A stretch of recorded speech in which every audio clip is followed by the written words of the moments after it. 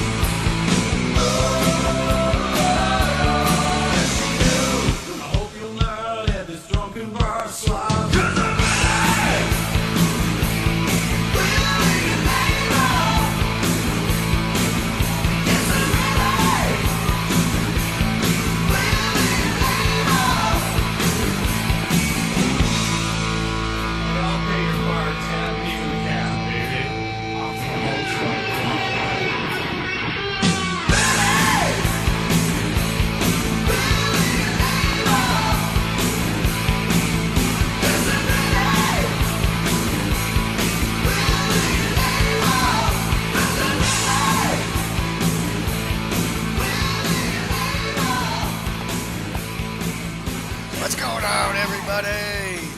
We are live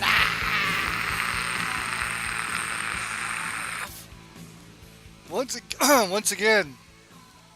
Yes, I was just gonna get right into this and get my Odyssey run done. I got to get my Odyssey run going because I got to get. I think I'm doing two with my link shell tomorrow, but so I got to use this one up and then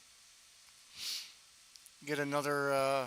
Get one for tomorrow so that I can use two of them.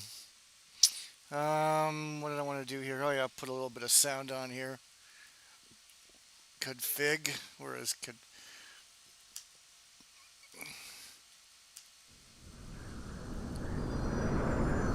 And I'll check the audio on my. Make it a little bit loud for a second. Just.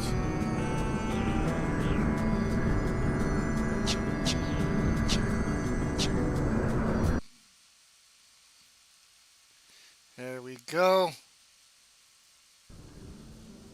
Gonna check it real quick and okay, just make sure that's not too loud.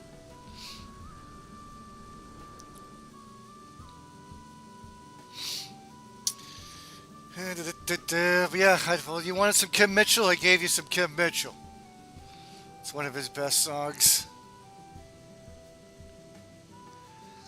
A lot of the truckers that come into from the States always hear that song.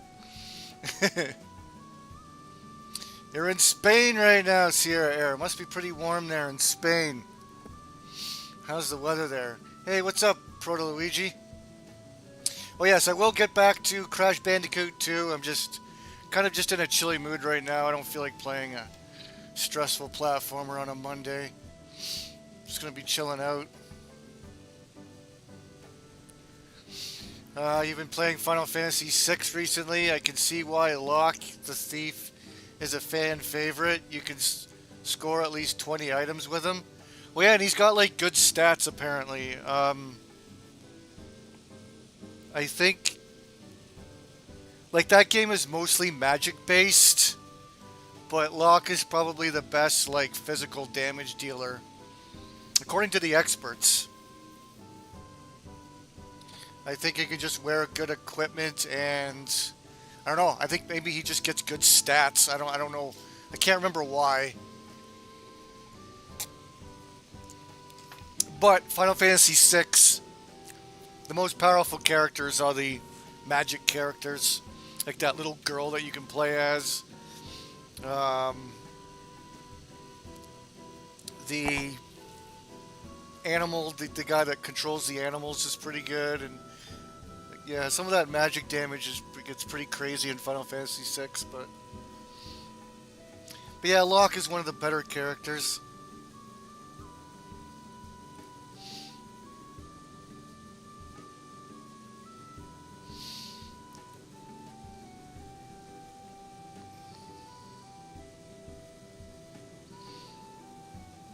Bringing back some cigarettes.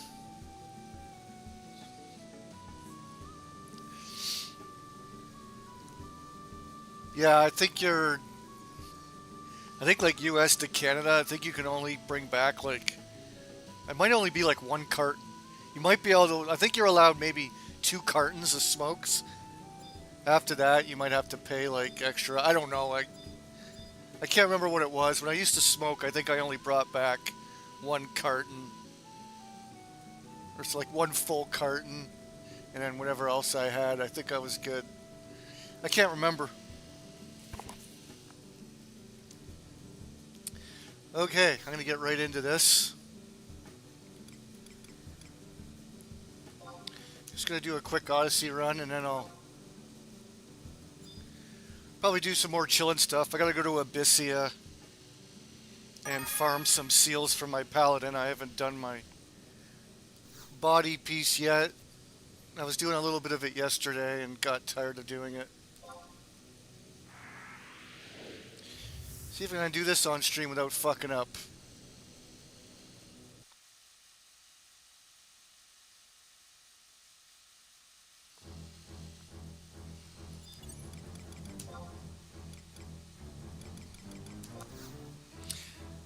I'm really at the point where I really don't need to be using tanks anymore, but it helps at times.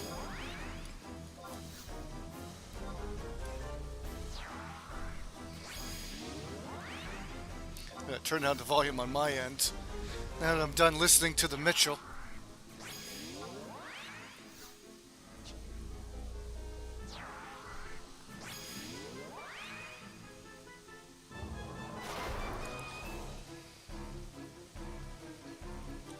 Walk of Echoes. He'll probably be doing this stuff eventually. DJ Rudden. This is a different style of Walk of Echoes. It's not even... This is actually Odyssey, but it's the same layout as Walk of Echoes. What do we got here? We got some chests up in here. Can't quite tell where they are. Oh no, there's a fucking... Oh god, there's a...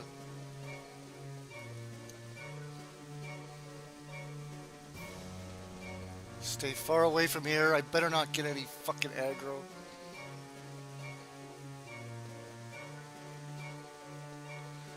Check what's down here. So I'm farming some lustreless hides just for money.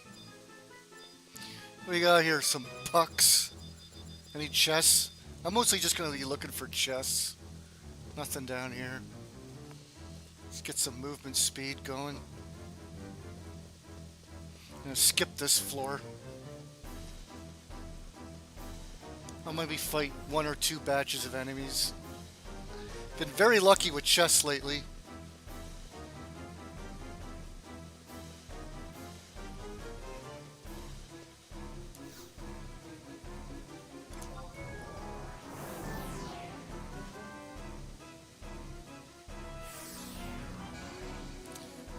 Got some tigers. No chests.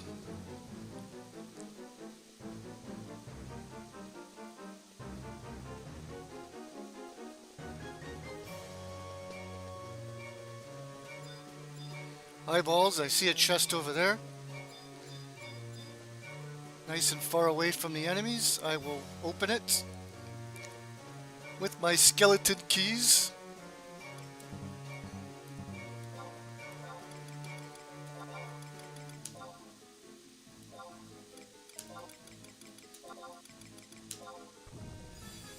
And success. Got some wasps. Could fight them. If they were guarding a treasure chest, I would probably fight them.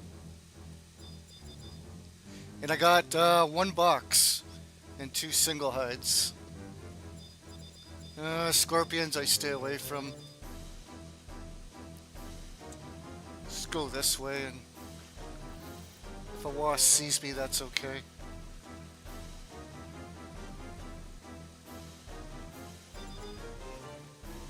Oh shit, two of them did see me. Fight some fucking wasps. Oh my god. You could cure me, that would be nice. Here, let's... Jesus, that was a close one.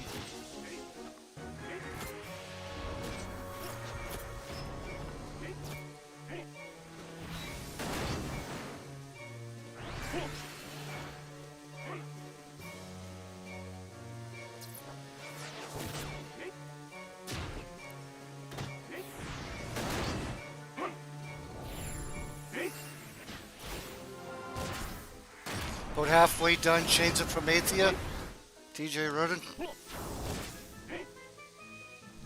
That's probably the longest expansion. What's up, Legend and Elder?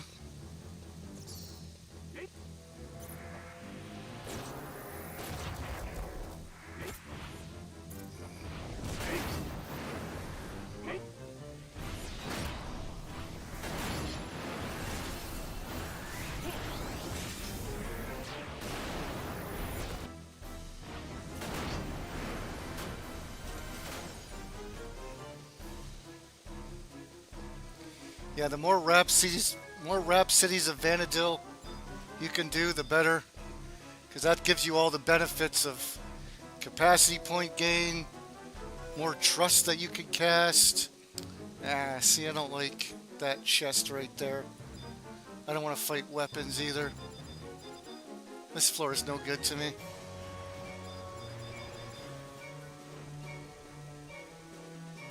Maybe I'll just kill off the rest of those wasps and then move on.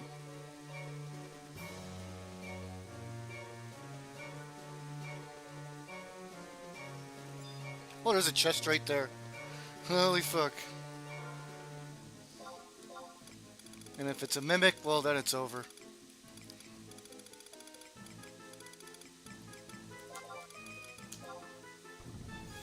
Yay.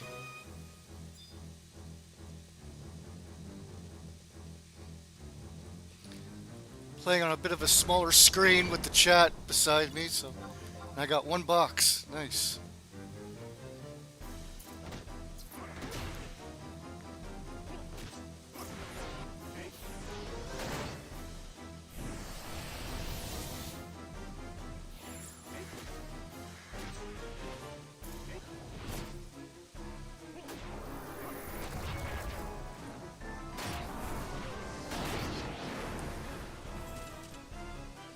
faster you can get to Esha Ruan, the better.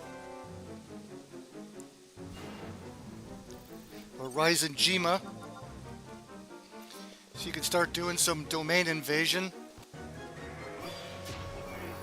That way you can get really good gear all by yourself.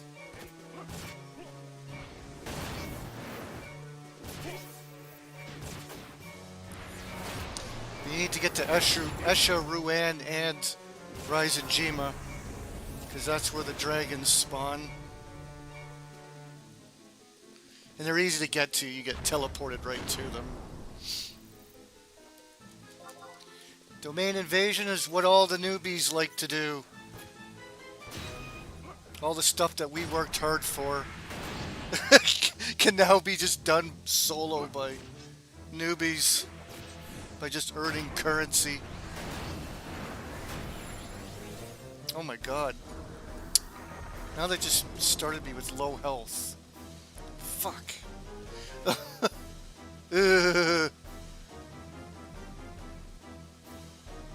Hold on, I gotta make sure I get fucking healed right here.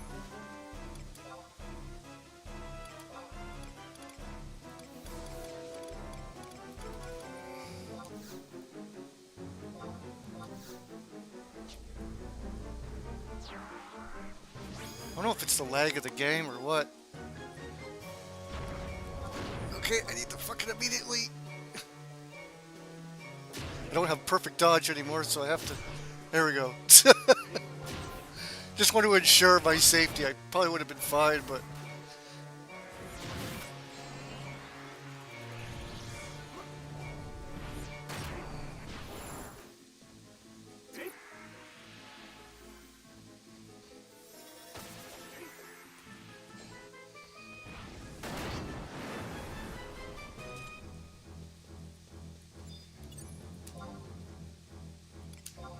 Get my bard back in here.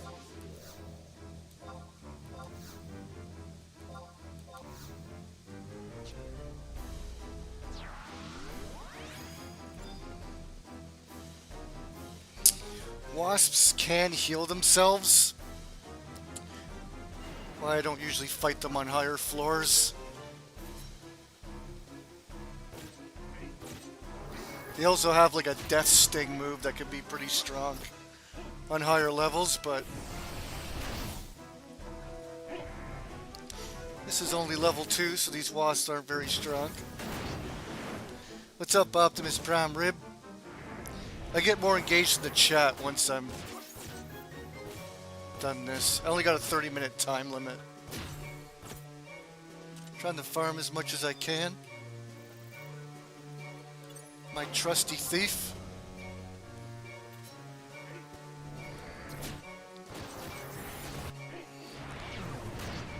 Yeah, playing this game with any sort of lag isn't very ideal. I think it can affect the battles a little bit and the reaction time to your trusts and stuff like that. It's probably why I had some hard time on some things live on stream, for like dying from Leviathan and stuff like that. I'm like, why is this happening on stream? I never died from Leviathan. Could be a lag issue due to live streaming the game and everything. Since the trusts aren't lining up with the characters. Like, I think that's why what happens when there's lag. Your trusts kind of go along with you, and then the enemies are running at normal speed. So I think with the lag involved, I think there's an advantage with the enemies. That kind of makes sense. So there could be a slight delay on healing and stuff like that.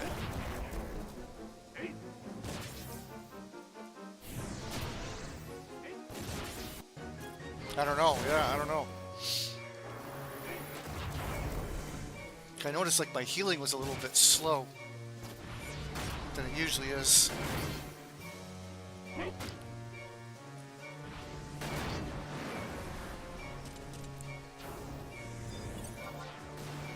Alright, one more wasp.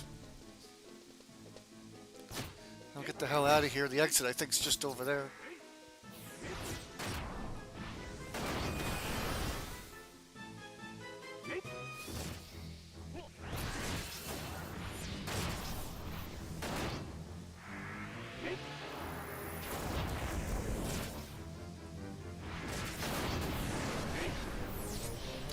guys see everything okay? And see, yeah, it looks like it's showing okay. Alright, let's get the hell out of here. My knife activated flea.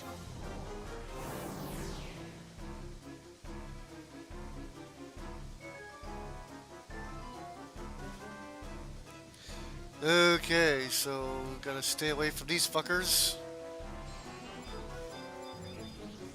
Even if there's a chest over there, I'm not going for it.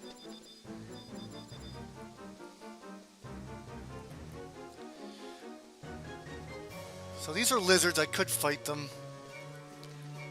But I'm mostly chest hunting, I got a free flea. From abilities, let's fucking move it. Flies, another good enemy to fight with thief. They're weak to daggers.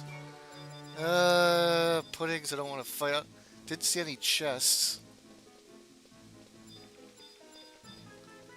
Usually there's a free chest up here.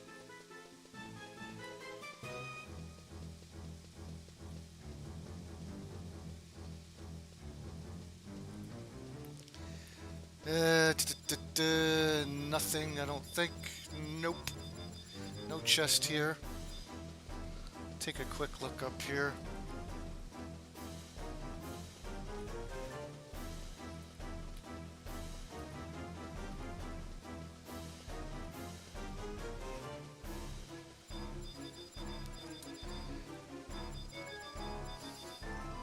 I don't see anything.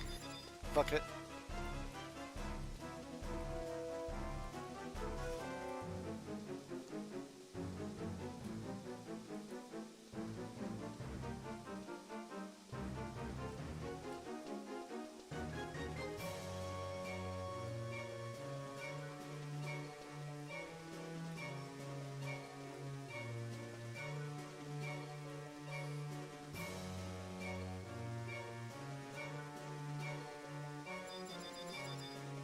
Well, there is a chest somewhere here.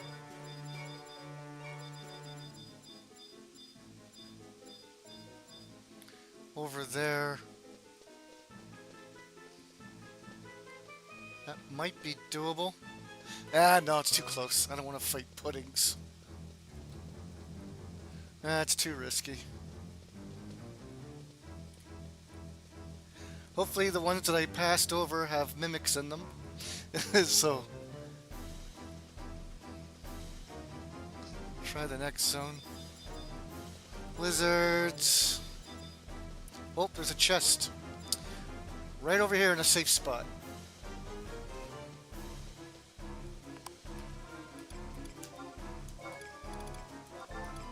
I make my own skeleton keys, so it's mostly all profit.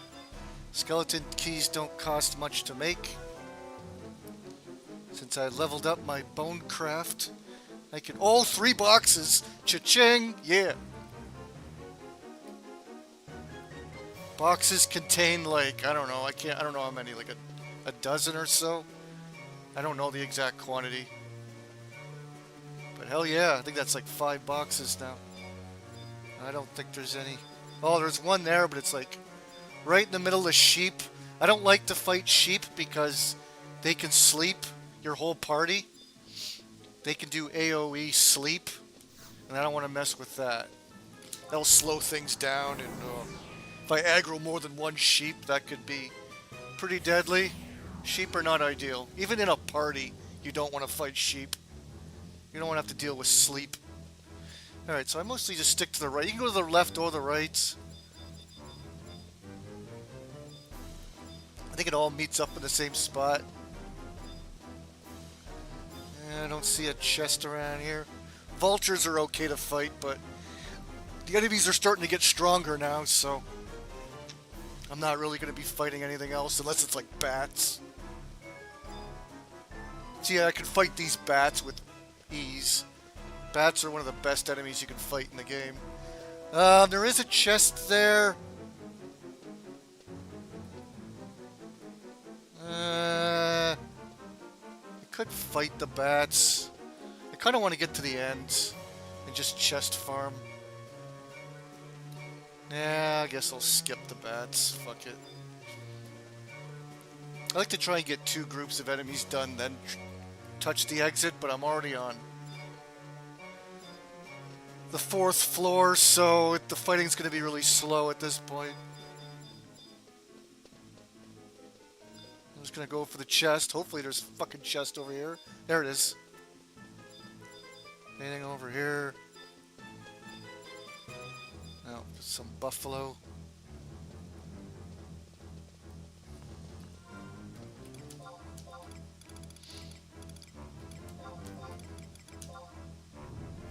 Nice.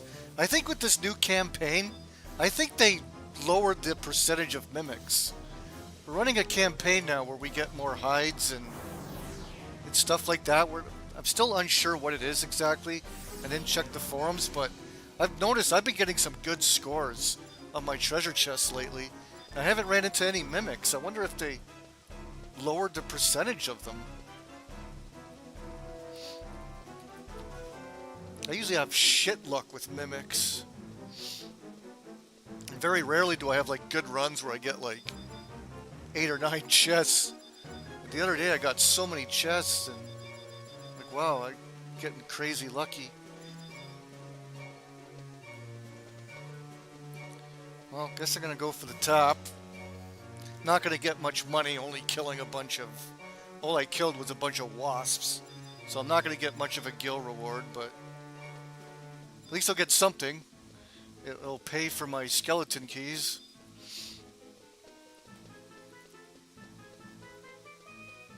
And some. So anything that I lost on skeleton keys, I make up for it by... There's a chest right in the middle of those damels. These are easy to fight, but they can heal themselves, so the fights would last too long. As long as I don't aggro like, well, I don't know, maybe 2 or 3 of them. If I fight them one at a time, I could do it. But they heal themselves. Yeah, it would take a long time just to kill like one with my thief. See, those things there you gotta stay away from because on top of the enemies that are there, a bunch of beetles. That glowing thing has a bunch of invisible enemies around it, which you could barely see. You could see them, but barely. And they surround that thing, and those things are meant for parties just to gang up on and do up. They're hard to do. Can't do them solo. And here's some crabs. These are ideal to fight. I'll check for more chests. I'm just going to touch the exit and get my small gil reward. And I'll just go and look for some more chests. Got 10 minutes left. And some rocks. No chests.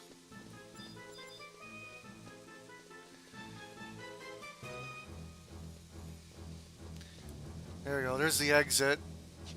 And all I got was 60k. 60k reward and some segments. Because all I did was just kill a group of wasps. I didn't... You don't get extra rewards for opening chests.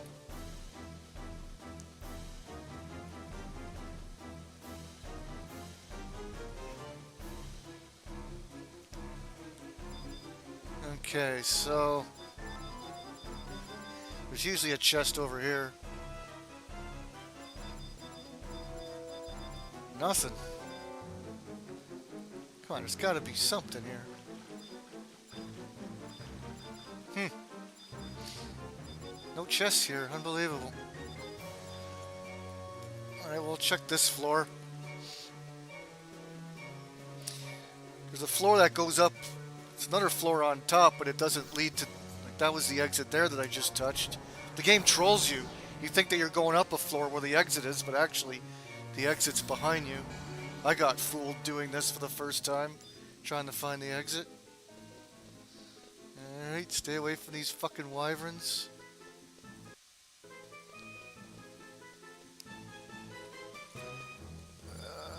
Oh shit, looks like there's a... One of the bad things are over there too, on top of the wyverns. Alright, there's a nice open area coming up here where there's usually some chests.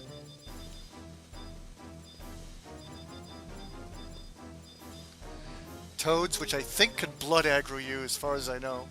I think they might be categorized as undead. I think I had them come at me once with blood aggro. I wasn't expecting it. Blood aggro is when you're low on health. Undead can sense when you're low on health. So if your health is in the yellow or the red, they can smell blood and they'll come at you. Boom, another successful chest. Clusters are good to fight, but not on this floor. I'm avoiding all enemies here. Enemies are mighty strong. 3 hides. Another chest here.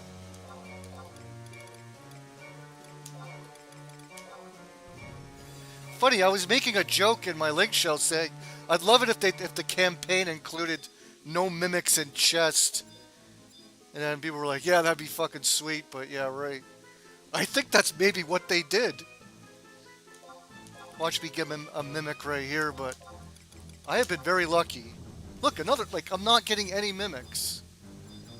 How am I getting this lucky? I think they eliminated the mimics in this campaign. I don't think you could get fucked over anymore.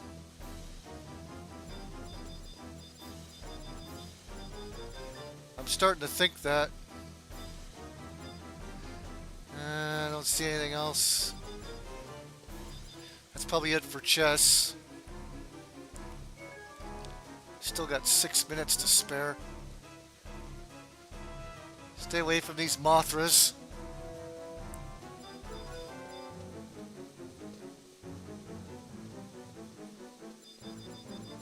Alright. Well, this will take me back to the first floor.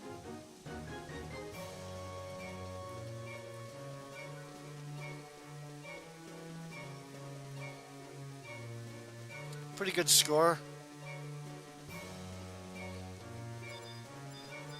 Guess they stick a chest up here, I guess. Maybe they do, but nothing up here. Alright, back to the first floor again.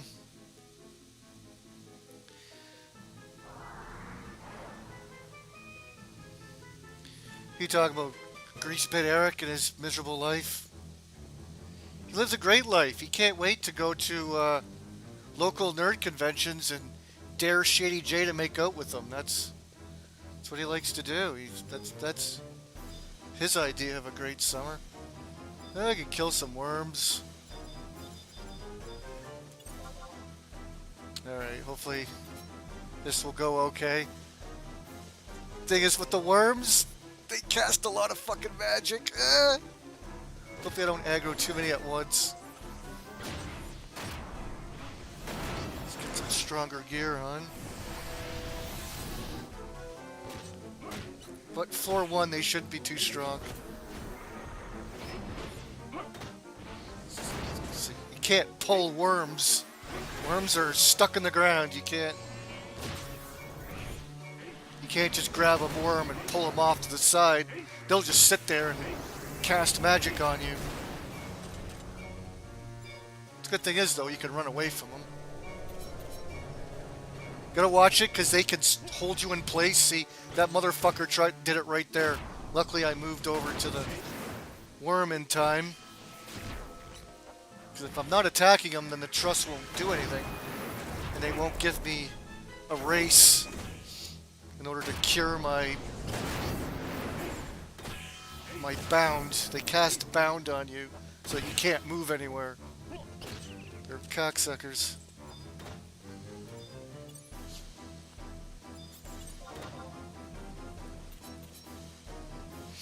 But I'm in floor 1, so these are rather weak.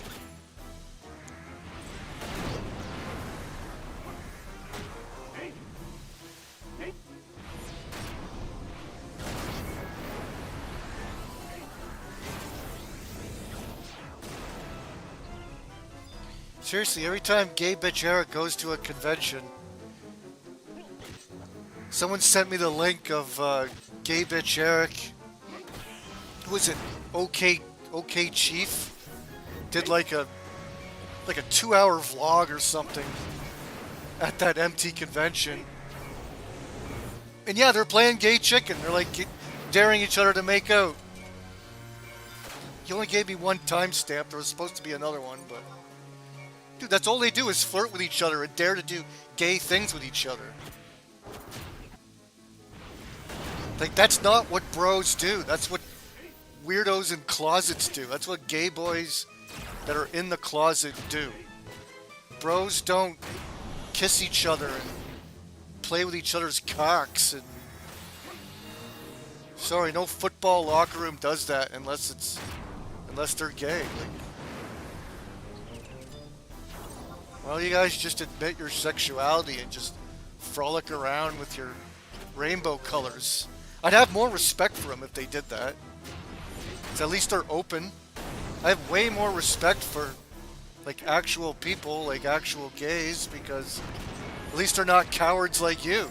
You guys gonna try and hide it and pretend to be masculine and play little gay games with each other rather than just coming out and just having butt sex with each other. If you guys just came out and had butt sex with each other and pranced around and happy about your sexuality, I'd have way more respect. At least you have the guts to actually be yourselves.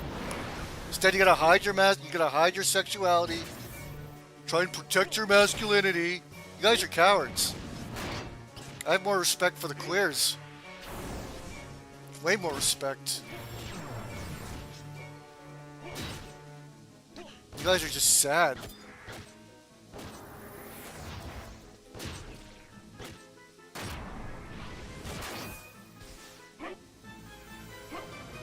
Would getting gay married also be gay chicken?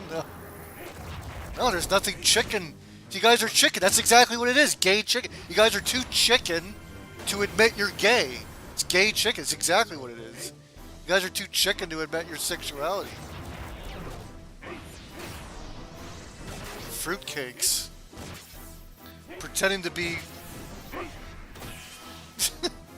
pretending to be manly.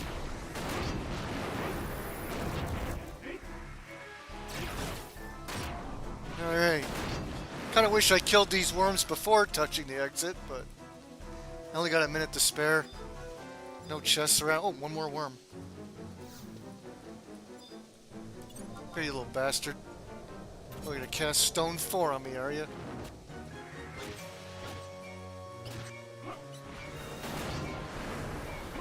"30 seconds to kill the last worm." There we go. That was a good run. Not bad for a stream. I usually fuck it up on a stream.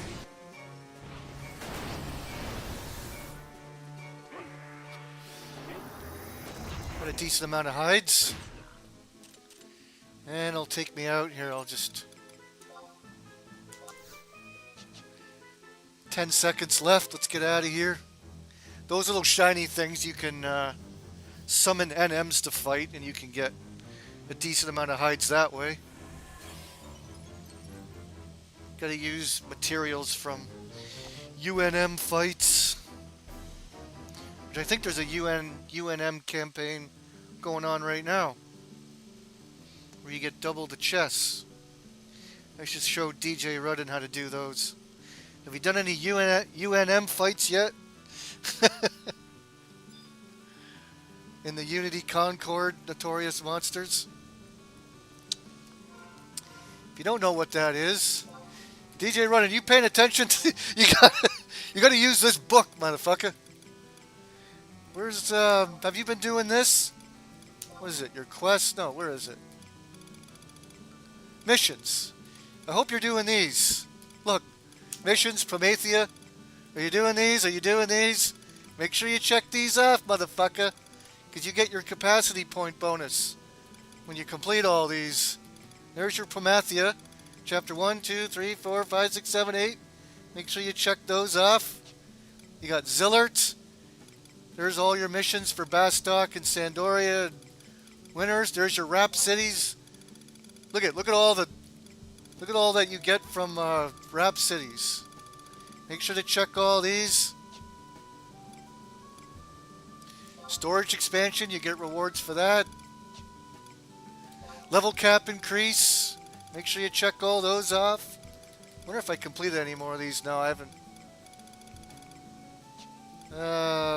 Artifact quests. There might even be more here I haven't even checked off yet.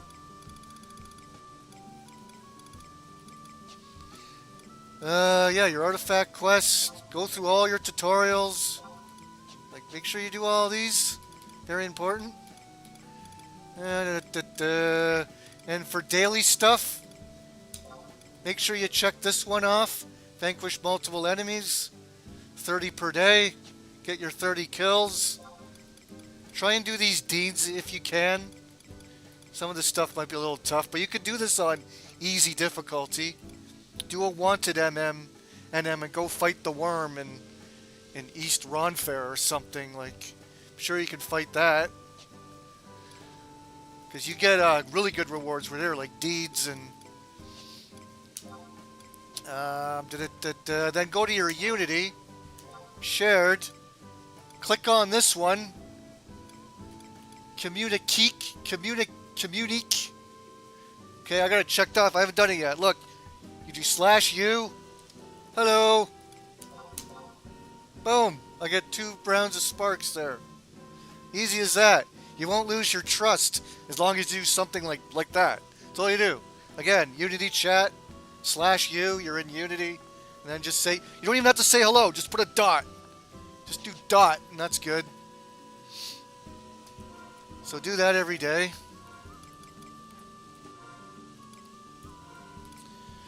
I know, there's so much to learn in this game. Like, trust me, when I started out, I was missing a whole bunch of shit. I wish I would have known. There's so much stuff that I wish I would have known when I first started. I wish I had someone to teach me things back then. There's some stuff that you maybe in here you can do if you want. I don't bother with this stuff. These are your Unity NMs. You can do these if you want. I think you get decent first-time bonuses. There might be some items you like. Like Huge Maw Helmerd and Bounding Belinda. Like, these are only recommended level 75. Like, you can kill these guys. They can give you some decent little capes, and you might get a decent necklace or something that will be better than what you're wearing now. You can just look up Unity Concord NMs or UNMs or UCNMs, and you can pick one of these guys. You might be able to take them. This one's recommended level 99. That's out in like Lathine Plateau. And all you do is you just accept them. You just accept the mission, and then you go up to the spawn location. It tells you where they are in G8, G9, or I9, and those glowing things that come out of the ground. Then you just click it, accept the battle, and then you fight it. And you might get some good stuff. And then you can augment them later on. Stuff that you can do if you want. Boo. And of course, if you want to look into this stuff, you can. Well, yeah. If you're ever fighting in a zone, are you ever like leveling? Well, I guess you're done leveling up, right? Oh, okay. You can always check these areas off, and then you can get sparks that way. Vaniversary stuff. Oh, man, I don't know. Is there anything here I even bother with? I don't know. Achievement, job levels, check those off. Whatever you're... They go up to like 30, 50. So yeah, check all those off. Fame. Did I do all the ROA on fishing? Yes, because I took fishing seriously. I only did it out of boredom. Like, I got no benefit from fishing. I got the best fishing rod in the game. I did the hardest fishing quest just for fun. Just because I'm a mark for the design of the game. I wanted to go to all the different zones and feel it all out with the fishing locations.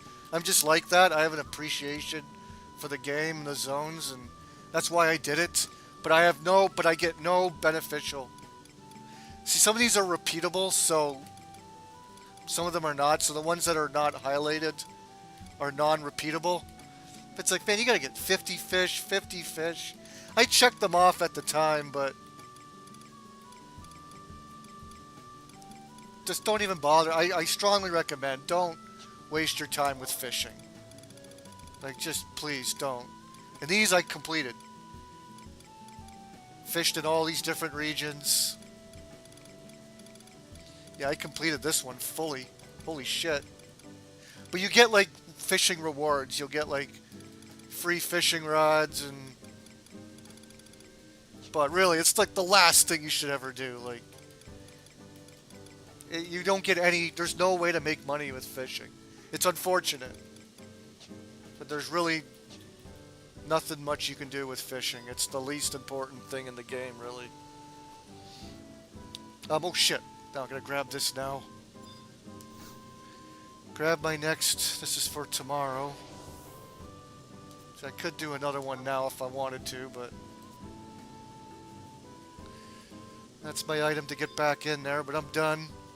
Let's open up my boxes.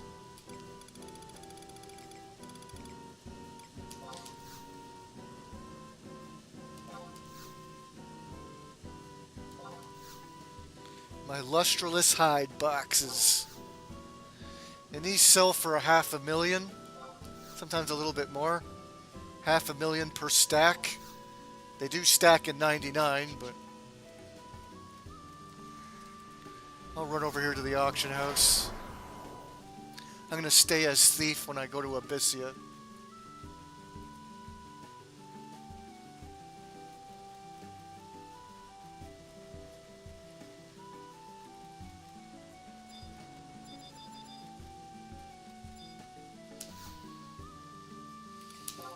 Should have enough to sell a stack. I gotta sell some crap. Oh, those are some items I got in Abyssia. Oh my god, and all these magic shards. Yes, I got 2 stacks to sell. Sweet. Well, right now they're going through... Ooh, nice, they've been selling. There's only 10 on the auction house right now. This guy named Garzu's been buying up a shit ton. With 10 on the auction house, I'll give them a bit of a deal. I'll try selling them for $550.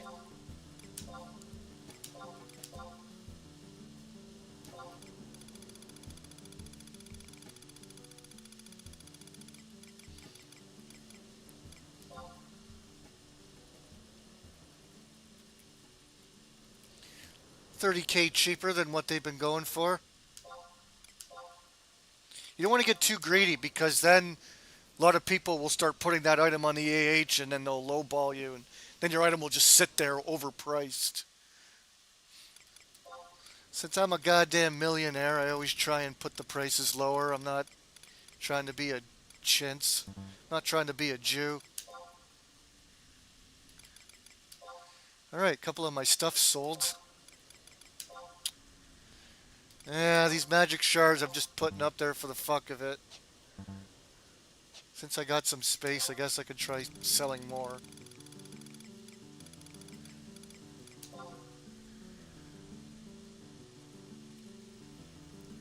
20K a stack.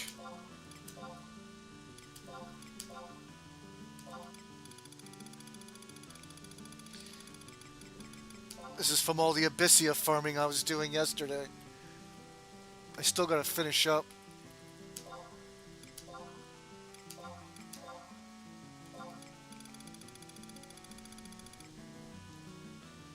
Is Eric pro cop?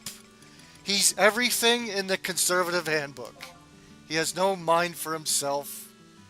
He is 100% conservative handbook. He even claims he has Christian values. Like, that's how sad he is. Like, I'm not saying it's sad to have Christian values. It's just 8-Bit Eric is the most dirtiest, disgusting person on the planet. He's the last person to be calling himself a Christian. Like, he's an absolute phony. Like, he's got the mind of a child. Okay, so I'm heading out. Get the hell out of Robeo.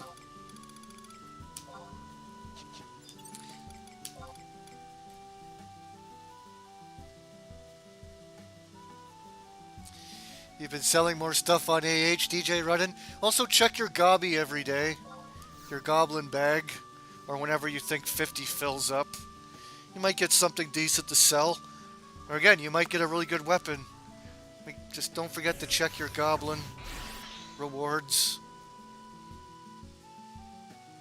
If you're checking every day, it might be like every 2 or 3 days when you can finally use up your thing, but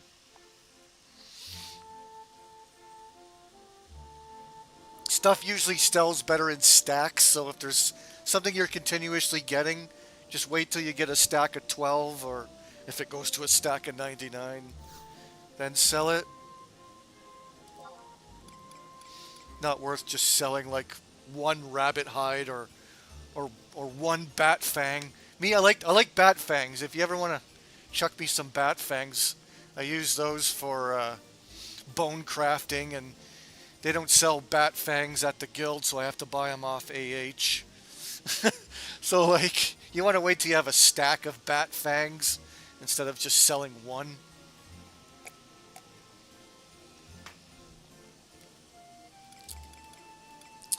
Okay, actually, I'm going to stay in Juneau. I'm just going to head right to Abyssia, I guess. I don't have to.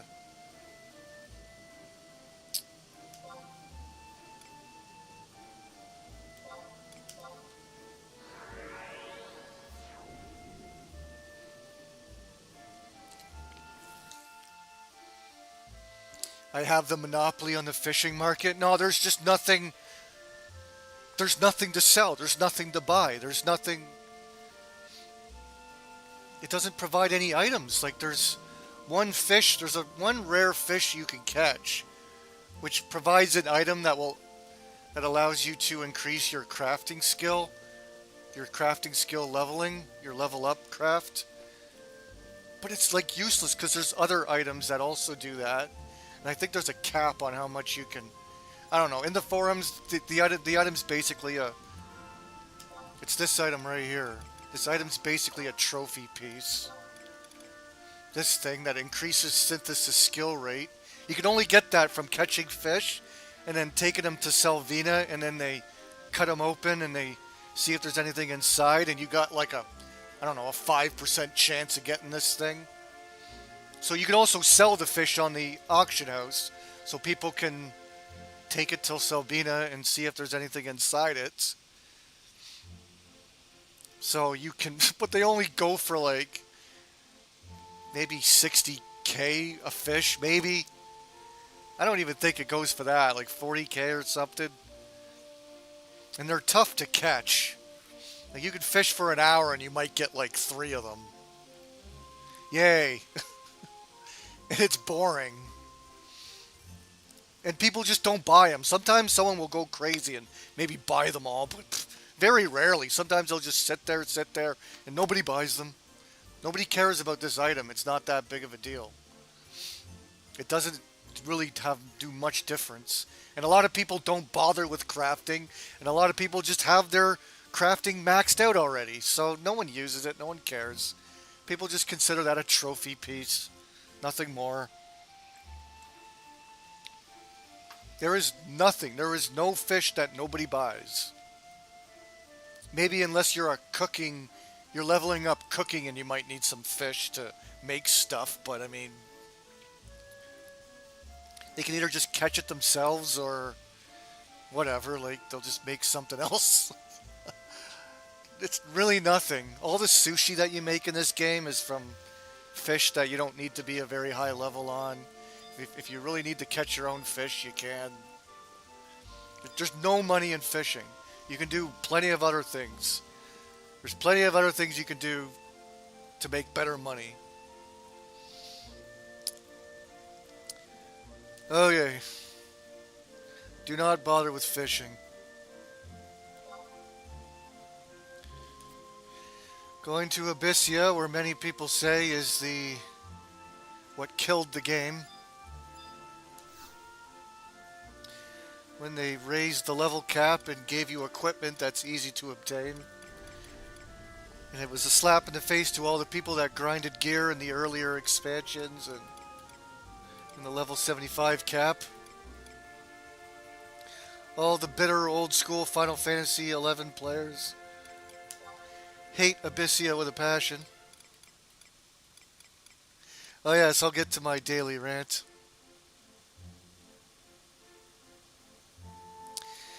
Of, yes, the AEW sickos. Fucking Tony Khan high on crack again.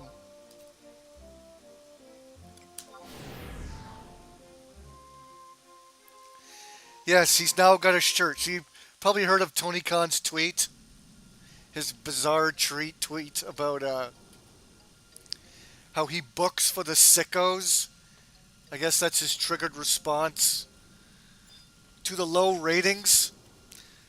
Basically admitting he only appeals to the niche, to the anime nerds. I book for the sickos. Yeah, the sickos that watch anime. So you don't book for the casual crowd, for the normal people. You book for the sickos that like to watch garbage trampoline wrestling and get off to it. Yeah, you got that right, Tony. You do book for the sickos. To the fucking neckbeards that pretend to like this crap. Not for the normal people like the WWE audience that go for the storylines and the entertainment and, they bought into. As much as I don't like Cody Rhodes' story, a lot of people got sucked into it, and it did well, the build for the story anyways. Now that the story is over, it's a complete disaster, but... See, that's what the normal people like. Normal people like stories, like a feel-good story like Cody Rhodes winning the stupid belt. What do you have, AEW? Nothing. You're booking for the sickos that like to watch ridiculous matches like Will Ospreay against Ray Phoenix, where they're just hopping around and jumping around and doing all this fake, phony nonsense that looks ridiculous. I didn't watch that match, but I saw that clip of them just flipping around like idiots.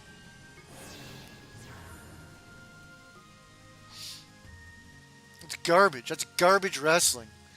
Yeah, you are booking for the sickos. What kind of sickos like this shit? It's trash. So, after humiliating himself with that tweet, basically admitting that he books for a niche audience, that's why he gets no fucking ratings or no one watches or shows up to the events. I think Collision had once again a really bad attendance. Empty seats galore.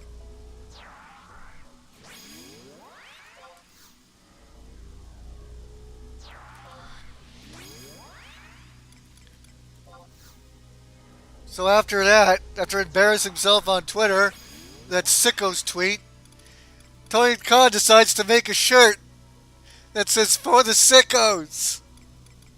Good lord.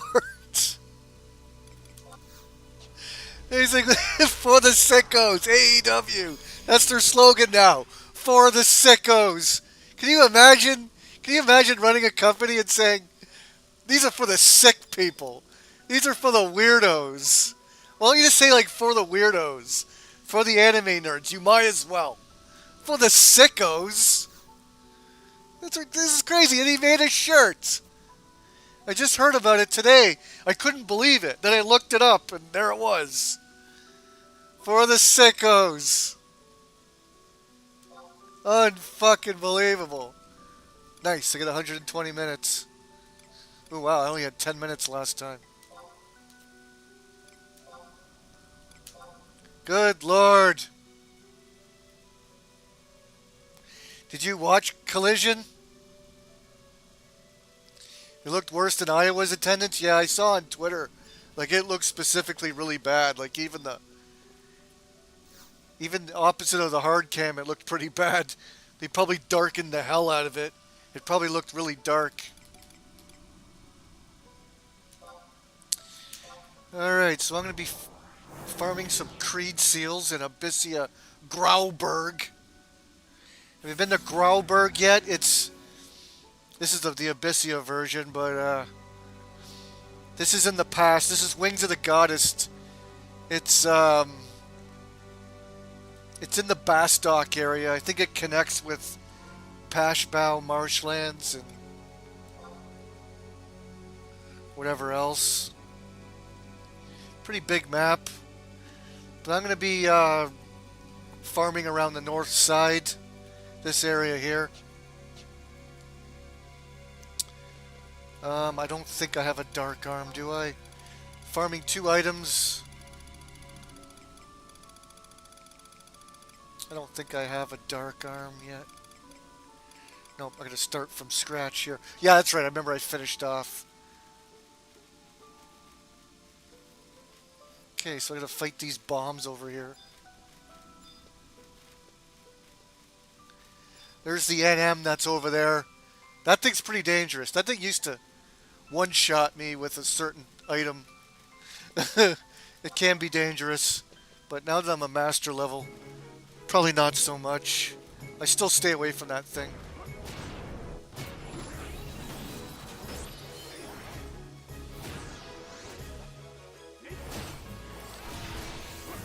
So if you ever want to look at the history of this expansion, DJ Rudden, this is the expansion that like killed the game for a lot of old school players.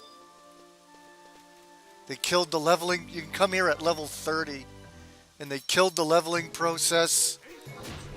They made gear like pretty easy to get. Like, remember when you were around level 80, I told you to come here and just buy equipment. There's the fucking NM. I didn't get my... Looking for a dark arm.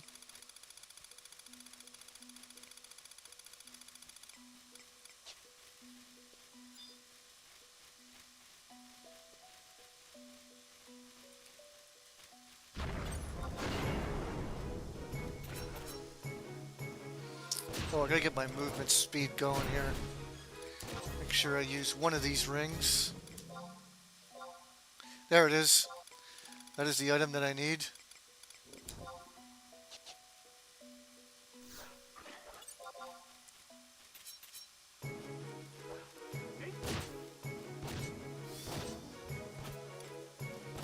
Let's get the hell out of here.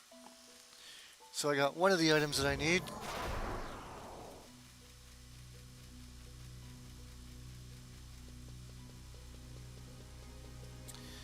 Then I head to the north. I'm gonna fight some magic pots. You saw a sign at Dynamite about being for the sickos. I wasn't sure what it was at the time. I guess in response to Tony Khan, right? Unless Tony Khan saw the sign and got the idea, but no, I think he said that prior to. Well, they got the AEW were the best wrestle. That was some douchebag in London, Ontario that had that sign. And then, remember Daniel Garcia grabbed it and showed it to the crowd? There was like a video on Twitter of him doing that. And then, yeah, then everyone started using that slogan. AEW were the best wrestle. It's just hilarious.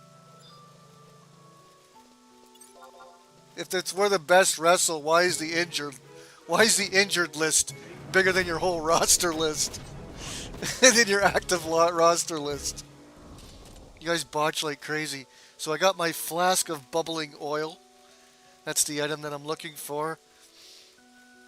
In order to spawn the notorious monster.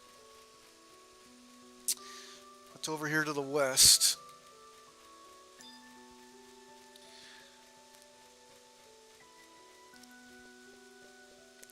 Fucking Tony Khan in his t-shirt for the sickos. Unbelievable.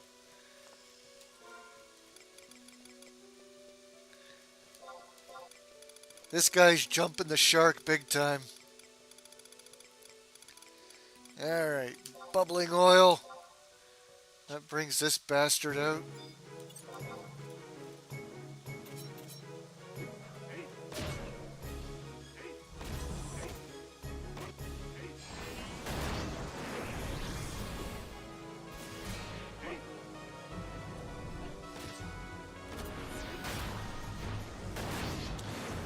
See if it drops an item that I need. Yes, it did. That Takakeshian fragment.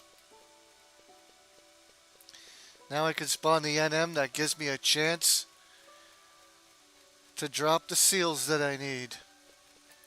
Yeehaw. And you rinse and repeat. I got 6 of them. I need 10.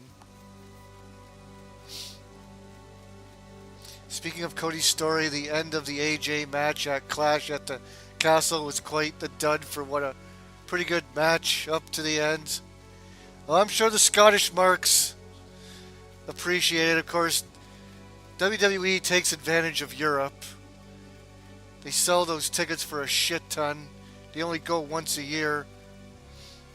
And, well, to my surprise, I predicted it. Well, I said that they should have had Drew McIntyre win.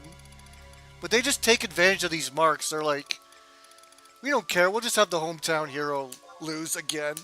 Who cares? They're marks. We took their money. Fuck them.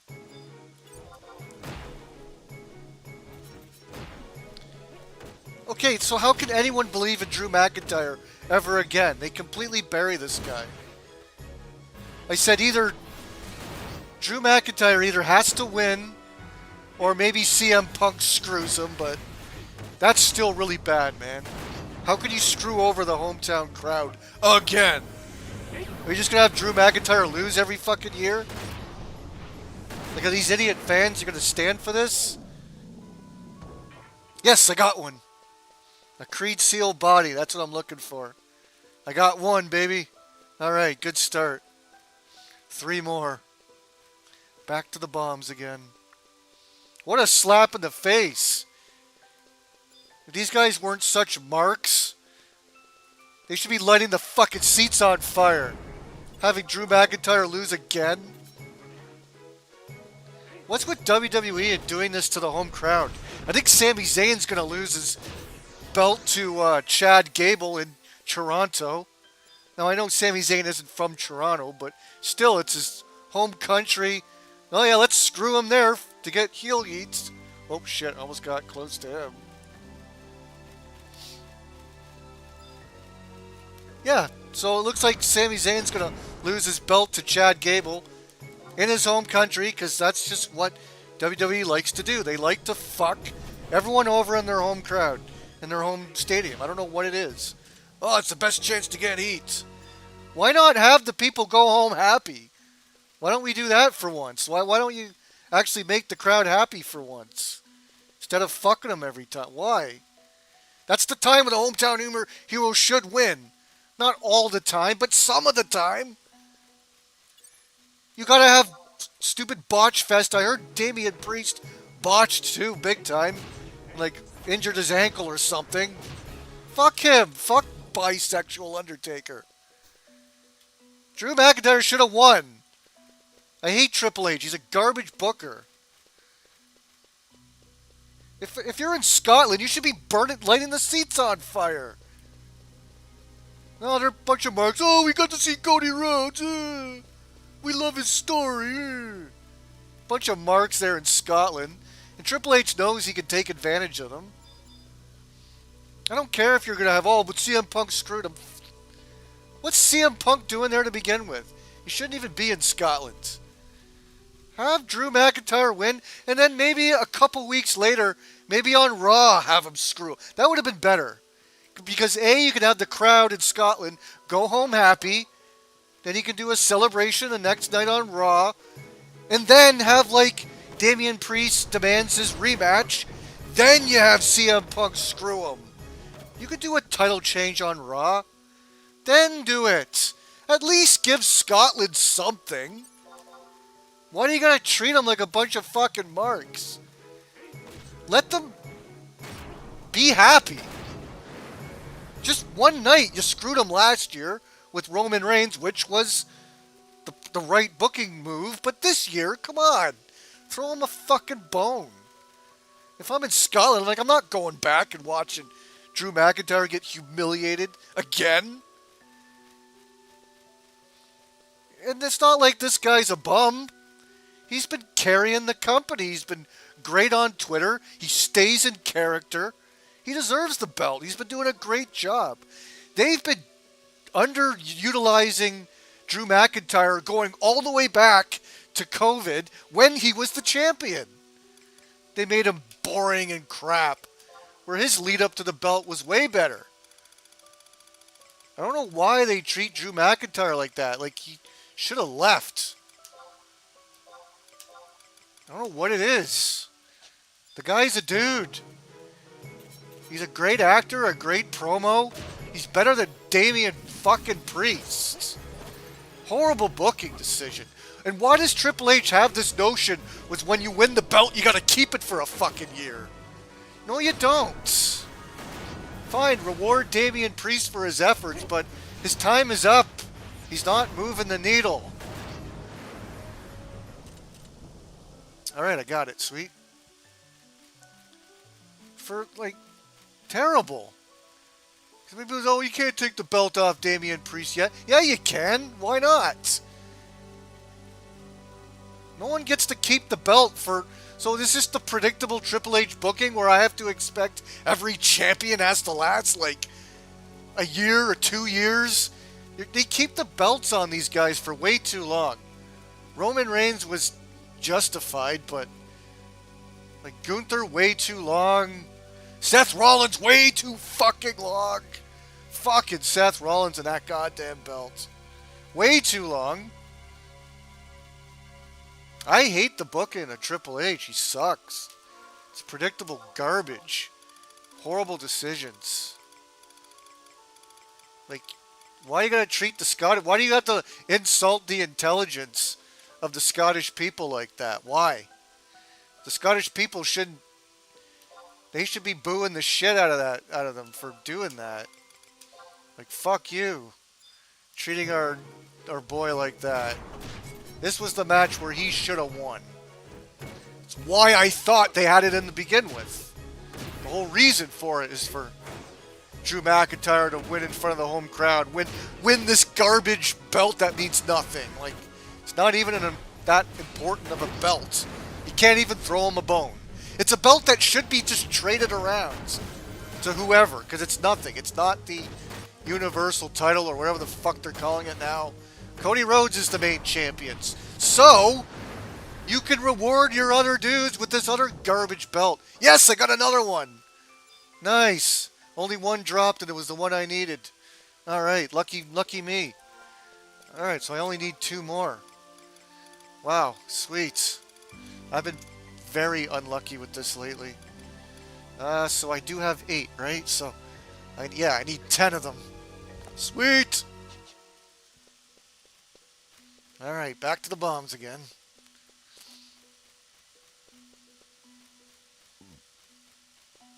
It's just a belt that should just be passed around, you know? Like, you don't need to have these champions hold on to this belt for months and months and months and months, unless it's earned and, well, unless it makes sense.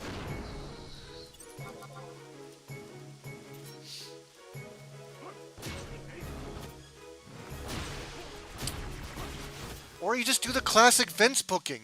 Give the crowd what they want. And then, like, the next night is a little bit of a slap in the face, but do it the following night. And then Damian Priest demands his rematch, and then you have Punk screw him on the main event on Raw. You can do a belt change on Raw, especially when it's that belt. That garbage belt that doesn't mean shit.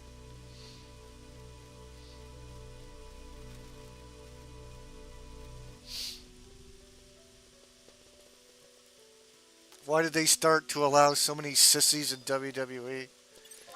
Damian Priest, he would look good if he didn't have his stupid eyeshadow, if he didn't look like bisexual Undertaker. Like, if he didn't have all that shit on, you wouldn't think he's a sissy. He's got like a super deep voice and he's like huge, but he dresses like he's gay. Dresses like he's emo. I don't like the Judgment Day. They suck. I never liked them.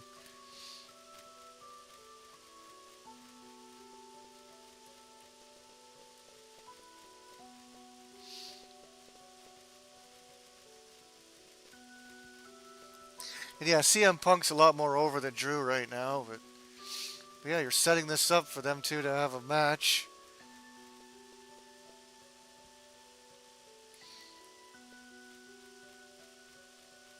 Yeah, but Drew had his year as champion. That's 2020. That's a long time ago now. That was back in... Jesus, that was literally like 2020. Was it? It wasn't 2021. That was COVID. He's the COVID champion, remember? he's done like good job promoting the business. He's had awesome interviews with Pat McAfee, and people praise his Twitter rants and his Twitter videos. The dude's over. Like, he's gotten better. Like, he's doing it all on his own, despite the garbage booking they're giving him. All I needed was bubbly there. I'm not like a giant Drew McIntyre fan, but he's so much better than the other garbage they have on there. That's just a slap in the face to me, I think. But again, Triple H knows these guys are idiots. They'll pay. They already got their money. They'll pay up the ass for a ticket. They're just happy to be there.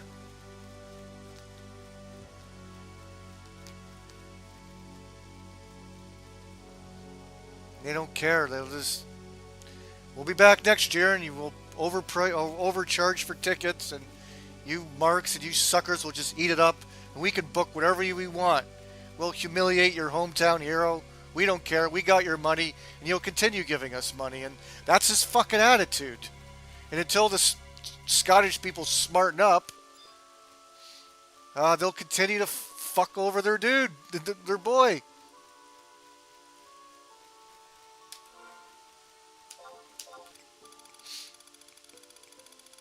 So what's the point of going to the show? You guys are idiots. Wrestling fans are dumb, so they'll continue to allow this garbage, predictable, shitty booking.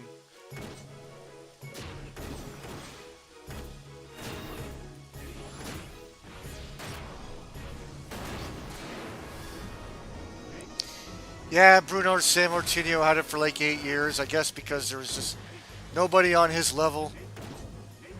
Kind of like a Roman Reigns situation. But yes, Roman Reigns should still be champion because there's still nobody on his level. But he's got to go to Hollywood. Where back then, Bruno Sammartino probably would have dropped the belt sooner if he was, if Hollywood accepted wrestling. If Bruno Sammartino had something better to do, I'm sure he would have dropped the belt sooner. Yeah, of course I didn't get anything that time.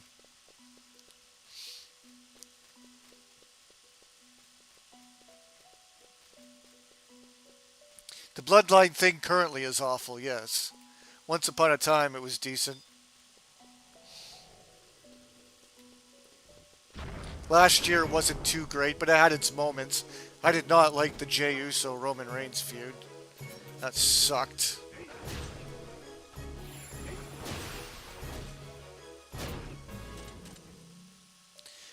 What else happened? Jade Cargill botched a fucking... what do you call it? Slingshot or something. I saw that clip.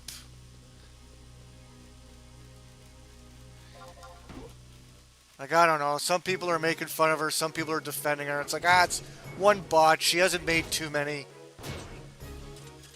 People are like, oh, see, she's not learning anything. And I don't know. That's what I've been saying about her. Like, she seems incompetent to me. She seems like she's dumb. Not very bright. She still needs Bianca with her at all times.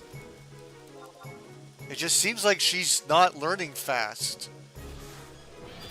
She still needs Bianca with her. And there you go. She botched the move pretty fucking bad. That's a bad botch. Like, that is not one you want to do. If you can't do the slingshot, don't do it. Like, she fell and looked really stupid.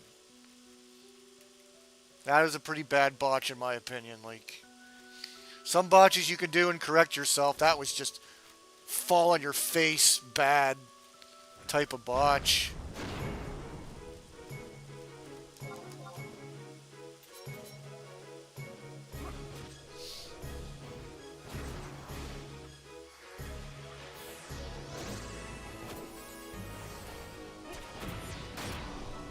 The whole match looked like crap. I heard something like someone said the ropes were slippery. I don't know if people are making excuses for it. Oh, I got my arm. Let's get out of here.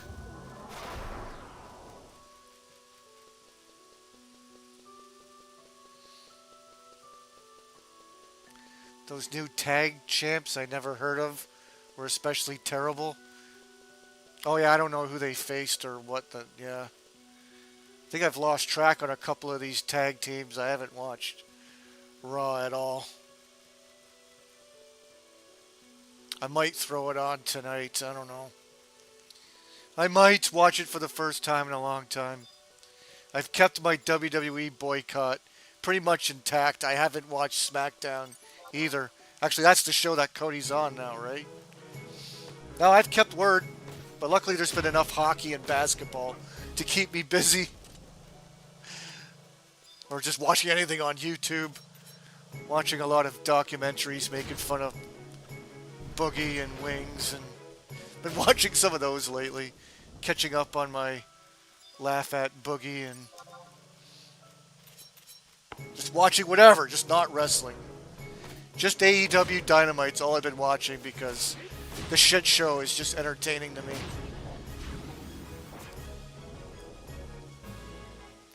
And to see if Cornette and Brian Last have the same thoughts and opinions as me while I'm watching this thing. I mostly watch Dynamite just to keep up with Cornette and his hilarious rants.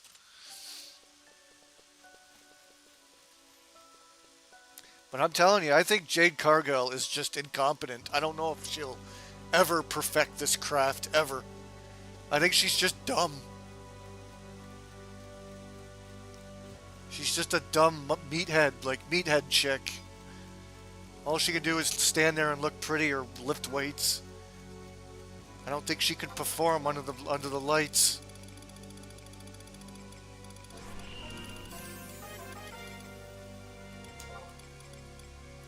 I think she's too dumb. But we'll see. You don't have to be that smart to be a wrestler. Especially if you got someone calling the match for you.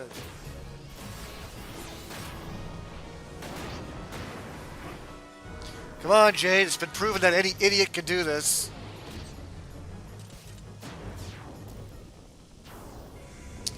Alright, getting lucky on the initial drops.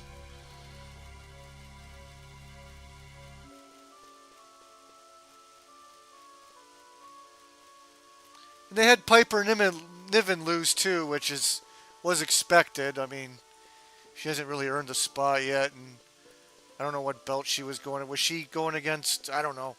I don't even follow the women's thing anymore. Last time I heard, Rhea Ripley got hurt, and then I don't know who the champion is. Liv Morgan, and I guess there's another champion. I don't know. Becky Lynch. I don't know.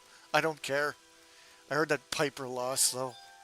I guess she's from Scotland. Just screw the Scottish people whenever you can. But that was the match for Piper to lose, fine. But Drew should have won. And just take the belt off him 2 weeks later if you really have to do it. Just give them something. And it's not even like the main event, right? It was Cody Rhodes and AJ. Was that the actual main event? Or did they have Drew in the main event? I don't know, but I guess their logic is, well, since we're giving the crowd Cody winning, then we can afford to have Drew losing. I don't know about that notion. I guess that's what they were thinking. We'll send the crowd home happy with Cody Rhodes winning, but you're expecting Cody Rhodes to win that. So who cares? People are there for Drew to win. Why do you always gotta screw your hometown hero so often? Against a schmuck like Damian Priest. I'm so against that. I just think that should piss off the crowd, but they're such marks. We're just happy to be here. Oh, we love WWE. Those European crowds are obnoxious, man.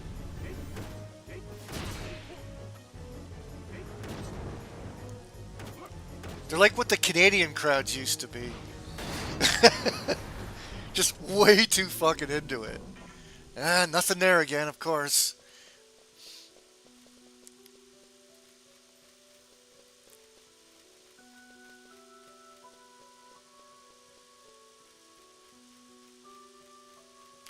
Cody and AJ were the curtain jerk. Ah, okay. And Drew and Priest were the main event. Okay. There you go. You can start the match off with people getting into it. Yay, Cody. And then send them home with Drew winning. Perfect. That's how it should have been booked. So they finished the night off with their hometown hero getting screwed. Sweet. First one. Unfucking believable.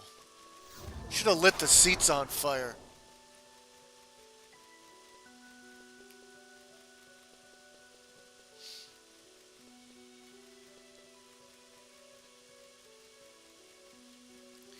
Oh, the new Wyatt thing. Oh, yeah, with Bo Dallas. It is going to flop and flop bad. This is going to be a tribute to Bray Wyatt. Yeah, it's going to be a disaster. Like, that's the risk that you're taking doing this. You're dedicating it to Bray Wyatt. Well, if it's a failure, way to go, schmucks. Way to piss on his grave.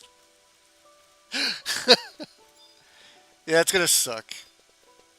I mean, the Bray Wyatt thing sucked to begin with. Like, his comeback was terrible.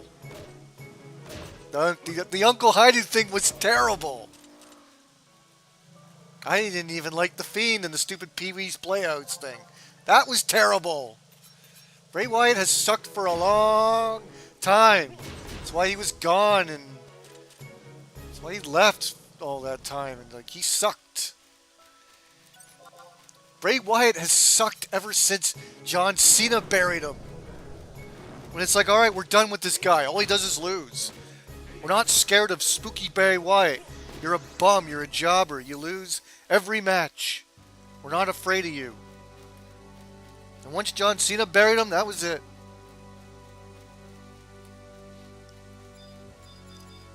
Then he had his rematch with John Cena. That was dumb. Didn't mean anything. It was too late. By the time Bray Wyatt won the belt, it was forced. And he only had it from, like, Royal Rumble until WrestleMania. He had, like, a cup of coffee with the belt, and then Orton took it off him. Oh, they just fucked up Bray Wyatt so bad. No wonder he's dead.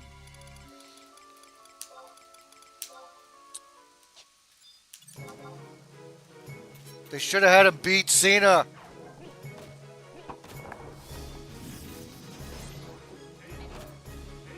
He was supposed to be like the next Undertaker, face of fear, except, oh wait, we forgot. He actually has to win matches. The Undertaker literally didn't lose a single WrestleMania match until he was close to retiring. He passed the torch to Brock Lesnar. I don't think Bray Wyatt ever won a WrestleMania match, except for that one gimme from John Cena that was way too late. His revenge match against John Cena didn't mean shit at the time. John Cena's old, washed up, balding. He should have beat John Cena when he was still in his prime. They're the new Dork Order.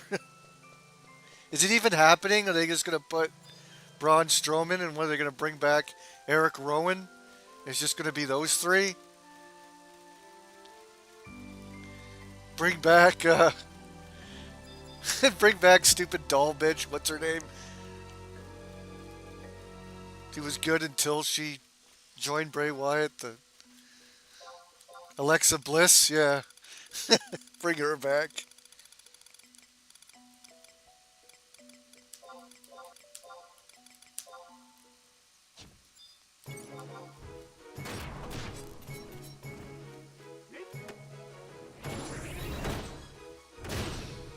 This is going to be a jobber stable? Oh boy. Yeah, they'll push him for like a few weeks and then they'll just lose. Non-stop. Pretty disgraceful.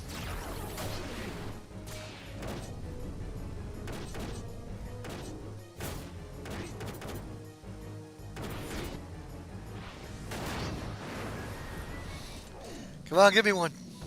Yes! Sweet, thank you. One more. Let's double check. One more and I'm done. Now watch, I'll have to probably do like 5 of these before they give me one.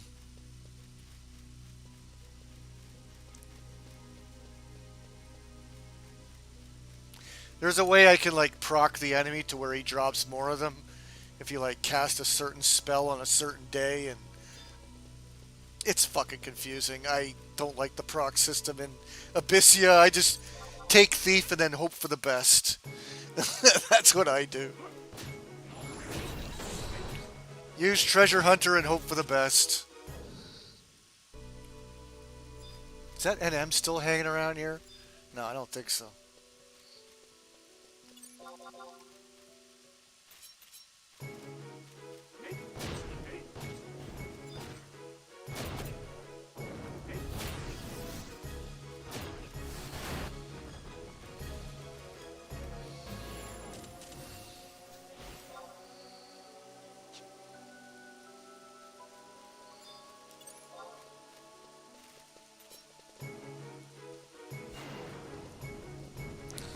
Rudden, are you still using Dark Knight as your sub job? You gotta ditch that shit. You can find ways of pulling enemies. You can use like a throwing weapon. You can even set it to macro or something. That dark sub job is not a good sub job to have. You're not getting a lot of good traits with that. You should be subbing like is it samurai? What is it? Warrior? Is that the sub job they use for that? I think, yes. Warrior, you get like really good traits with some defense added too.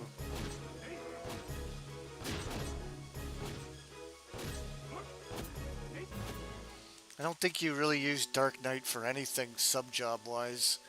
It's just a main job that it's a good main job, but sub jobs doesn't really offer anything. You don't need like rinky-dink spells. Dark Knight just has an embarrassing lineup of spells. It's not worth using as a sub.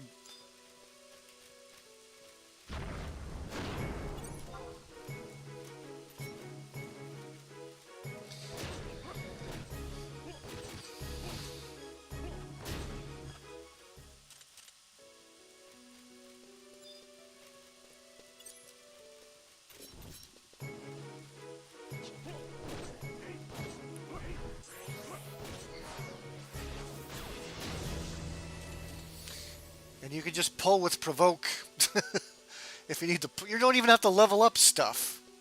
You're not even leveling, so what do you need to pull?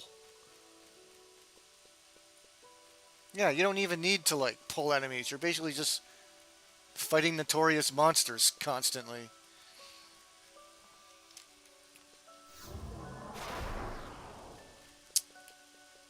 Daniel Bryan, the GOAT face, will be the surprise new member. No. You know, he's having fun with his stupid little 5-star matches and his... Daniel Bryan's completely lost. He doesn't understand. He still has the philosophy as once more people are exposed to AEW, they'll realize how great this is. You'll appreciate this great wrestling where the best wrestle, and he thinks that wrestling is about the wrestling. So he's an idiot. He thinks wrestling is at its best and the most profitable from the actual wrestling. He doesn't believe in, which is surprising. You think Daniel Bryan knows. He's had good characters in the past. I specifically liked his crazy liberal environmentalist gimmick. That was hilarious. I thought that was the peak Daniel Bryan, and it didn't last for very long. Then I guess he got hurt, and then he switched everything up after that. Like, he knows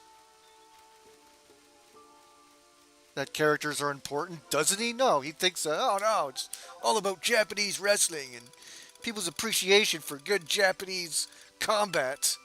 Get the fuck out of here, Daniel Bryan. No, people will appreciate AEW when it's actually interesting, when it's actually compelling television. Your trampoline nonsense and your stupid slap fest are trash and no one likes it. Do you not see your empty arenas? Okay, Daniel Bryan, you can't draw a dime. Why is that? It's not because people aren't exposed to your shitty wrestling. People see that on TV, see how retarded and phony it looks, and then they change the channel. Oh, there's no badasses on screen. Click. Just some fucking neckbeard trading punches with some out-of-shape Japanese guy. Click. Change. Any predictions for tomorrow's Direct? Well, I'll say the obvious predictions. You'll get your remakes, I think. Twilight Princess remake. Some people are saying Wind Waker, but like, do we really need another one? They did a remake on the last gen, but if they want to milk it, they can. But hopefully, I'm thinking Twilight Princess remake. Could be a Metroid Prime remake. Xenoblade Chronicles, whatever. Shit. There was a game I thought, oh, Donkey Kong. Let's cross our fingers for hopefully our big game this year is Donkey Kong. Whether it's a Donkey Kong Country or a brand new 3D Donkey Kong game. That's what I'm crossing my fingers for. So, yeah. You know, there'll be the Splatoon DLC. There's got to be another Zelda, right? Like, they really try to push out Zelda-themed games every year, so I think we're due. I think they'll make another Zelda remake, since we're not getting any DLC for Tears of the Kingdom. That would be shocking if they decided to do that, but they said that they weren't. I'm not, like, super excited for a Twilight Princess redo. I might think about getting it because I did enjoy it back in the day. I just don't know if I can go back and play an old Zelda game. I'm all about Breath of the Wild in the open world. So I did like it way back then, but that was way back then. We didn't really have open world games back then. It was good for what it was, I guess. Minish Cap remake. So as far as remakes, I'm thinking Metroid Prime 2. And or Zelda. Twilight. Then let's go with Donkey Kong game as the big AAA winter title. We're not getting any Switch 2. Oh, there's Metroid Prime 4, but that could end up being a Switch 2 game. That might be a launch game for Switch 2. But maybe not.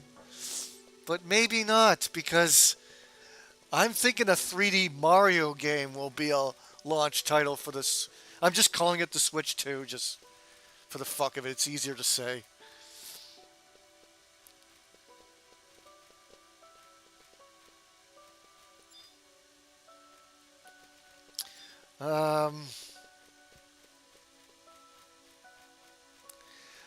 Farming simulators, stupid Japanese RPGs, you know.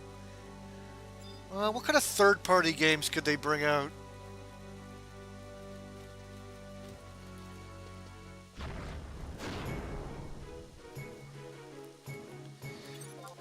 How about that Helldivers game? You think that could come to the Switch? That game's not like... Is that one of those games? No, wait, not Helldivers. What's that one that came out that was popular and it kind of had shitty graphics? I don't remember it. I don't remember what it was. It's not Helldivers, it's something else. Maybe that will get like a Switch port. Oh, what was that game called?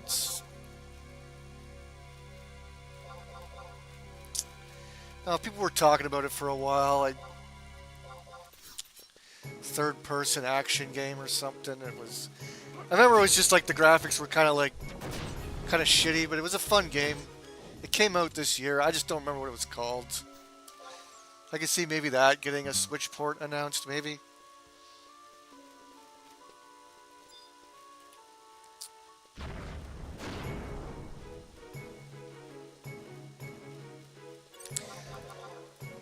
I know they usually release them in the summertime, but there's usually like a party game. How about like a Mario basketball game in time for the NBA season to start up? Or a baseball game, or Let's hope not. The Olympics are coming up, right? So I wouldn't be surprised Mario and Sonic at the Olympic Games again. Like a new one. Ah, that'd be so lame, but it's Nintendo. I mean, they're usually pretty lackluster at the end of their cycles, right? So, there we go.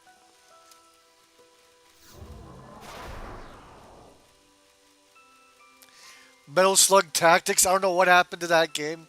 I have not heard a thing. Maybe look it up on Google. Maybe it's been officially canceled.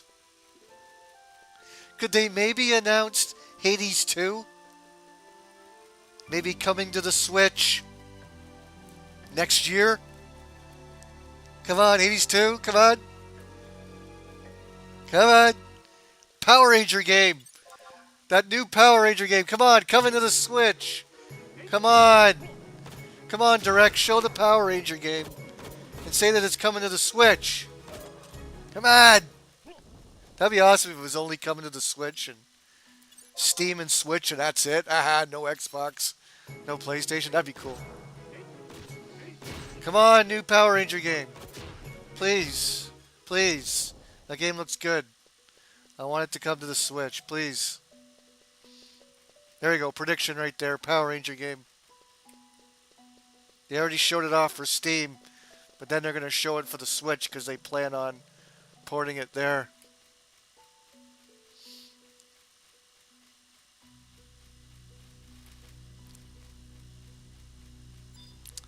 So those are my predictions. I don't know what else.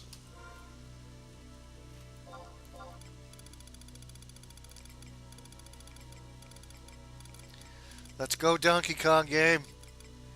Stop making Donkey Kong so irrelevant. Come on, he was in the Mario Brothers movie and he's a thing. The kids love Donkey Kong. Get us a goddamn game already.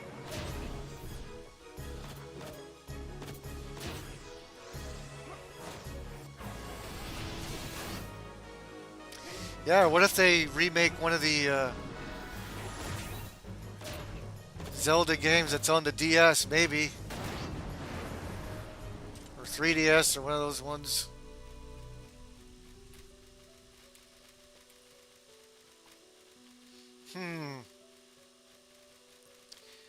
Brian is the worst ever. I agree. WWE really went downhill. That's when they started catering to the fucking marks. We all want Daniel Bryan. No.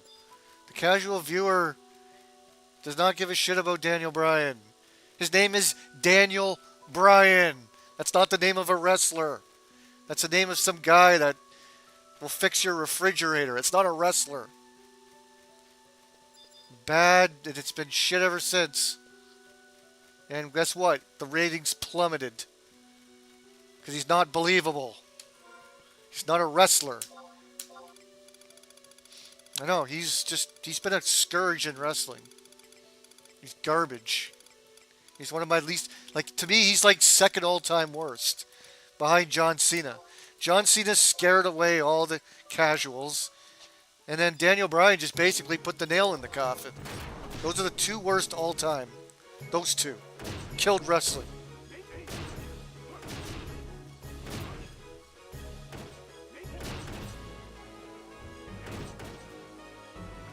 The Power Ranger fighting game on Switch is pretty fun. Yeah, I have that game. I only got one of the DLCs. There's two different versions. I think I bought the earlier version. I think they came out with another physical that had all the DLC. I think I only have one. I bought the first one. There we go. Done. I got it. That's 10, baby. Alright, that wasn't too bad.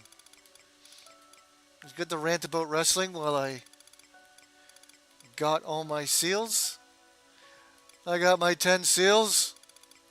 Let's carefully throw away the other ones.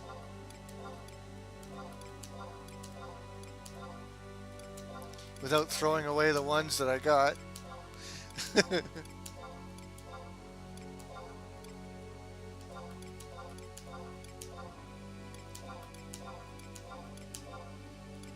And get Get rid of these ones.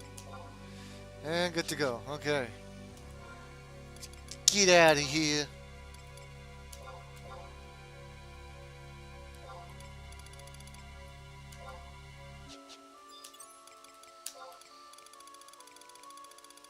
Successful Abyssia farming.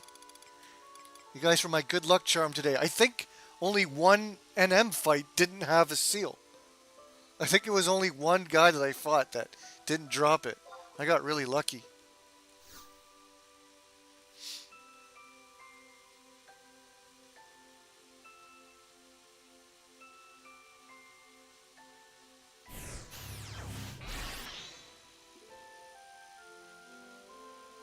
Who's worse, Alberto Del Rio, Sheamus, Daniel Bryan, or Jinder Mahal? Well, Daniel Bryan, like I said, second worst all time. But yeah, Sheamus is definitely, if I was to go in order, Daniel Bryan the worst. Sure. I don't know, it's close between Del Rio and Sheamus, but I think I'll go Sheamus. Because he just won't fuck off. At least Del Rio's like just a walking time bomb, narcissistic asshole. At least that came for the good of his reputation. He got the fuck out of there. He had that toxic relationship with fucking Saraya or whatever her name was, Paige. But Del Rio had some funny qualities to him. As he wasn't the worst heel of all time. He was still pretty boring, and I don't know. At least he like is tanned and he doesn't look like a weird ghost. I'll put Daniel Bryan as the worst, then Sheamus, then Del Rio, then Jinder. I don't think Jinder's that bad. It's just he's booked shitty. I thought it was good that he beat Boner Orton for the belt, and then they're trying to appeal to the Indian crowd, which is like billions of people, but then once people found out he's Canadian, kind of killed it. It's like finding out that the Beastie Boys are Jewish. You know, the whole stigma is destroyed. So yeah, that's what happened to Jinder Mahal, but I know he's recognized as one of the worst champions of all time. I get it. It's just because he's not used good, and he was a jobber leading up to it, so people couldn't buy into it. You can't just award the jobber with the belt all of a sudden. It happened too quick. They didn't build him up good enough. They should have maybe won a couple feuds first. Make it more. And he beat Randy Orton. Like, that's dumb. Randy Orton's supposed to be known as like the best in the business, and then a jobber like Jinder Mahal beats him. It was stupid. They didn't build him up good. They just rushed it. Yeah, 2010 when Del Rio. I wasn't even watching wrestling at the time. So yeah, I wasn't even watching it. It was boring. But yeah, I'm not giving Del Rio any credit. I'm just saying he's still better than Sheamus. I hate Sheamus. I really hate Sheamus.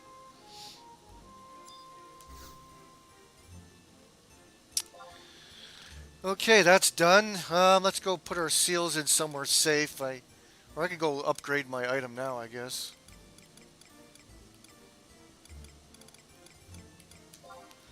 Let's go head over to Rulude. Grab our item.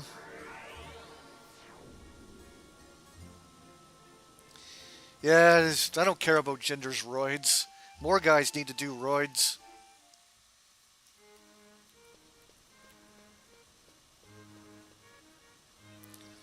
More roids, the better.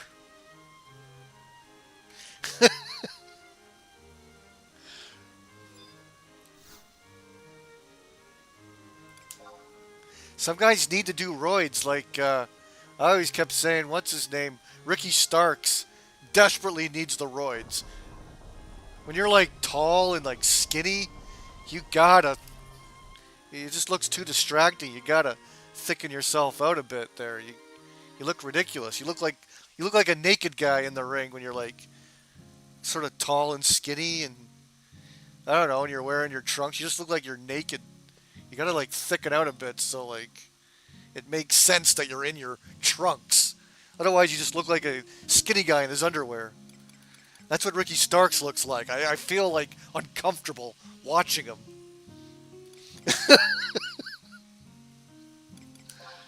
Uh,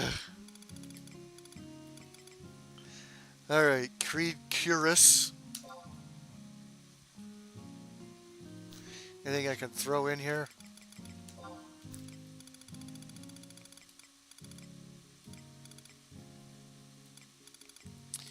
Some items I gotta get rid of.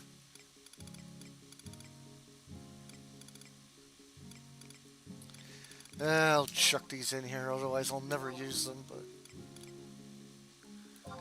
I'll put my scales in here for now. Oh shit. I'm hanging on to all these holy waters for crafting.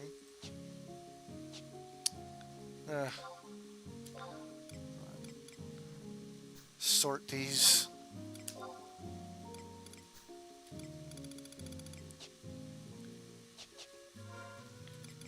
To get rid of those.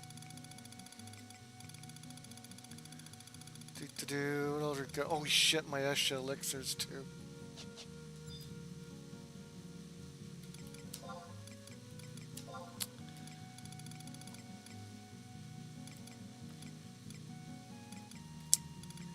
Yeah.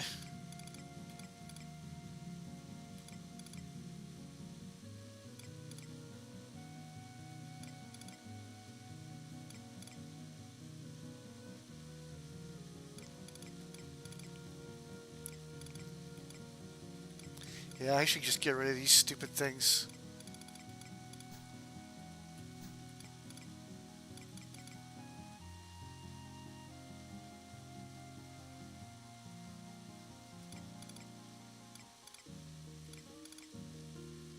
I could store these, I think. Yeah, let's store my stones. I think there's an NPC that'll hang on to these.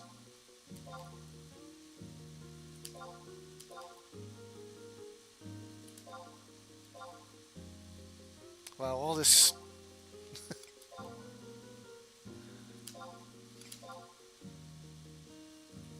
so many vouchers.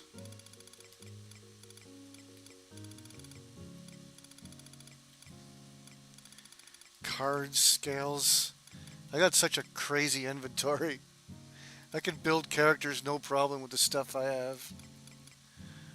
Oh, okay, I can dump these off.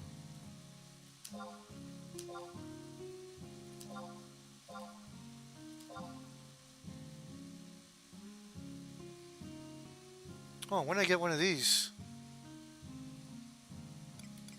Oh, they're handing these out? How many of these do I have? 48 of them? 48 doll key abjurations? Jesus. I don't even have any to use right now. I don't think there's any equipment that I need to build with those. Oh my god. You can get some good abjurations from Esha Ruan. From those... I got 48 of them. I wish I could just give them away. Like, here, test your luck. I got so many, like, stuff that new players can benefit from, and I just got hordes of it. I wish I could just give it away.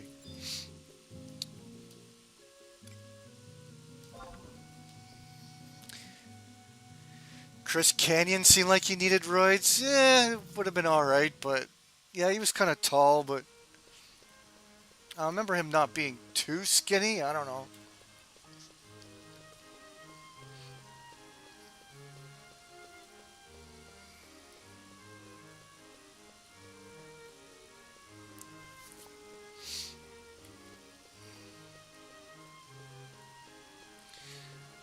A lot of your main missions are done in this zone.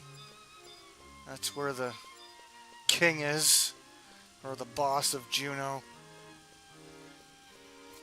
Can't talk to him unless there's a clip scene.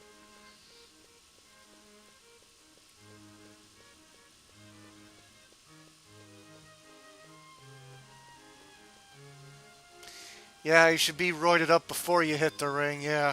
Because then people aren't... Yeah, because then people will be like, whoa, wow, that guy really took the roids. I know, you gotta come in roided up, like Brock Lesnar. Yeah, Brock Lesnar and Goldberg. They were already pre-roided. Who's gayer than Canyon? Yep. He got busted when all his gay porn, like, fell out onto the streets. Oops. He was, like, moving or something, and, like, his crate, like, tipped over, and, like, there was, like, all this gay porn. I think that's when the cat came out of the bag.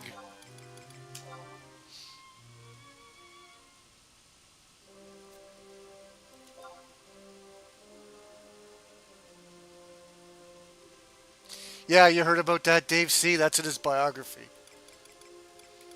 It was like he was with somebody. Like, it would have been okay if it happened by himself, but he was with somebody. I forgot who it was. His trainer or something. I don't know. Yeah, all his gay. It was no surprise. The dude has a lisp and everything, and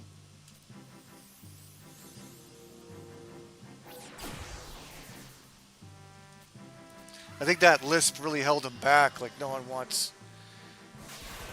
Nowadays, they can kind of hide it, like Cody Rhodes and everything, but back then it was frowned upon more. You would try and hide it. The only person that can get away with a lisp is Dusty. But his charisma, like, overshadowed his lisp. That says a lot when you can do that. Okay, so we're done there. Oh yeah, okay, you returned it. Go to the stupid box. Hand in my well-earned... I don't think you have to trade the item. I think you just have to trade the seals, but whatever. All 10 of my seals.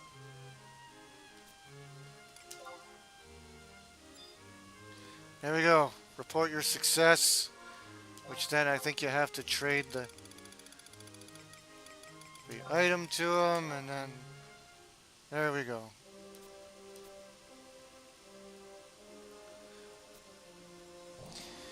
Now my piece of armor. I could upgrade it again from Abyssia, but you don't have to. Now it's a +1. Now it's qualified. Now the piece of armor is qualified to... is now qualified to turn into a 119 item.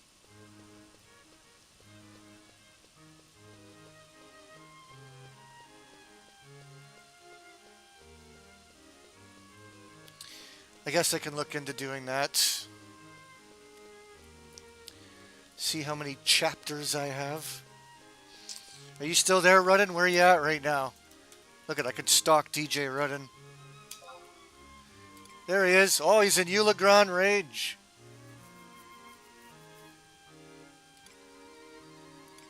Whereabouts are you? Are you going to the center?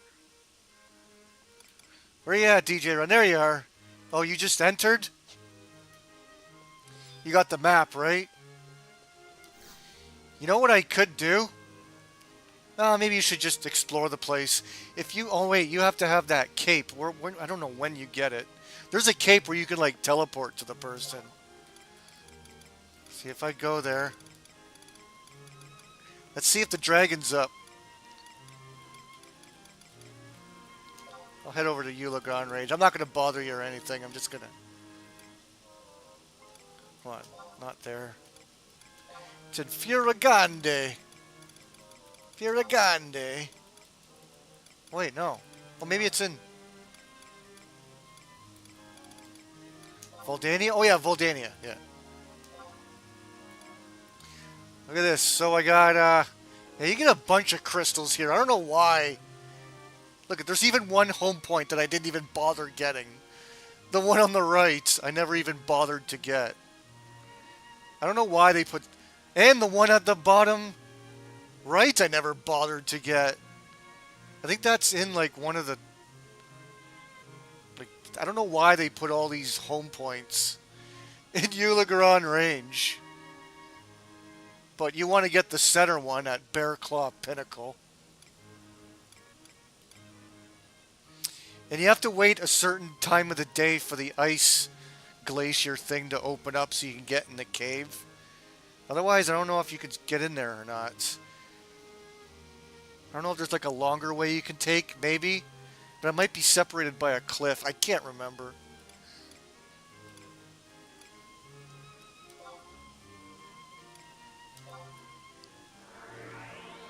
You just ran in from Zarkabard? Yeah, you're at the very beginning. So you're not going to be able to go left because you'll be met with a big giant cliff that you can't climb. Oh, fuck. I got to reset the game. Here we go. This is what happens. I don't know why. This is Windows 11 bullshit.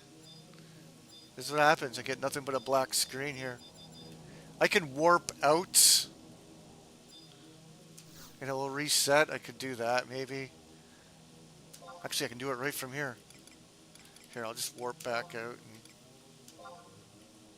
The game might just crash. Try again. Fucks up on me.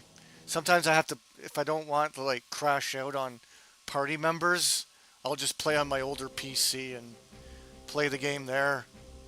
Just, I don't know, I've tried everything. I can't fix this issue that I get. See if it's working now. See what happens when I warp back.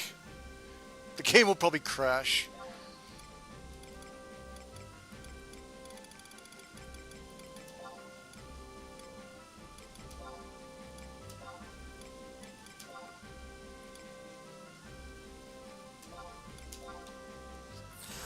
Yeah, they put so many home points in that zone.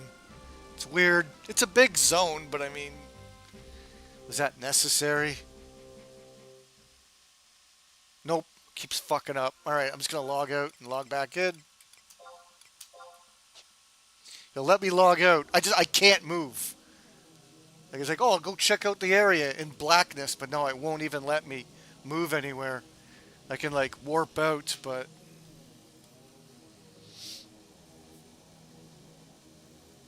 You're running Windows 10? Yeah, Windows 10's fine. That's what I have on my other PC, and the game runs perfectly fine. But I've tried different settings and stuff, and nothing works. Like, it's just after playing for like an hour or two and zoning a lot will then cause the game to... Look, even the title screen goes black here. Like, I have to completely reset. Or sometimes the game will just like, just crash, like exit. The whole window's shut down. So I'll just do this. I'm going to just blacken it out. I'll have the screen back up momentarily.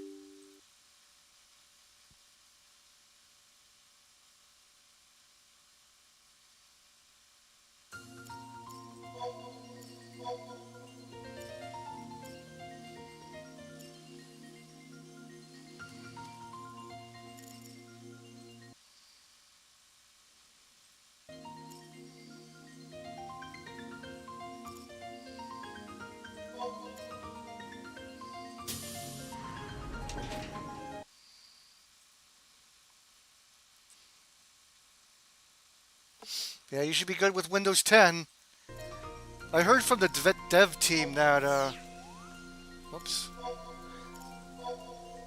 I heard from the dev team that they are working on fixes for it, but I don't know if this is one of the issues or not. I don't know if it's just my fucking computer or what. I've heard other people running this on Windows 11. I think they're alright. I don't think it's just a Windows 11 thing. It might be certain computers. Certain this and that combined with my graphics card or whatever. Who knows what technical issue it is. Like my play online screen like flickers a bit.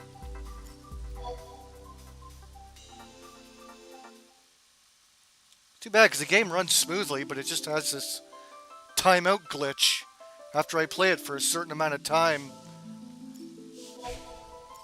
game just kind of fucks up. And I have memory on my computer. It's not like it's running out of memory or I don't know what it is. I'm no expert.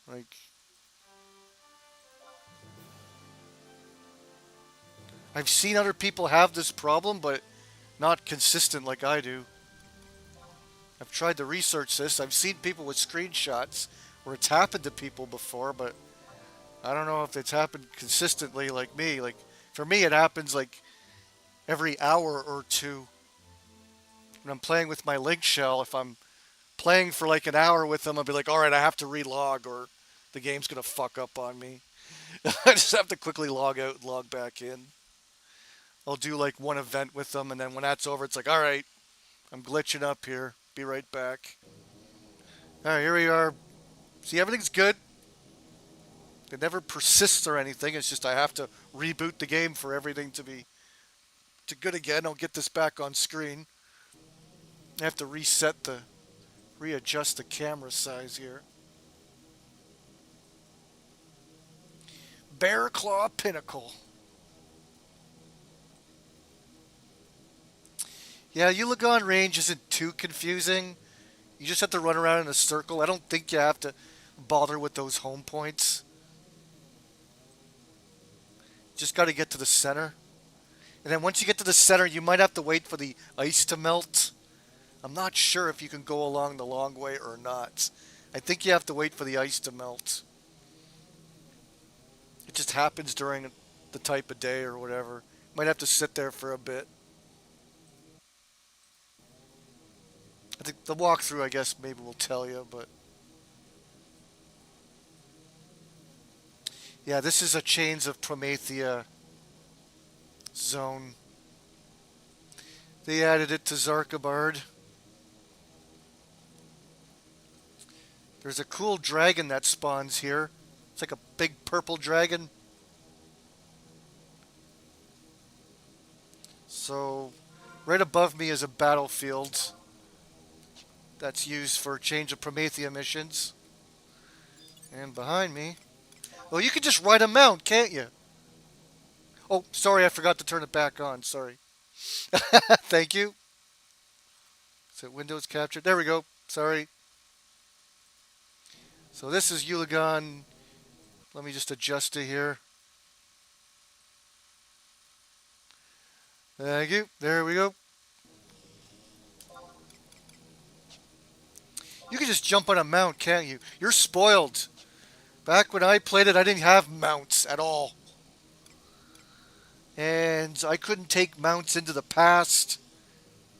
Like, luckily you still can't ride mounts in Abyssia. God forbid if they allow mounts in Abyssia, but like...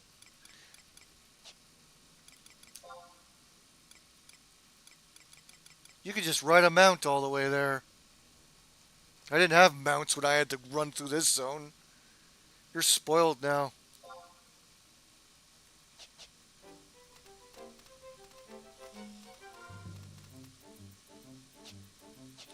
Yeah, in the past, in the Wings of the Goddess zones, I just had to run.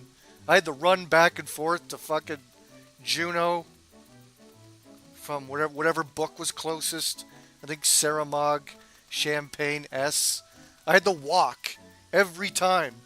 There's so many quests. See, look at that. See, it's closed up right now. You have to like wait for this to open. It's over on this part of the map. I think this is the only way you can enter. Unless you can enter from the south, but I think there's a ledge. So you have to wait for this ice to melt that's right here. See, it's double ice day. Right now it's double ice day, so right now it's blocked. But that opens back up once the ice day ends. So that's the part of the map you got to get to. I don't think there's any other way. It's right here in case you want to look again. That's how you get into Bear Claw Pinnacle. That's the home point that you're going to want to get.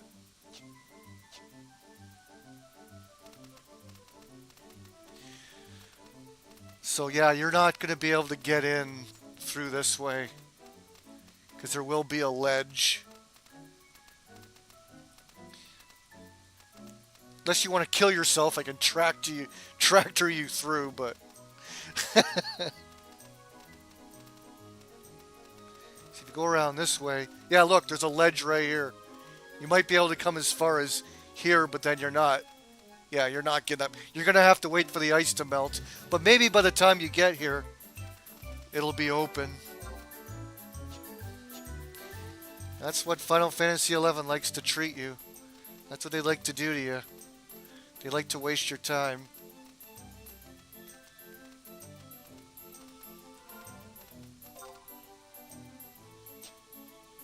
Am I going the right way here? Yeah.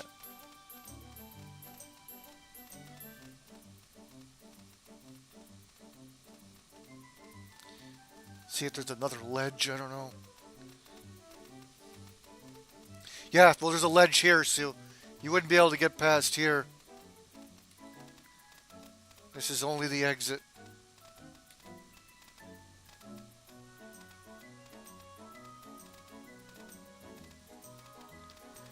So you would just have to wait over here until it opens.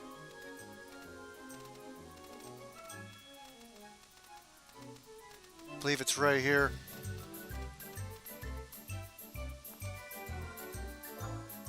Yeah. You just have to wait for this to open up.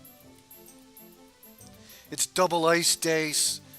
The elements are double ice right now, so it's snowing like a motherfucker.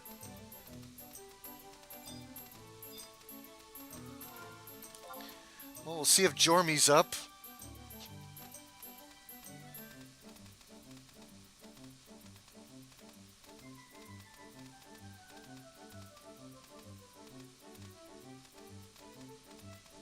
Oh, you're in Bear Claw right now? I fell in a hole and I'm underground now? Are you able to get to it from the underground over there? Did you... I think that might be... There might be other Bear Claw pinnacles. Or maybe there's... Are you sure you're in the Bear Claw Pinnacles zone? Doesn't look like the dragon's up.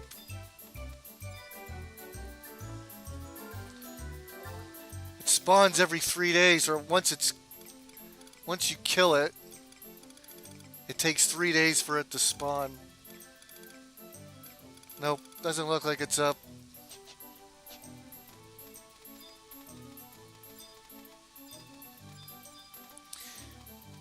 I'm pretty sure you can only get to Bear Claw Pinnacle from that home point. I don't think you can get to it from those other spots.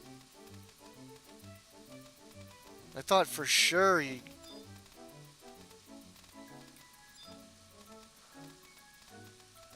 Or maybe that's just to get the home point right there. It's been a long time. But I thought for sure you had to get to the center.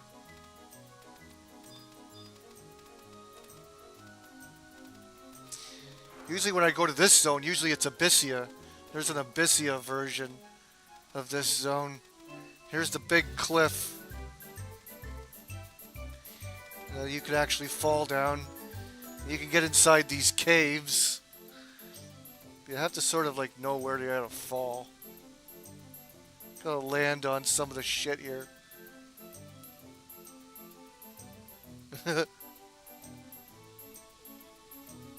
Oh, I could land here.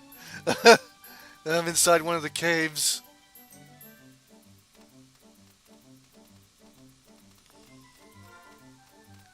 I think the caves lead to different spots. I don't know if this is going to lead me to the home point.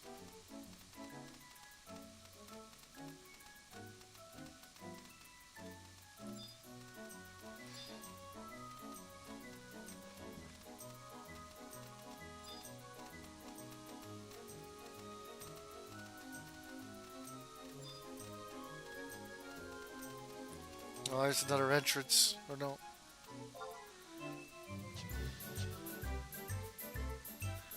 I'm not going to be able to get back up.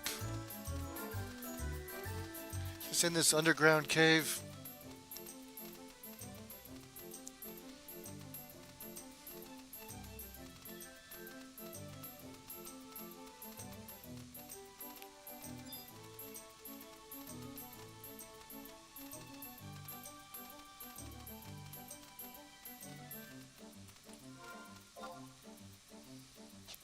Oh, looks like I'm close to the crystal. Ah, damn it. I don't have that home point.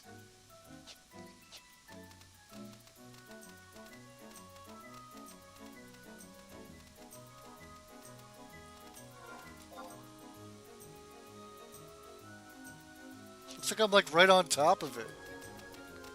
Huh. Yeah, it must be in a different cave somewhere.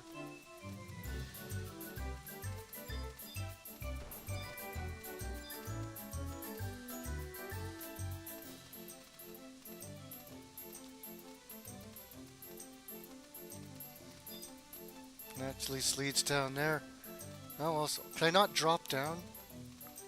Oh, it's a dead end. Okay.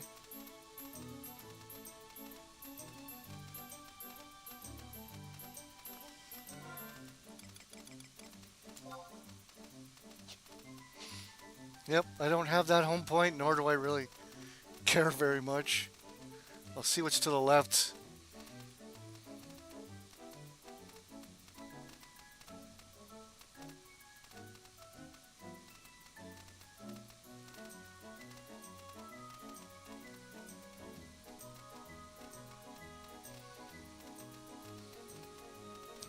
Alright, dead end. Enough of this. Let's get out of here.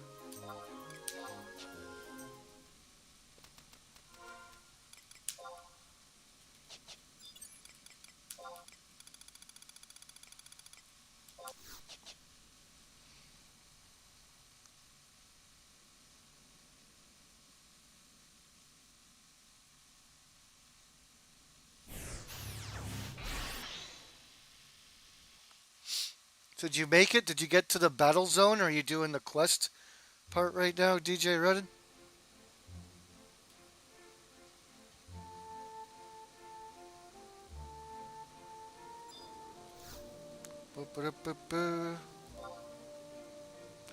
You just beat the white bomb guy? Is that the boss there? Okay. Over to Port Juno. Snoll Czar.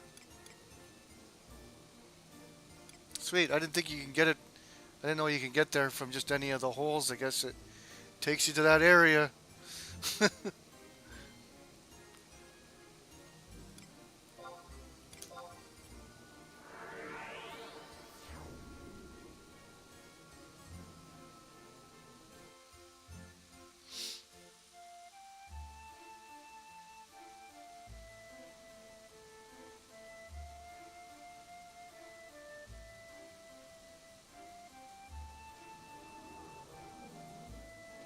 Yeah, it's been years since I've done that. That's good that you can get to that zone pretty easily. You don't have to go all the way around. I guess I was just getting them just to get to the center so I can be near the dragon spawn. I don't I just don't remember. I never go there. Okay, Monoset. Oh wait, so I gotta see what chapters I need. I don't remember. I'll just check here. Empyrean equipment. That's the armor. The body piece I need. I got my Culkin's Fang. I need a spool of Marlboro fiber. But I have a +1, so yeah, if I have a +1 instead of a +2, I need 10 copies of Rem's Tale Chapter 2. As well as a Marlboro fiber, a Culkin's Fang, which I farmed on my last stream. So I got some Culkin's Fangs. So I just gotta see. I need chapter 2s. Let's see how many I have. I don't think I have 10 of them.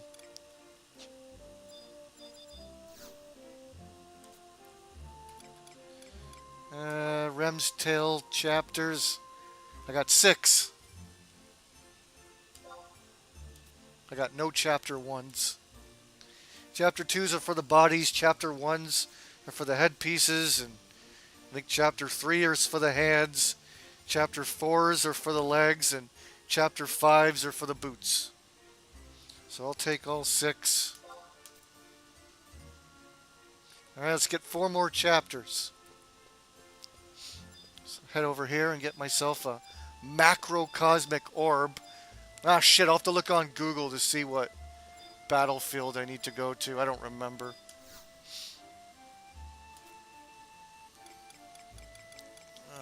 I will exchange my Sacred Kendricks.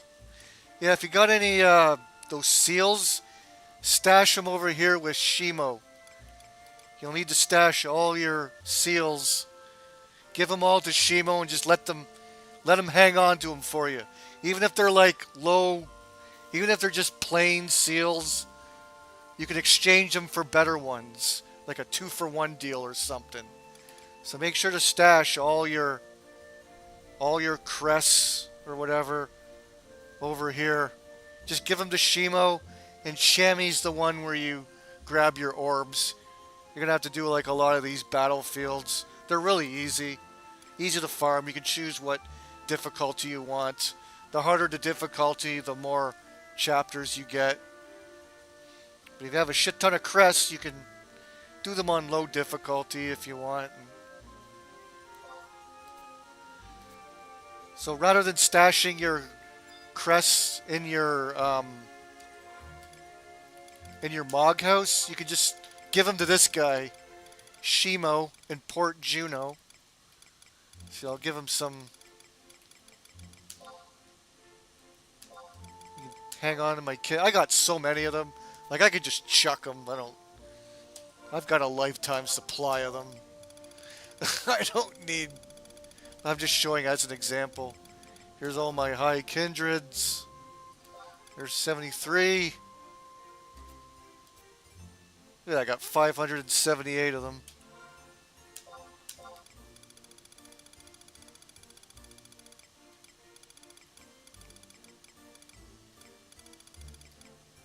You can stash. Oh, where are they?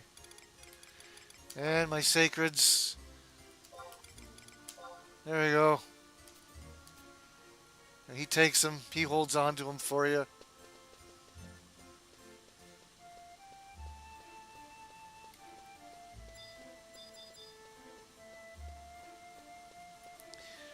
You can use sparks to buy chapters, but they're pretty expensive. They're like 10k sparks for like one chapter. Don't bother with that. Use your crest and then do the battlefields way better. Don't waste your sparks on Rem's tails. Because you get crests galore. There's campaigns that happen all the time where it's like double the drop rate for Beastman seals and crests. So you get tons of them. Especially when you start like farming for job points when you're leveling up. Experience points or capacity point farming, you end up with a ton of seals.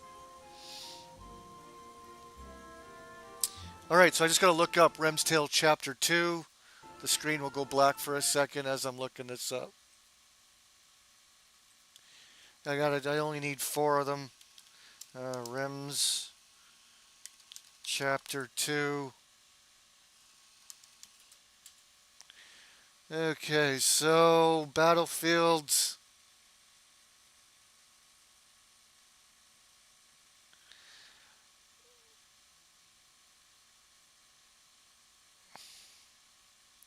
Kendrick Spirits 2. Throne Room.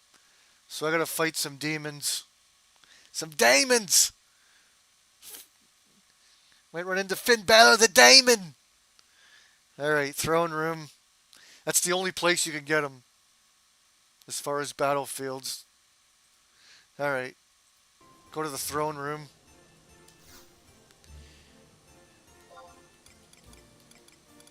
That's the Shadow Lord's Temple. Going back to Furigande. Nope. Valdania. Why do I get those two mixed up? Going to the Shadow Lord's... Oh shit, Thief! Ah! I guess I could play as Thief, but...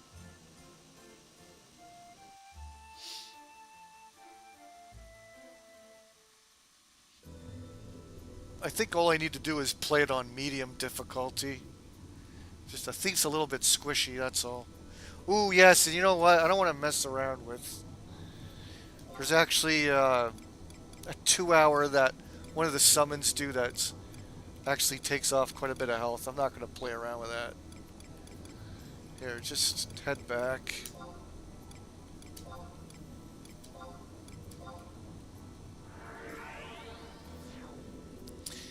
Yeah, Zol Castle Keep, one of the more confusing dungeons. It's a little bit confusing. When you're trying to hunt for coffers, you have to go to that one area that's a bit confusing. You have to, like, drop off ledges to a certain spot. And coffer hunting's a bit of an annoyance in Castle Zol. Cool music, though. Oh, yes, the WNBA Showdown. You're keeping an eye on my titles, my stream titles. Yes, that's what everyone's talking about, man. To give the WNBA credit, man. That's the biggest news. The WNBA drama is probably the most interesting thing in sports. It's way more interesting than the normal NBA, which is just a snooze fest.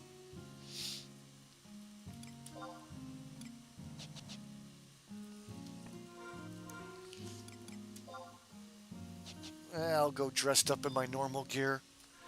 Change my macros.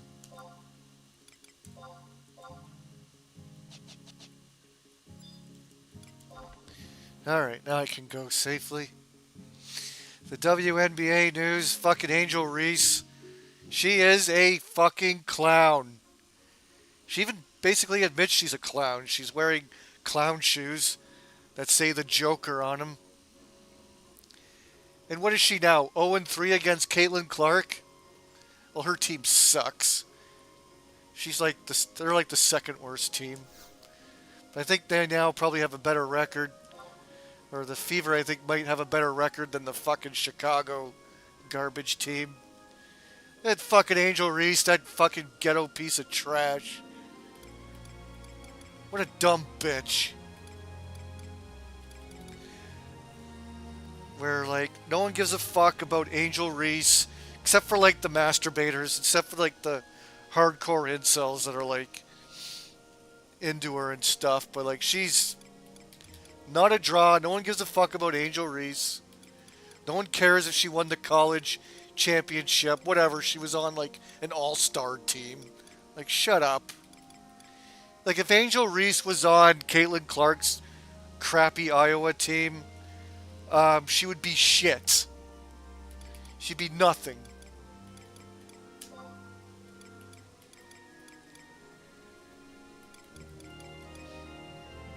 So, like, her championship means dick all.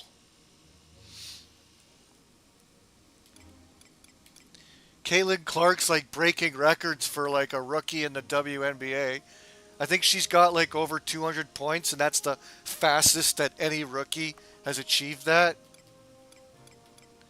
But you know what? I'm predicting it now. The WNBA, since they bully Caitlin Clark and they don't, they try and put her at every disadvantage they can. I guarantee you they're going to award the Rookie of the Year to Angel Reese. I'm calling it now. I'm calling it now. The WNBA is going to award her. Just to piss people off, fuel the race war, get the whites all pissed off, and, like, they don't want to be accused of white privilege. Like, I'm calling it now. They're going to give the Rookie of the Year to fucking Angel Reese. They are. Would not surprise me.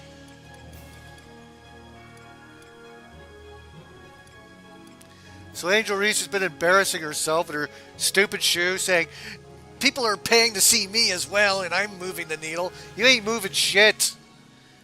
No one gives a fuck about you, and stop bringing race into this. There's plenty of white there's plenty of white players in the WNBA, and no one gives a shit about them either. You fucking race-baiting fools. If their narrative was true, then we would have been worshipping all the white players.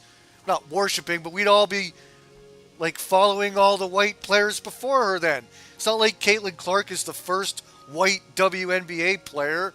It's not the fact that she's white, you race baiting cucks. She shattered the college scoring record. She's the greatest female basketball player of all time in the college league. And she destroys the record. She's entertaining to watch. She makes crazy LeBron James style passes.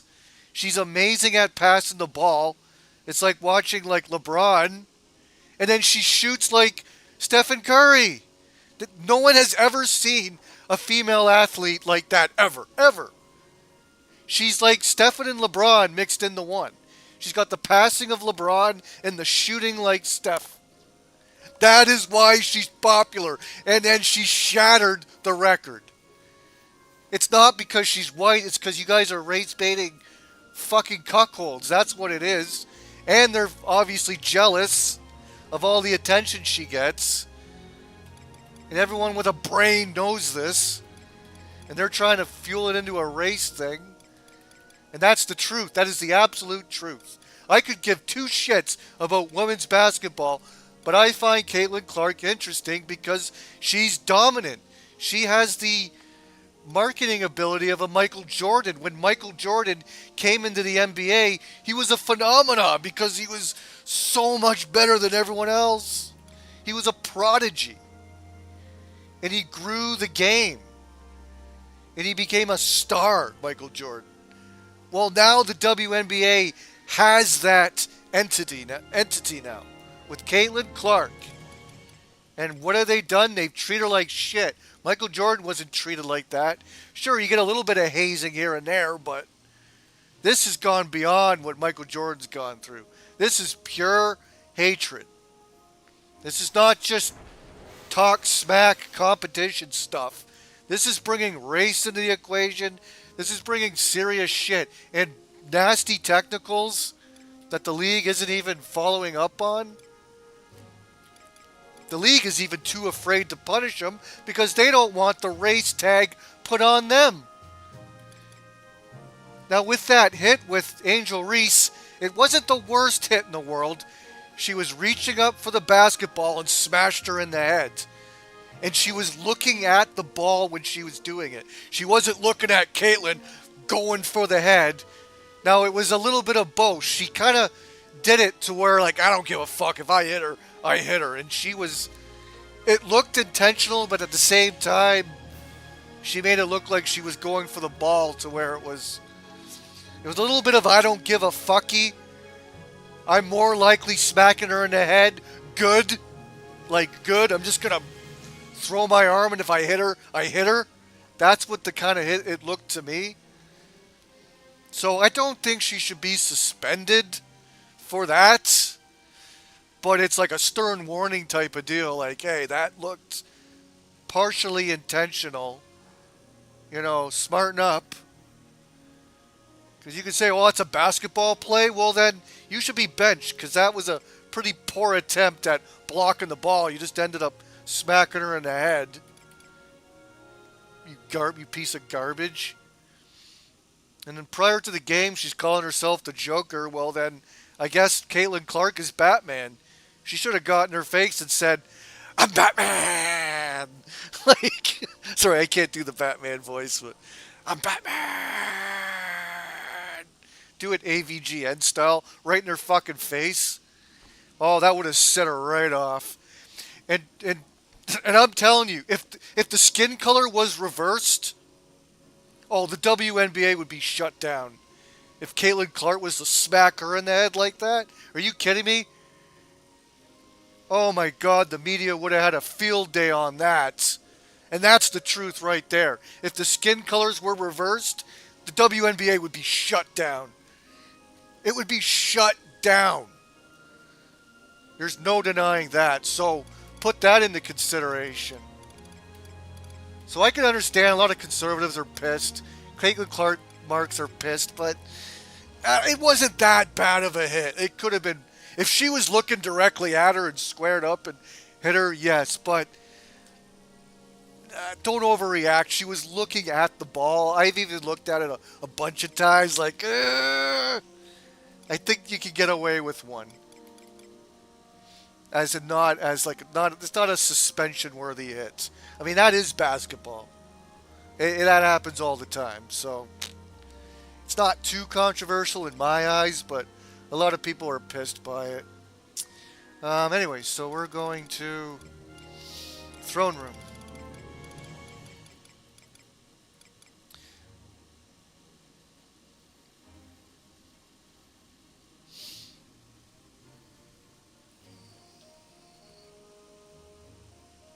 I think Caitlin Clark should get in the face of him. I want to see some more charisma out of her, but she's staying professional. Blah blah blah.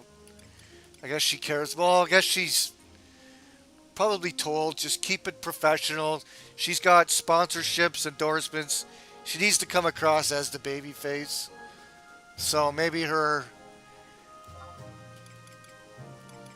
agents and her advisors are saying,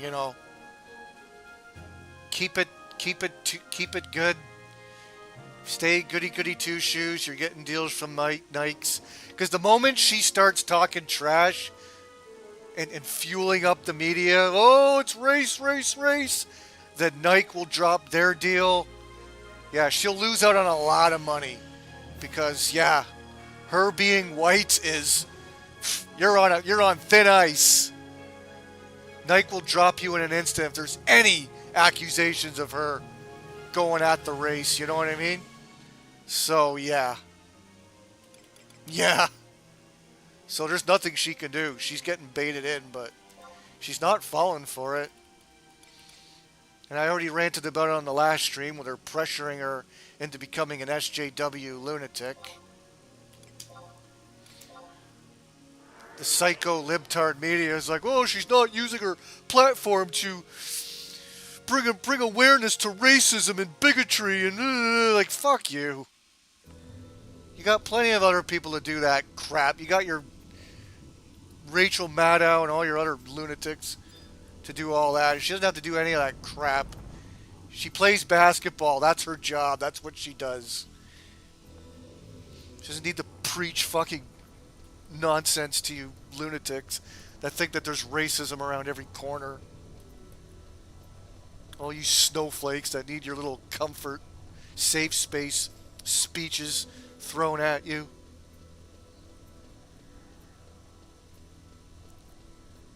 She's such a target, man. Being a white, straight Christian girl in a league like that, it's just like, fuck's sakes. Where's the Caitlin Clark action figures? Man, I guarantee you that fucking WNBA is gonna give the like Angel Reese will probably end up with like more rebounds or something, or more double doubles due to all her rebounds, and they'll give her the Rookie of the Year. I'm not gonna be shocked by it. I'm getting ready for it. They want this Caitlin Clark outrage to keep fueling. They're feeding off it. They're going to give the little baby her bottle. They don't want her to get upset. This league is a joke, man. Just wait. Alright, Kindred Spirits. Let's just do difficult.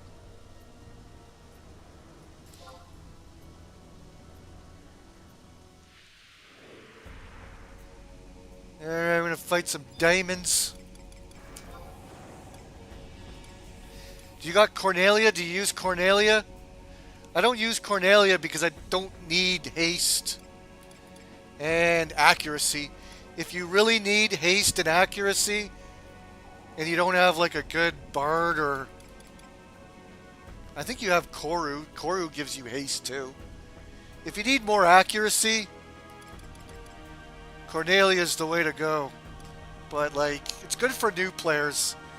I don't need Cornelia, but that's a really good trust, and it's there for a limited time. But limited time, as in like 2 months. I think they let her use you. You can use her like all summer long, and then they'll take her away eventually. But I remember it's for like a long time. Cornelia's really good for new players. You'll max out haste, and you'll max out accuracy. It's like a geomancer. But I use Sylvie, which gives me more attack. That's my Unity leader, Sylvie. It's because I use Monborough for healing. But for newer players, Apuru is the way to go. Apuru is the best healer, period. A little more reliable than Monborough, but I use Koru for haste too, which is great. It's Red Mage.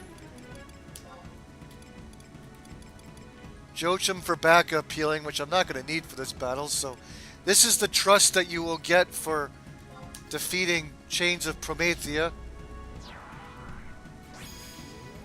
I guess you could call Almia as the expansion girl.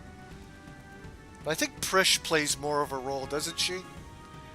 Almia is also the expansion girl in Chains of Promethea.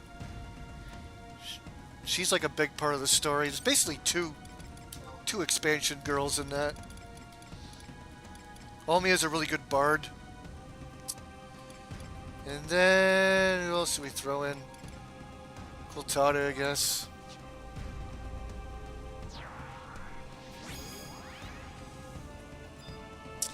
Alright, let's get this fucker over with. This is the guy that hits the hardest. The dude with the ice elemental.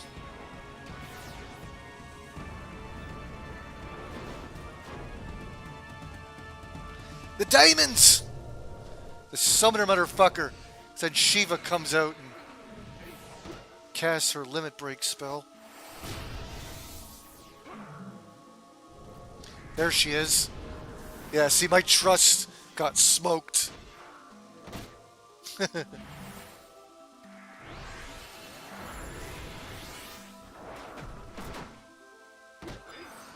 That hits pretty hard. I think on high difficulty, could have ended up killing him probably. On very hard. One of the strongest 1 hours in the game. I forget the name of the attack.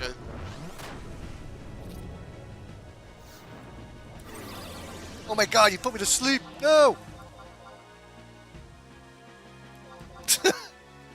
Are you just gonna sit there? Is that the last one? Is that the last one already? You just put me to sleep. It's not even doing anything.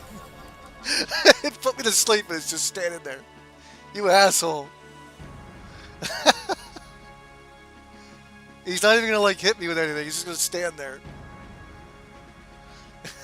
That's funny. Oh, he's gonna bind me. Oh no. You bastard. And it hit too. Holy fuck. You asshole. He's just sitting there doing nothing. Well, I got 40 seconds on sleep. I'm gonna cast Fire 4 on me. Alright, then you woke me up. Alright, you're fucking dead now, you fucking asshole. Smart, because only I wake up, so I can't get any healing, but it doesn't matter, this guy's dead. What an asshole. Alright, that's it.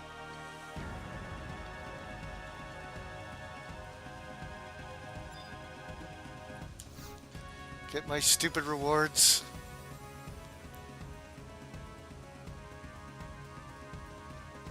So you get like a bunch of chapters of a different variety, but this battlefield will mostly be chapter 2s.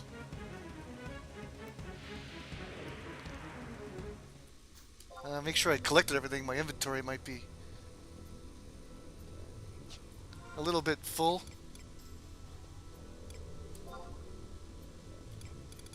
Oh no. Now I can drop this. Don't need this anymore. Gotta get rid of some of this shit. Oh, here we go. Here's a great katana for Sam Nin. Level 109.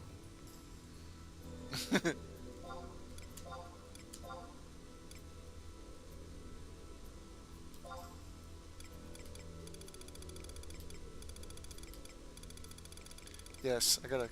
Oh yeah, I forgot to drop off my stones. Where the heck did? Okay. Oh, these are the weird rewards that I got. Oh, that was that. That was that samurai sword right there. Ooh, I got a Biatitsu box for that. I think they're running a campaign right now where you get better drops. Sweet. Sweet, a Biatitsu box. That's pretty sweet. I farmed that shit for money.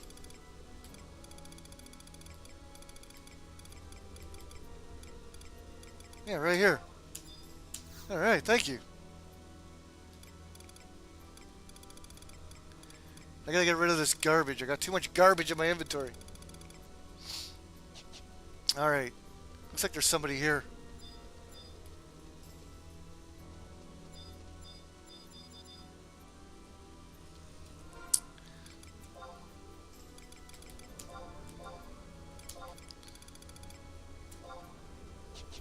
Alright, that's all the chapters I need.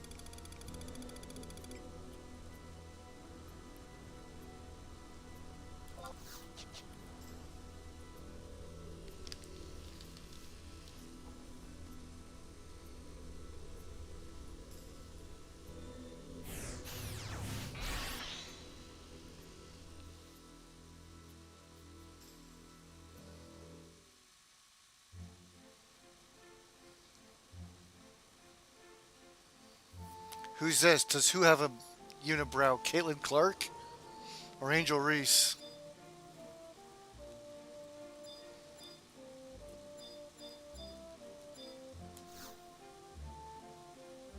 I gotta change my home point. I don't need to be here.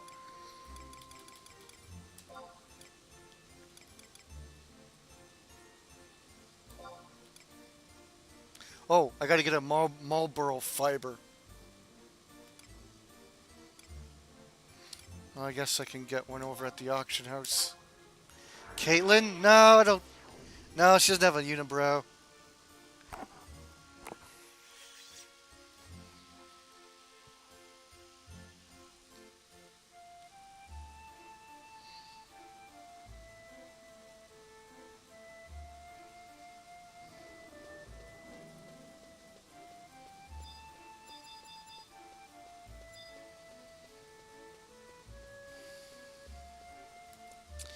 But people are getting pissed off, and I heard there was some news, whether it's buzz on Twitter or whatever, but fans are getting pissed off and calling for a boycott of the league because they're getting fed up with the treatment and allowing all these players to bully her and stuff, and it's pissing off people.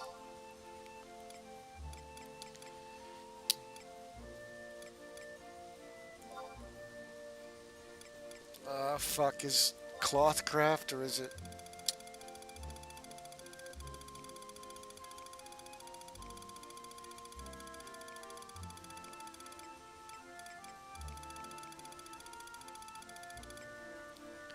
Marlboro hair. No, no. There it is.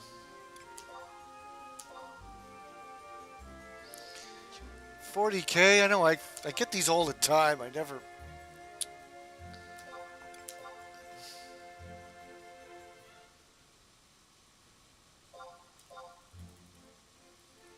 Well, I made 60K in Odyssey, so stupid buying one of those. I get them all the time from Leviathan, and I sell them for like nothing to NPCs for like 6K, and here I am buying one for 40K. Whatever.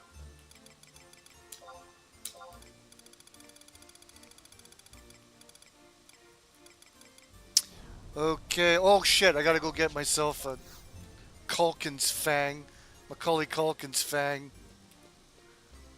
whatever it's called.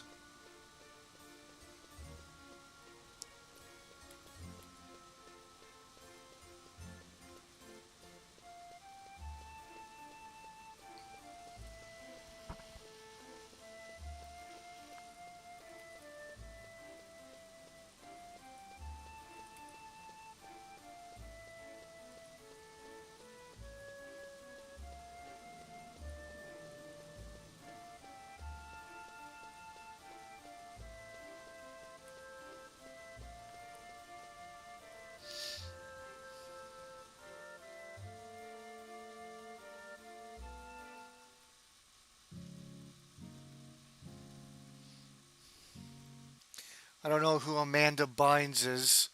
Hold on, should I look her up right now? Dave C thinks Amanda Bynes is hot.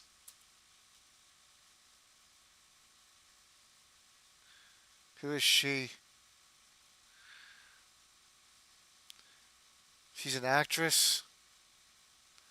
She's in Nickelodeon sketch comedy. Yeah, she looks alright.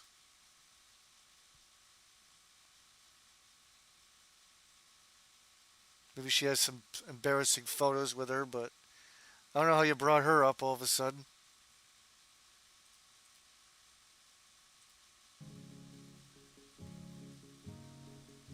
Yeah, it says she was like a Nickelodeon star or something.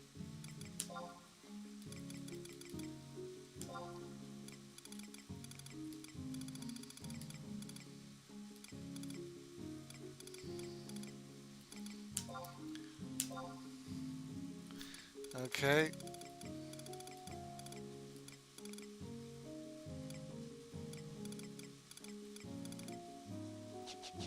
Oh my god, what the hell?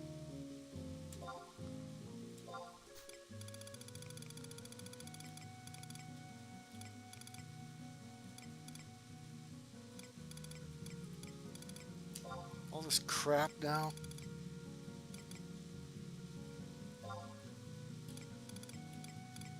Heavy metal? I got a piece of heavy metal? My god.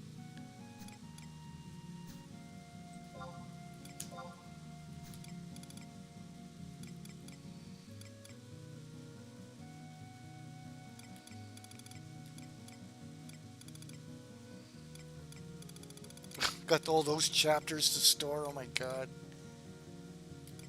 Stash this. Piece of HP bolt. Man, that Battlefield just gave me a whole assortment of shit. It's not bad actually, like currency that's actually worth something.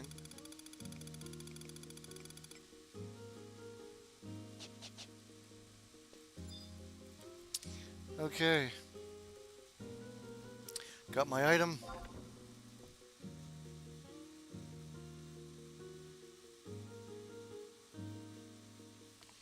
Yeah, I don't know. I don't get Nickelodeon over here, so I don't know any of that shit. Oh, fuck, that doesn't stretch.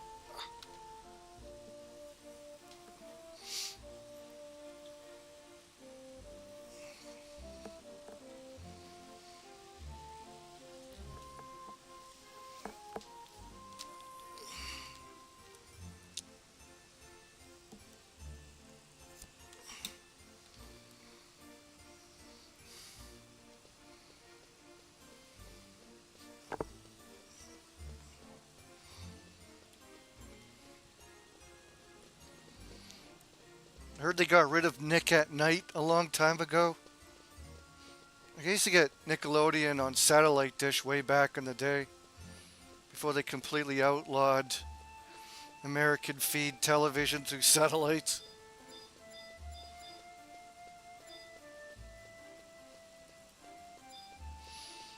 I remember Nick at Night.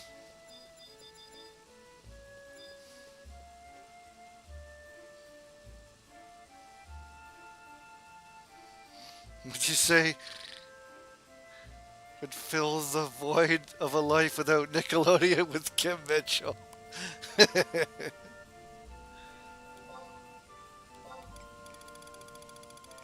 We had YTV. You guys don't know who PJ Fresh Phil is. Nicholas Pickles. You guys didn't get awesome shows like Video and Arcade Top 10 with Nicholas Pickles.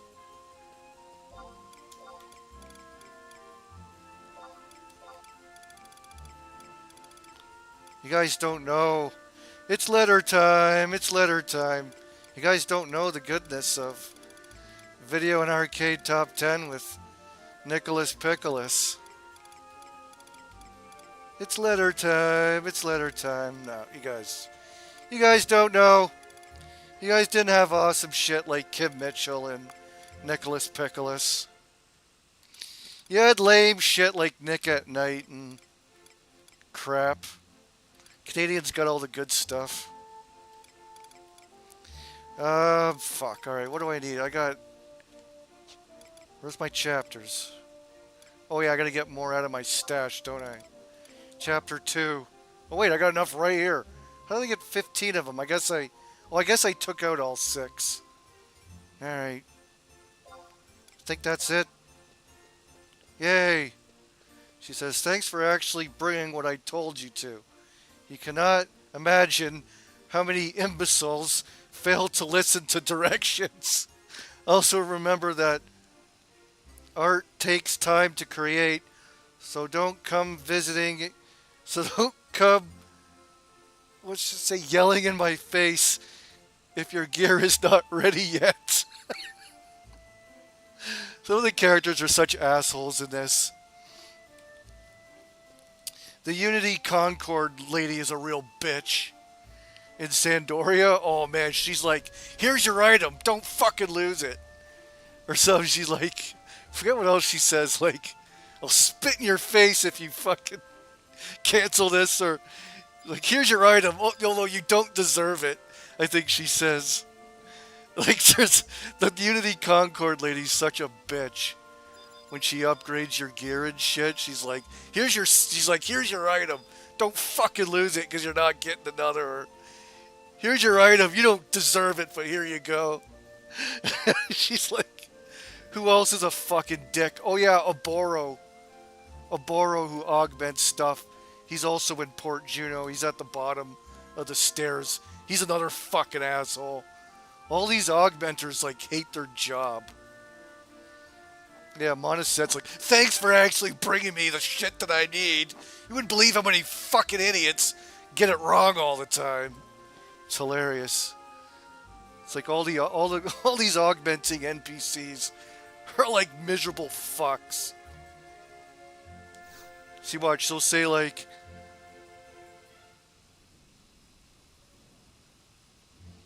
sorry for the wait, but your equipment is fine. Oh, did the day end?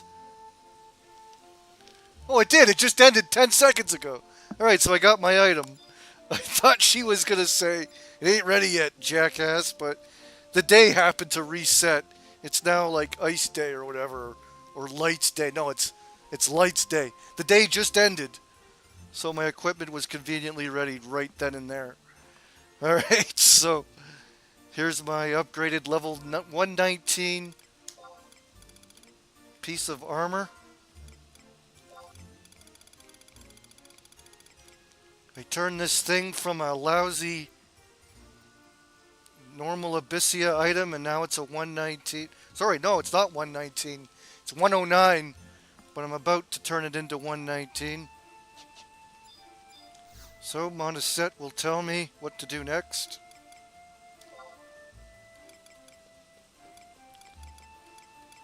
Let's see, Chevalier's armor.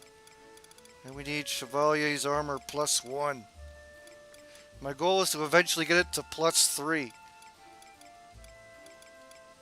But I won't be able to... Well, I can put it to +2, but +3 I'm still working on. Still got to get more currency for that. Where is it? Next page? No, it's right here. So I need a chunk of dark matter and 25 etched memories. And then I need Rem's Tale Chapter 7. Is it 8? Yeah, 8 copies of Rem's Tale Chapter 7. I got a ton of those. So I just got to get a dark matter and etched memories from my Mog house. I bought those all ahead of time. I had to find someone's bazaar. I had to buy it off someone selling them. They're sometimes hard to come by. A lot of people only farm them whenever there's a campaign going on where the drop rate's higher. So there's times where people are dry. It's like trying to find weed in Florida. I don't know. It's like trying to find weed when it's fucking dry. Okay, so I need a piece of dark matter. Shit, what is that, an alchemy? Dark matter? No, it might even be in miscellaneous.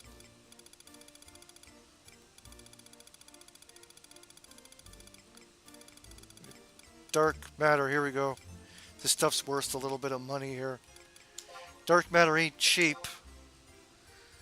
Yeah, $500,000. Beyond that, what is it going for? $560?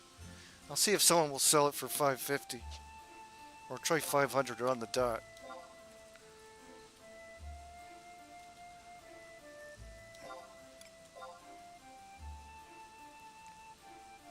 You can buy a stack of dark matter. I think you could use it to augment equipment.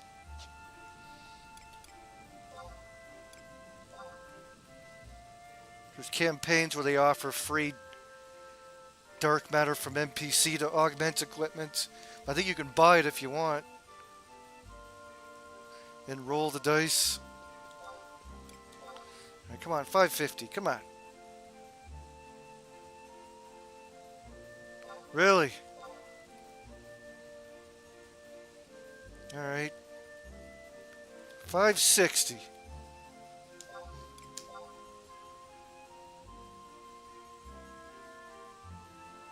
There we go.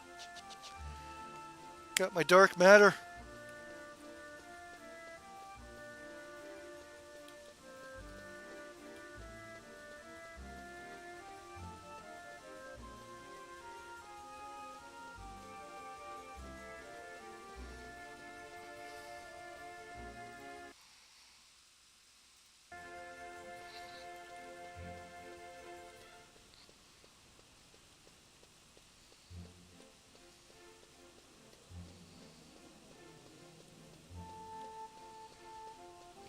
Keep forgetting to clear some of my inventory. Let me get rid of some of this junk. Stuff that I need to throw away. Get rid of this fucking thing. Get rid of this fucking thing. Gotta stop off at a vendor and sell some of this junk.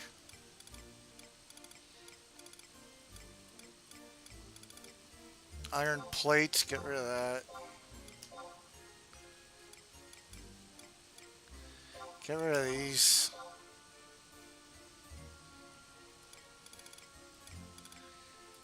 I have to stash my chapters.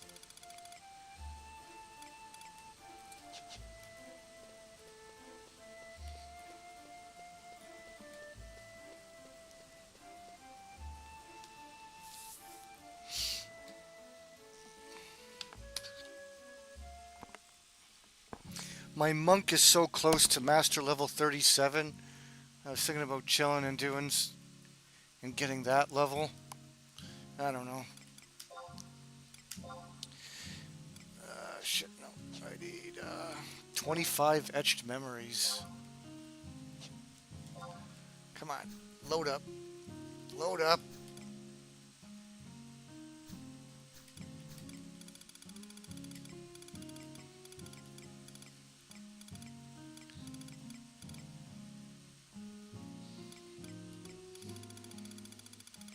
I gotta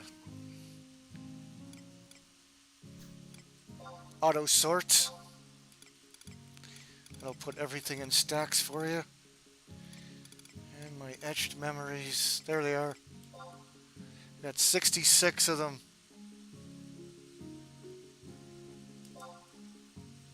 Okay, there we go.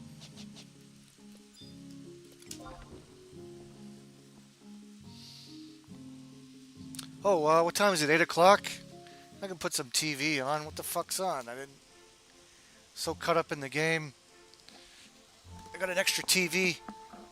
Not even being used.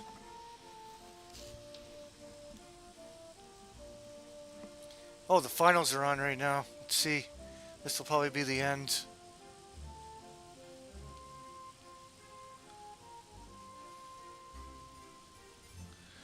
The Celtics. Oh, it just started.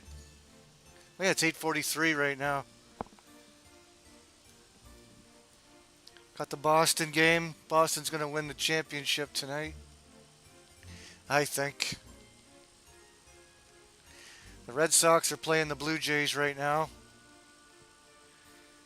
And soccer on the one stupid station, and then Raw's on over on the other station.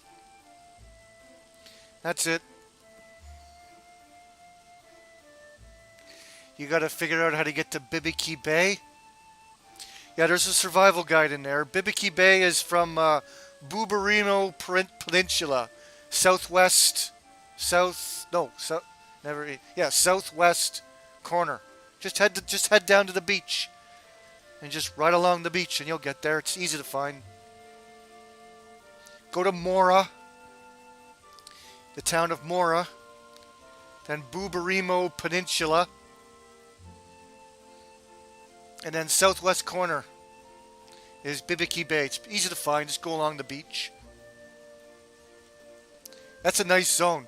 Oh, then do you have to get to the island? You got to take the mana clipper. Then you got to take the boat. You got to go to the tropical island. I love that island. That's a nice looking zone. I wish they'd do more with it.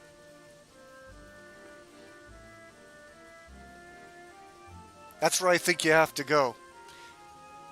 Yeah, you got to do the mana clipper. You might have to wait, because I think one of the boats just takes you in a circle, and it doesn't take you to the island. You got to make sure you go to Paranugula Isle. I can't remember how it's pronounced. You got to make sure you get on the right boat. I think one of the boats just takes you in a circle, and it's, I guess, used for people that like to fish, that just want to ride on the mana clipper. I don't know.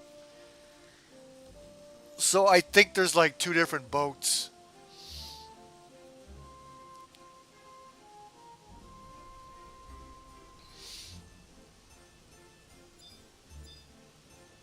Yeah, and you ride on the fucking mana clipper. But that's a nice little island you like to. Nothing much there, just a bunch of monkeys and fish. I used to actually level up my fishing in that zone. It's a good fishing spot. I was leveling up fishing in that zone. I have an item that teleports there. I have actually I think I have it in my inventory here, in my Mog wardrobe. Mog wardrobes are super useful. If you didn't know, you can access your Mog wardrobe in anytime you want. Like, I believe it's.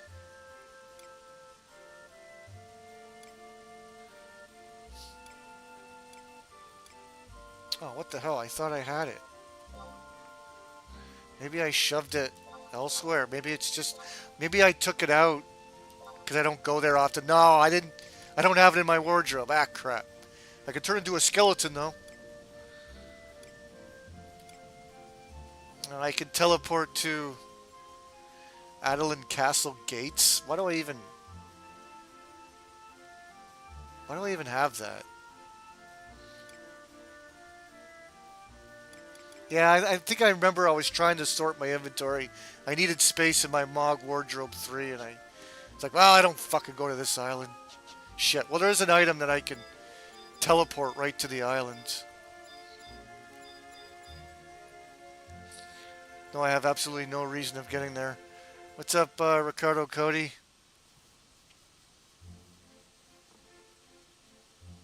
I already... Nexus Cape. Ah!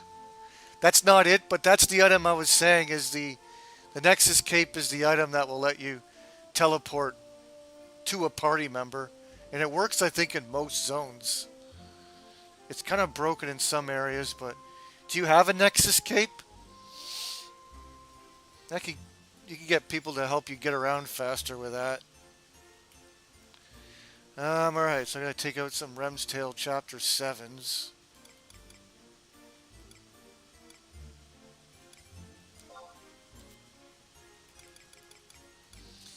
Oh, I only have 24, wow. What? That's plenty? I should stash some more of those. Okay, so I think I have everything I need.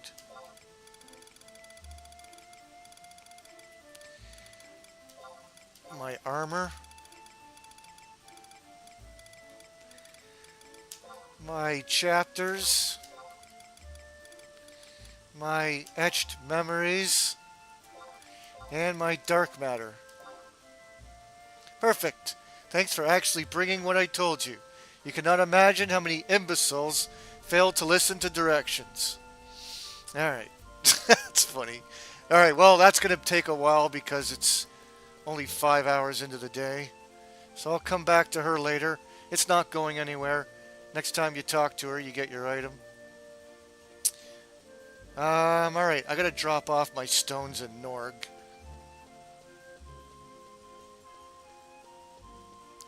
The video's not showing up in your subscription feed even though I'm subscribed? Ah, what the fuck.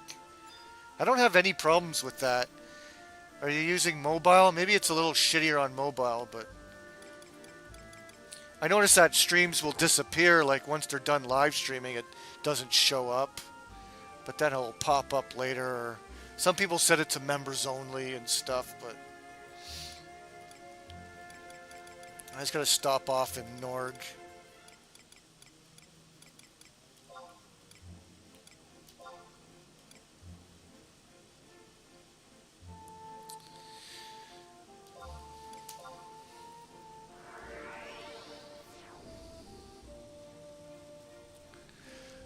So from Bubarimo Peninsula, I run south to get to Babik.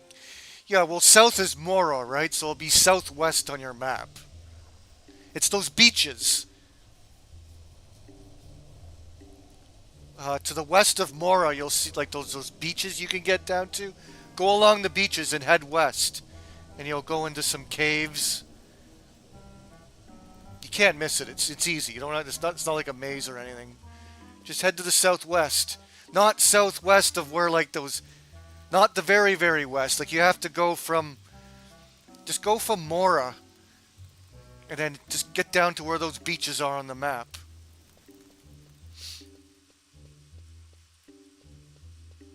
Because yeah, on the other side of the mountains, there's that south area. That's not where you want to go. You want to go to the beach. The south beach. And then head west from there. Where am I going?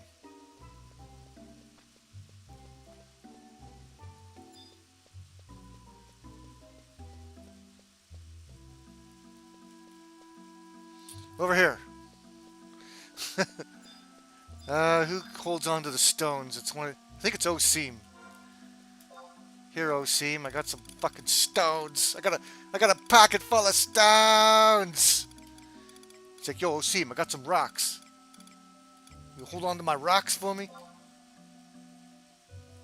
Got a pocket full of stones. Hold on to my rocks. Yep, see, Oseam, he'll hang on to your crack rocks. I got a pocket full of stones. Pocket full of stones. Look at it, look like crack rocks. See, Oseam, his name's Oseam too, how fitting. Yo, Oseam! Yo, Oseam, my nigga. Hold on to my stones. I've been slanging these stones all day. I need you to hang on to me, brother. Got a lot of heat on me. Got the popos after me. Hold on to my crack rocks. Thanks, Oseam. Thanks, my nigga. Alright. Alrighty, we got that done.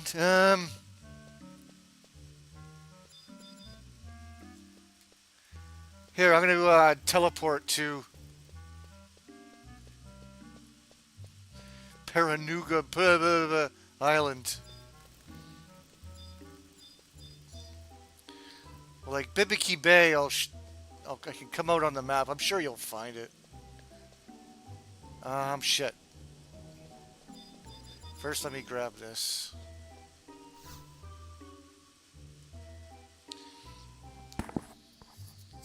Oh, you see it on the map? Yeah, it says Bibiki Bay on the map, doesn't it? Yeah. It says Bibiki Bay over here. Yeah, just head down to those beaches. Those beautiful beaches. And Bibiki Bay, oh, what a great zone. Just don't head over to the southwestern part of that map. That's where they put all the latest mobs you can fight.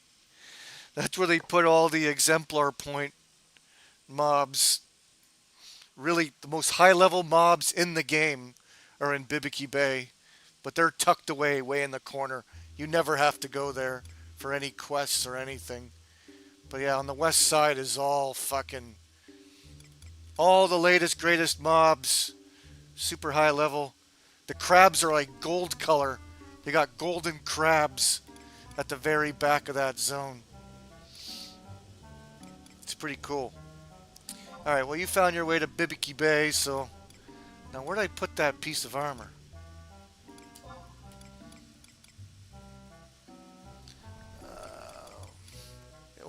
Nope, that's not it.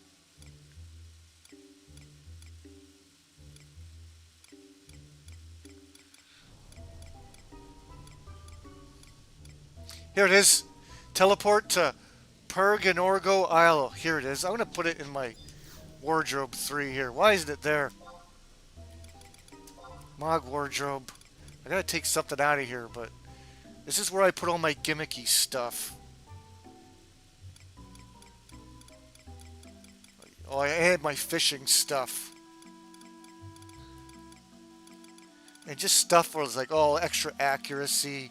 I got my Santa Claus hat in here, like my things where I can turn into skeletons. See, why do I have these here? Get this out of here. I don't even need those. Those are garbage. I have a...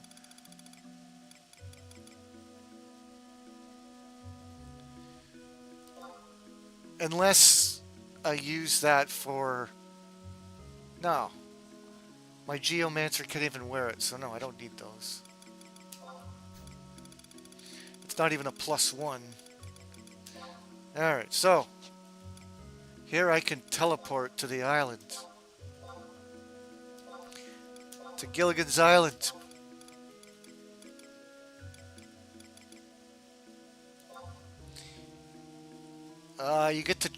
You can only do it once every 20 hours. I can teleport to this area once every 20 hours. Once you use it, that timer will start ticking. Like once you equip it, you have to wait like 20 seconds, but you can use it once and then, yeah, every 20 hours you can teleport here.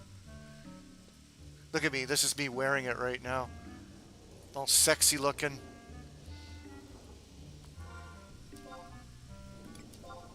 Let me put my Santa hat on. There we go, sexy Christmas. I don't know if I have any leg gear that'll like... I don't know, I don't really decorate my character too much. Do I have any like leg pieces that are funny looking? I used to have like a bathing suit thing that I would have. No, I don't have anything ready to go. I don't have any sexy leg pieces to wear. I'm sure I have something stashed away. I don't know if I have any leg pieces that...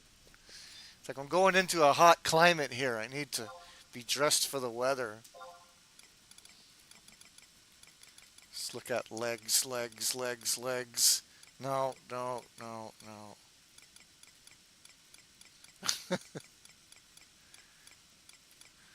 No. Come on, I need some shorts. I need some tropical gear.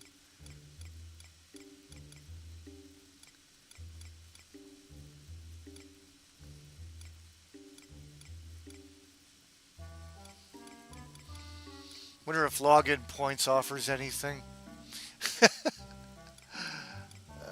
Oh, I can't get into storage here. Ah, fuck. I can only get into that from Moghouse.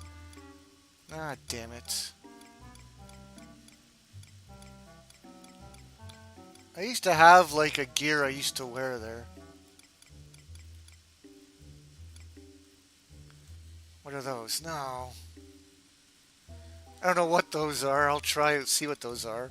It's a level 1 piece of leg gear.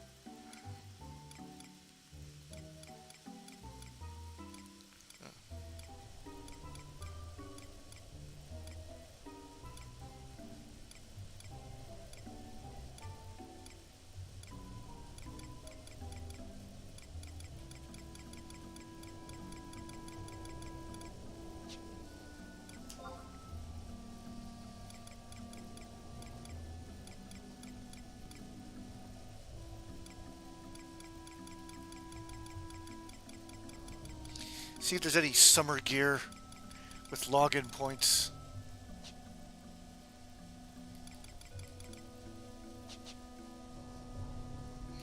What are these pants?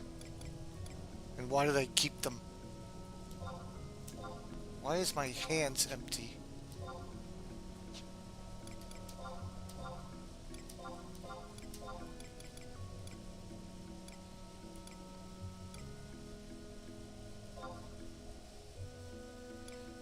Oh, because the body won't allow me to. Can't use hand gear? Oh yeah, cannot equip hand gear. Okay, whatever. But I can equip leg gear. What are these pants? Maybe that's for... I know I have one set of something. I don't know why I have these, but okay.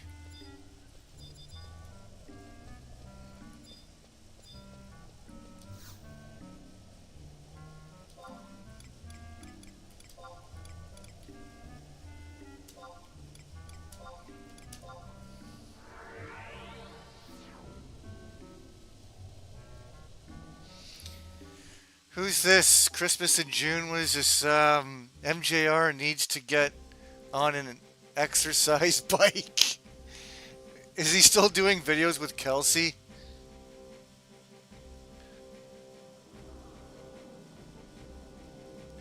Isn't Kelsey done with this whole crap? Reggie's a bad influence. Yeah. I know people are like, why are you wearing a Santa hat in June? Fuck you, it's Christmas in June.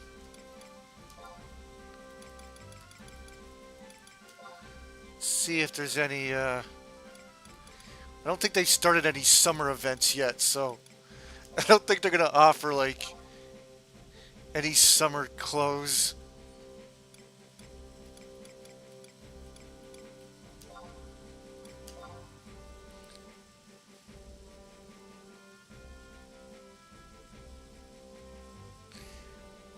Arrogance armor?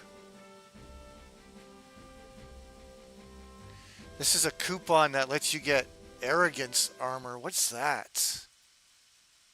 I'm gonna look that up. Arrogance. Oh yeah, there's like crowns and arrogance plate set.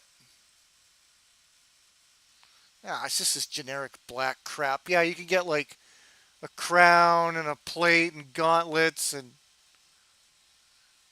doesn't do anything. It's just, what is it? It just looks like a generic black outfit. I don't think it looks anything. Alright, never mind that. It looks lame. I don't know what that's supposed to represent. Yeah, we don't got no summer gear. Well, we got a crab cap, a coat, statues. I got a shirt, Gil Nabber shirt. This ain't summer gear. Like, this isn't Parogo Kasak. It's another shirt or something. An axe. That's it.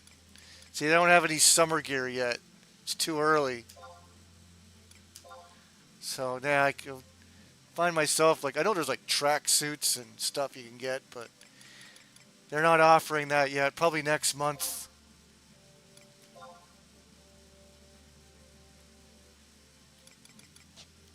So yeah, the gear's kind of lame this month.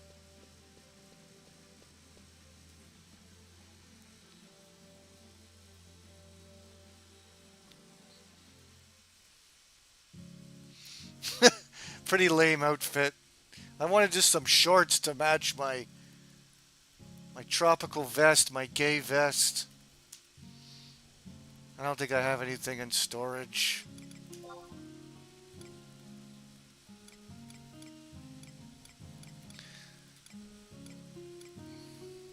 Here it is. No wait. No, that's not it. I thought it was like shorts. Never mind.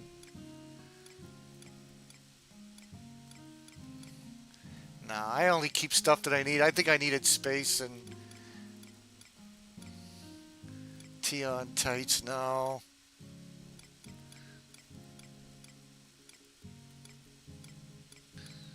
No. All this is like.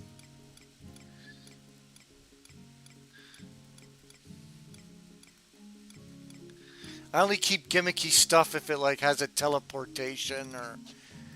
I used to have like a pair of shorts or something that would go. I probably got rid of it, chucked it. Like that's a waste of space.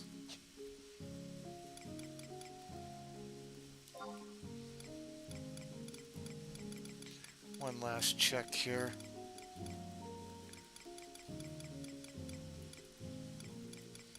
Yeah, I just didn't. Oh well, let's just go.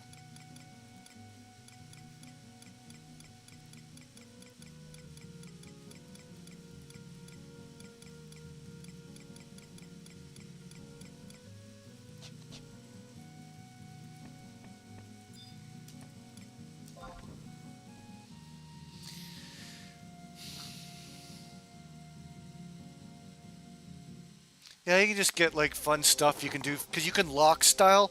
Like you can wear all your best gear. Like you can wear all the stuff you want to wear, but then you can like lock style your character to look whatever you want. Like your appearance can be whatever you want. If you want something fun, if you want to run around looking like one of the enemies in the game, or you want to look like you want to dress up like King Behemoth, or if you want to dress up like a demon, or you can dress up like a Marlboro. Sorry, you can dress up like a Mandragora. There's like Mandragora masks and stuff you could get. You can get a goblin mask. You know, here I got a snow cap. I just kept that around. I got sunglasses. That's even better. There we go. There we go. I got my sunglasses. That's for my fishing skill. So I got that. Just wish I had my pair of shorts. There we go. Fisherman's hose. Yeah, there we go. I got my sunglasses and I got my vest. Yeah, I don't have any feet either. I don't have any fisherman's boots. That's it. That's all I can do. And then I could teleport to the island.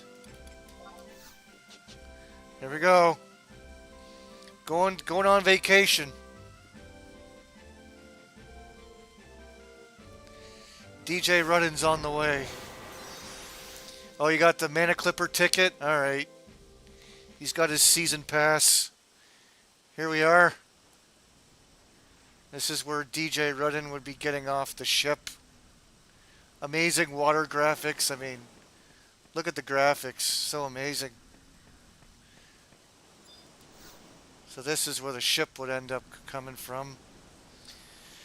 So 17 minutes Earth time is when it arrives here.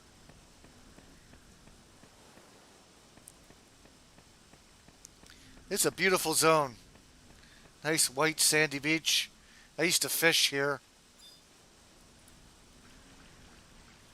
I don't think these monsters attack like at all. Maybe, I don't know. Maybe if you're a low enough level. I used to fish here. I think you can up the graphics a little bit for it to look at a little nicer. Look at that beautiful water. One sec. I guess gotta turn on a light here.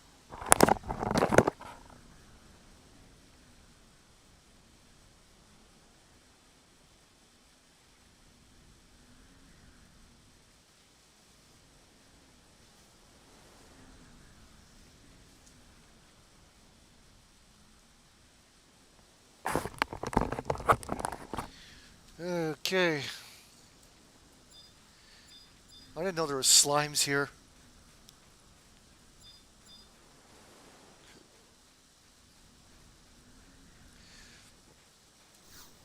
Couple NPCs. What's this? How do you like to try and head at some clamming? I don't want to clam. This is the map. Not a very big area, not a whole lot to do here. But at the very bottom of the zone is where the quest item is. So this is where DJ Rudden would be heading. Actually, let's throw on some faster boots. And a faster ring. So lots of monkeys.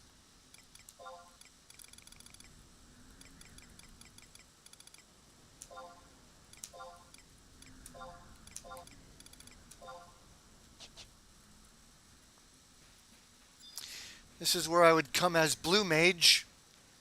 If I was Blue Mage, I'd come here and I'd fight these monkeys. And I would learn Magic Fruit.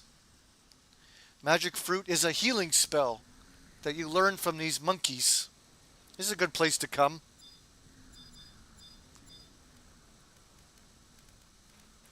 You'd fight these monkeys, smack them a few times, turn around, wait for them to heal. Well, then you got these mandragoras. These would aggro you if you're a low enough level. Mandragoras, the black ones, are kind of the evil ones.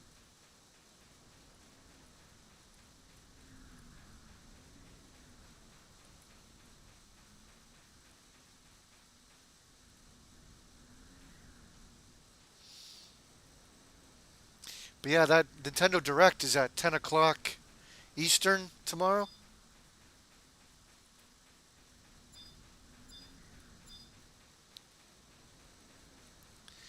Toucan doesn't really look like a toucan, it's just a normal pink flappy bird.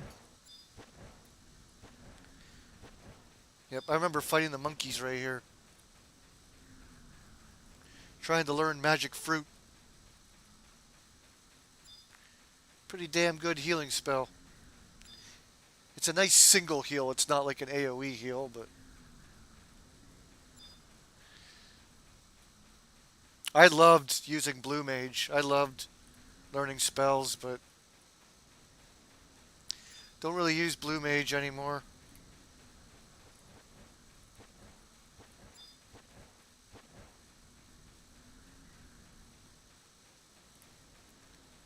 There's some beaches.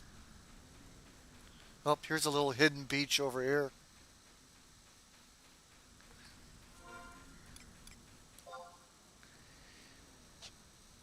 It's the West Side Beach.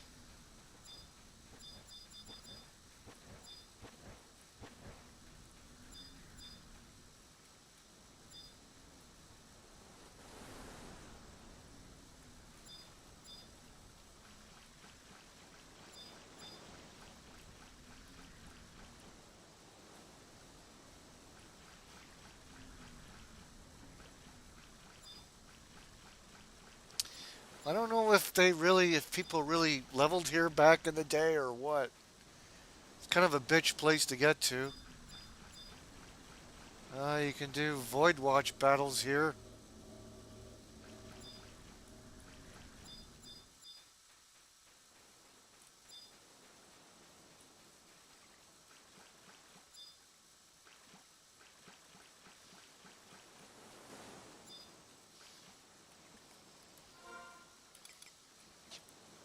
I think I got stones.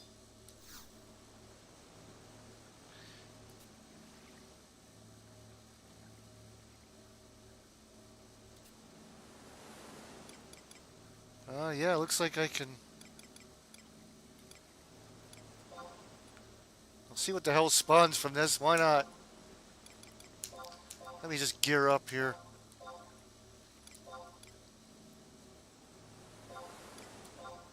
Let's fight whatever the fuck is here.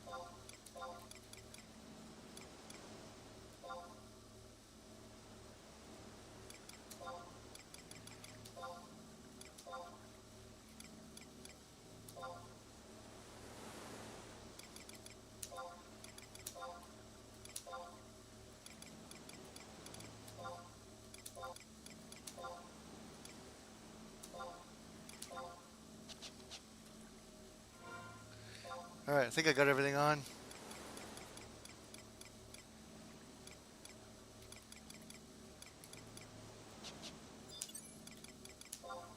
Alright, kill whatever the fuck is here. What's up, JPL? I like my fake Nintendo commercial voice. You do play as a farm simulator character. Meet Nikki. She was born and raised on a farm. Now she gets to own one of her. Now she inherited one on her own. Learn how to build crops and collect with collectibles. Join up with your friends and help Nikki build the greatest farm of the land. Connect with your friends on Nintendo Switch. You can build ranches, feed your animals. I don't know. I can't think of anything. It's just retarded. Another goddamn farm simulator.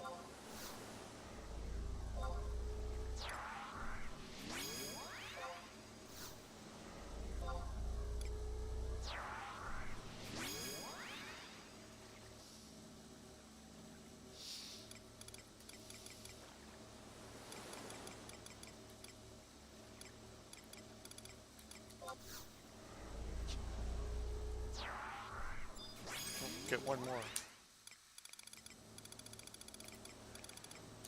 Alright, random thing.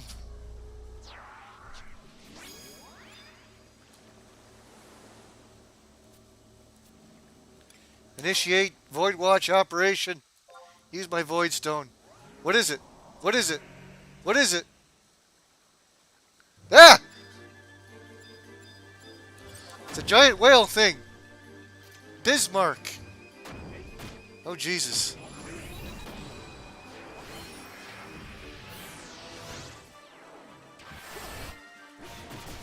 This thing might hit hard. Ah, it's summoned a bunch of jaggles. Has some ads.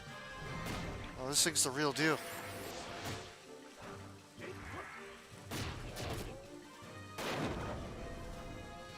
Oh, yeah. He took a big hit there. I don't care about your ads. Go ahead, hit me with all your stupid ads.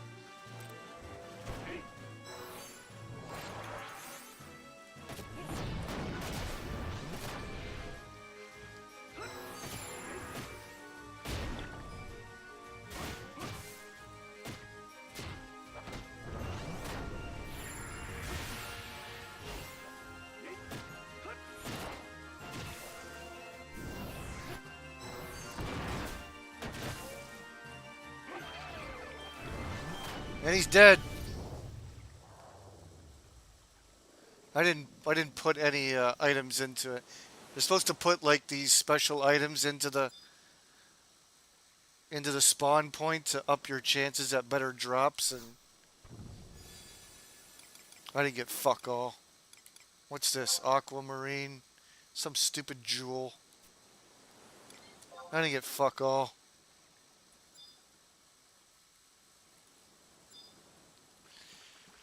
Well, that was Bismarck. Probably the most interesting thing you can fight here. There's no UNMs, I don't think. There is UNMs in Bibiki Bay, but I don't... They might have put a UNM spot in on this zone, but I don't know. I think they're all in Bibiki Bay. I don't think they stuck it. I don't think they stuck any UNM spawn points here. And I wonder if you can fight Bismarck in Bibiki Bay. Probably. But I don't know for sure.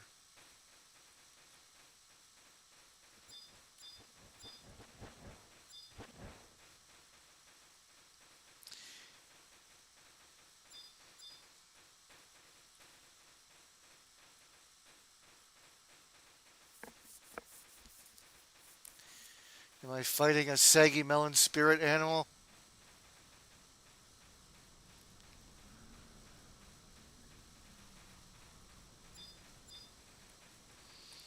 Well, I'm crossing my fingers tomorrow for Donkey Kong, the return of Lanky Kong, and all of Donkey Kong's friends.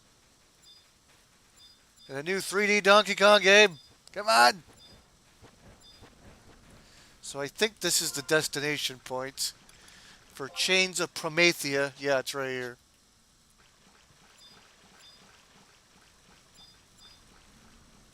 Here it is. Cranky Kong's Last Ride. This is the item that you'll be clicking on. For Chains of Promethea. For me, it just goes clink, clink, clunk, clunk, clunk. That's it. You pretty much click on this thing, and I don't know if you have to fight anything. I can't remember. That's the thing you got to get to. Yeah, that's what you're looking for. Yeah, it's not a confusing map. It looks a little weird with the caves and everything, but I basically always go to the west. That's the way I went down. You don't have to go by that beach or anything. I don't know if you can come from the east or not. If you get, I think you can go either way. I always go west, and you end up at that thing. That's a nice zone. It's too bad they don't utilize it. You can do Void Watch. They put a Void Watch, and which again I think you can. Let's see if there is a Unity spy here. I don't know if it'll say. I don't know if you can fight the Unity NM here or not. Unity could be wanted one in Tula. Bibiki Bay IG G8H10. It doesn't say if it's on the island. It's probably just in Bibiki Bay. I don't think you can fight the NM here. The UNM. But you can do Void Watch. And I don't know if that whale drops heavy metal plates or anything that's relevant to today's game. It was pretty easy. There might be a slim chance of it dropping something good, but yeah. I don't think anyone fights Bismarck. I don't farm heavy metal plates. I suck. It's people who are good at. You have to proc the enemies so that it drops better stuff, and you have to like know what weapon skill to use. You got to look at the chat log to see what it's weak to, and it's just I don't bother with that shit. It's confusing. Here's the eastern beach. Yeah.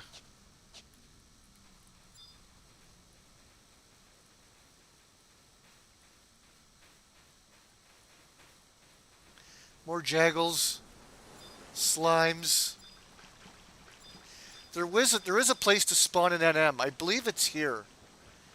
You need a special item. You can get them from the Gabi bag and I think Shen. Yeah, Shen. I think you can pop Shen here. It's an old NM. It looks like one of these. Looks like one of these things. Is it right here? Yeah, it looks just like one of these things, but bigger. His name is Shen. And there's an item that you would trade here. And then Shen would pop out. Yeah, I remember having a friend that had a pop and we went and fought it. There's another spot you can fight Bismarck.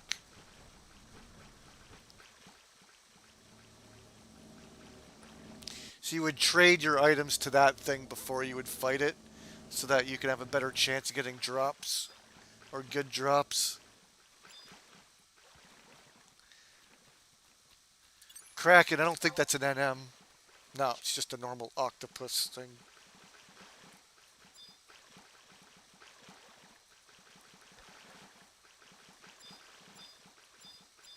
Yeah, I think that's that spawn point there is.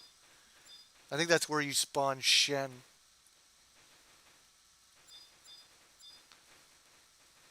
Old content, this is Chains of Promethea, which means it's the second expansion, so people were doing this in like the mid 2000s.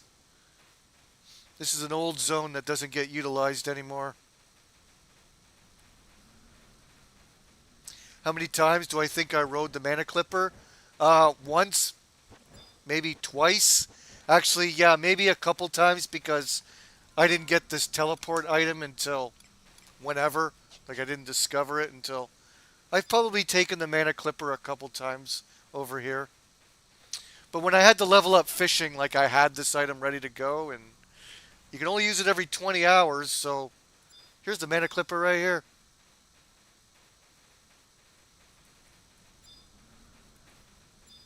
Are you on this ship right now?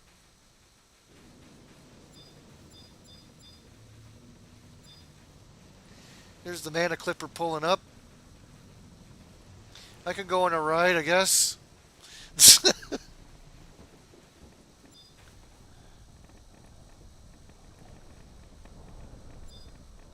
Did you miss the boat? I don't see you. Maybe he's going into eclipsing. Did you just arrive? Actually, where do they put you?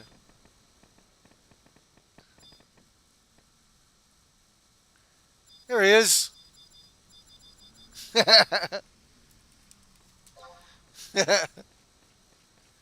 DJ Running is here. He made it.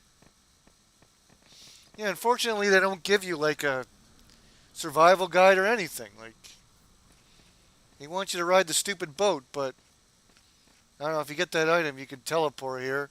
Oh, also, actually, I think Void Watch teleports you here.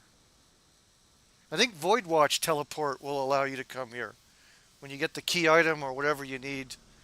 I don't know. I can't remember what the. I don't know how you unlock it. I can't remember. I did all the Void Watch crap, but I think Void Watch teleport might actually take you here. So yeah, you can go fight Bismarck. So maybe that's another way you could teleport here.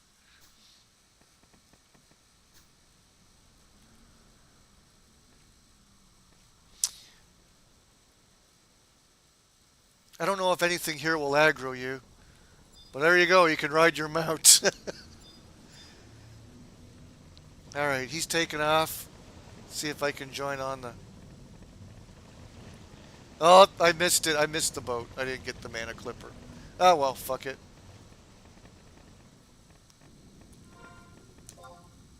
It's nothing special. That was funny. I did a tour of the island. I got here just as DJ Rudden showed up. Well, enjoy your vacation. I'm getting the hell out of here. Old zone, old empty zone.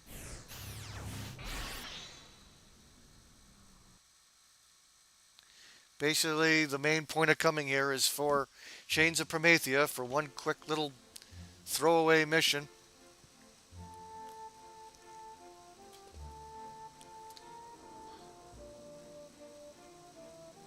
I'm an excellent tour guide. Thank you.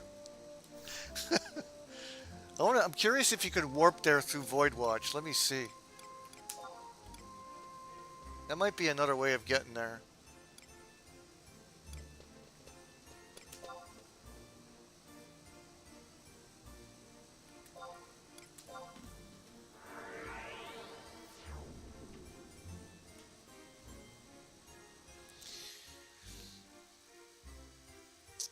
You're wondering how buzzing the zone probably was? Well, I don't know. I mean, to be honest, it probably wasn't very occupied when it was new because, well, first of all, Chains of Promethea, not a lot of people got to enjoy.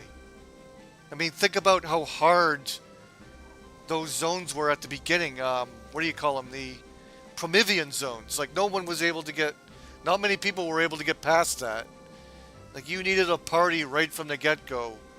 Like, when I played it in the early days, I didn't even get to those Promethean zones. I was too busy leveling up. Like, I played casually, so I wasn't hardcore into it, but I could never get that far, or I never even made it to I didn't even know Tavnasia even existed back in the day. I didn't even know that area, like, that game was so hardcore, you had to put so much time into it.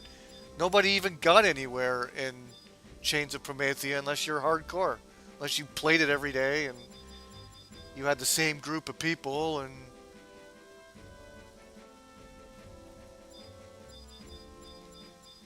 and there's not any mobs that you would level up off of. You can fight Jaggles maybe to fit, but there's not that many. You're not going to fight monkeys.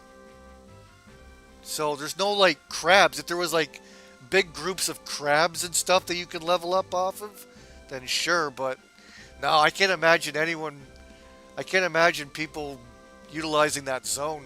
And it's a bitch to get there. You can't teleport there. You have to take a fucking mana clipper just to get there. Who's going to do that? It takes too much time. So there's no need to go there. That zone's probably always been empty. The only time you go there is to do your Chains of Promethea mission. So I'm sure it was always empty. It's just a little specialty place you go to. Nothing special. Maybe people that are into clamming. I don't know if clamming was a thing back then. But yeah, I guess people that are fishing. People would probably go there to fish, maybe.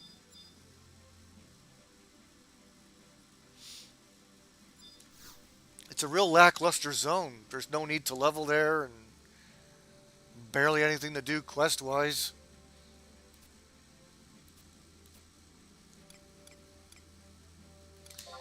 Teleportation. Let's see. Zillart, Tavnasia. Well, I guess Tavnasia. Let's see. Misrule, Ulagon, Ottawa, Bibiki Bay. But I doubt it. Well, let's see where it takes me, but I doubt it's going to be the island. Let's just see. Let's see where in Bibiki Bay does it take me. Oh, yeah. So, yeah, Void Watch. So there is a purpose to this island. I think Void Watch is only on this island. You have to come here. If you're going to fight Bismarck, probably Bismarck does not exist in the original zone. So Void Watch does take you here. That's good. You don't have to use your fucking 20-hour cape.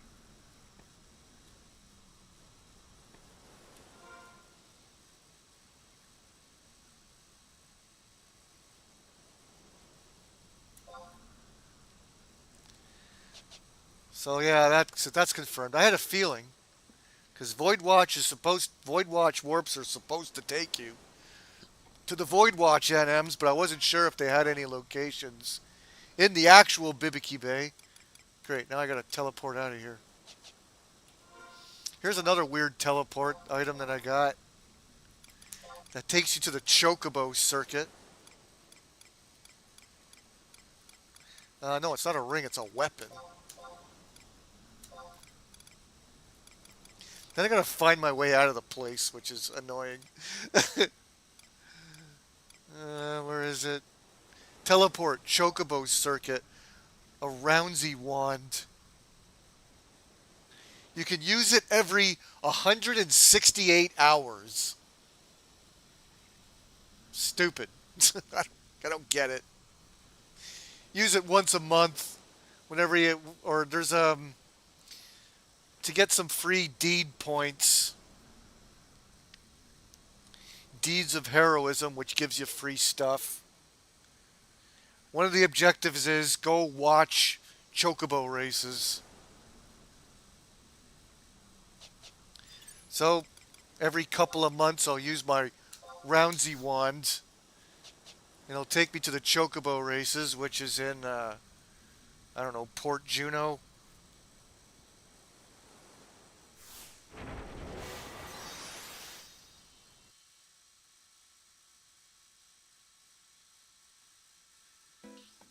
And here I am in the chocobo races. This place is weird. There's way too many hallways. I can never find my way out of here if I do teleport here. It's like, where do I go? Head back this way. Maybe this is it. There's so many like hallways that all lead to like the same area. See, I think this is leading to. That's leading to the actual races, I think. I can never find my way out of here. Let's see. Entrance to the grandstand. Yeah, 50 gil. Go watch the chocobo races. I don't really want to do that. It's like, how do I find my way out of here? I don't even know. Unless that takes me out. Oh yeah, here we go. Oh wow, I can go right to Sandoria from here. I'm curious where they put me. At the chocobo stable? Where the fuck do they stick me? What the? Did I? Okay.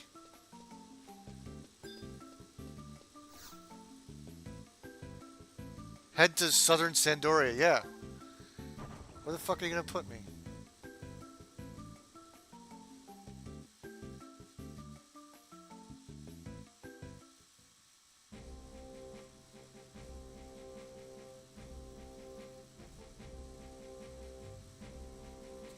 Can you get to the chocobo? Oh, you can get to chocobo circuits from here. I don't know. I don't care about this content. Okay, I am at the chocobo stables.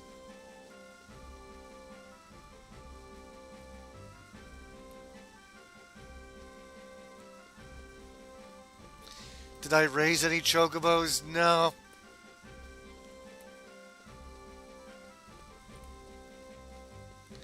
No, I didn't give a fuck about that. Alrighty. Time is it 9:30?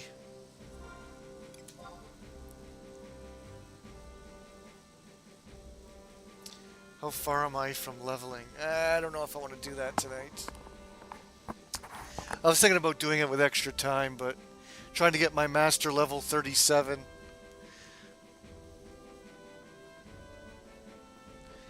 I'm about 40k away. That would take me about an hour to do. I don't really feel like doing that.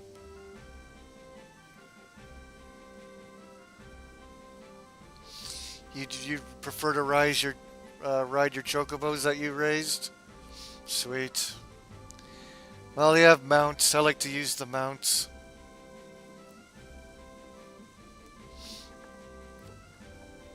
Well, the Boston Celtics are leading 60 to 44. They're going to close it out tonight. Dallas is history. I think the Celtics were just paid off to lose that game just to stretch this to at least 5 games. Like, if we at least get an extra game, come on. We're losing money here. Can't have you sweep. The same thing happened to the NHL as well. It's like, come on, Florida Panthers, just give Edmonton 1 game, please. All right, fine. You want me to give them a game? We'll give them a game. And they purposely like rubbed it in the league's face. Yeah, here's an 8-1 game. There, are you happy? Fuckers. All right. Now we're going to kick their ass in game 5. I don't know. It's a weird conspiracy. It's all like scripted. It's like, and both teams did the same thing. They just laid down. They're like, fine, we'll lose. The Celtics lost by like 40 points after dominating the series. And then the Florida Panthers did the same thing. They just laid down and let Edmonton score 8 fucking goals in an 8-1 game. It's a weird coincidence that both leagues do the exact same thing. Oh, we can't have a sweep. We can't have let them have one game. Come on. We need the advertising money, please. Just give them one game, please. It's weird. Weird coincidence how the NBA and NHL are exactly the same. Their series are exactly the same. The same script. Kind of weird, kind of suspicious.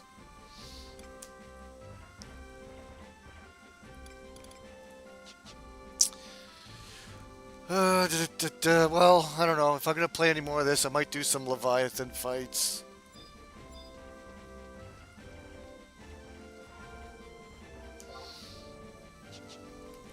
Oops. Oh, no, no.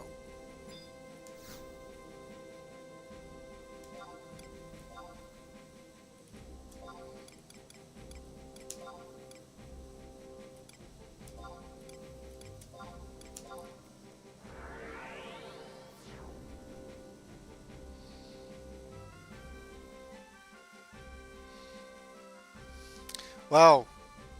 Boston just hit one from half court to beat the buzzer for halftime. Oh my god.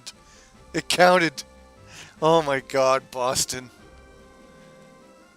Just destroying them. That's hilarious. Just to rub it in.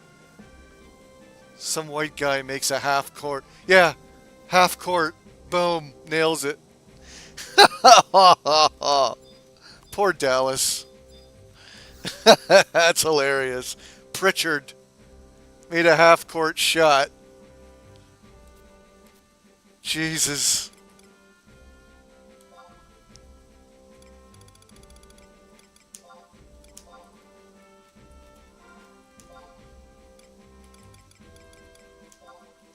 Oh my god, I'm still wearing my Rousey, whatever it is. My stupid wand.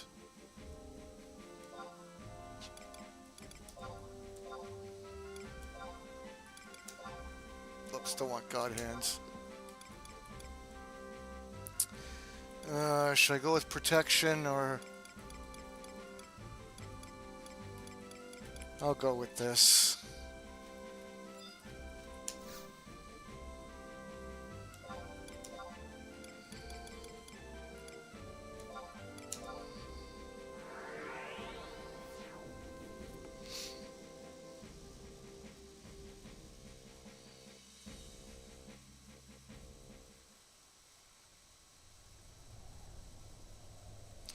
You guys feeling the heat wave?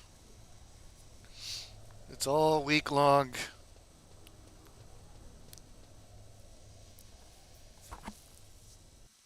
We got a nasty thunderstorm this afternoon, too.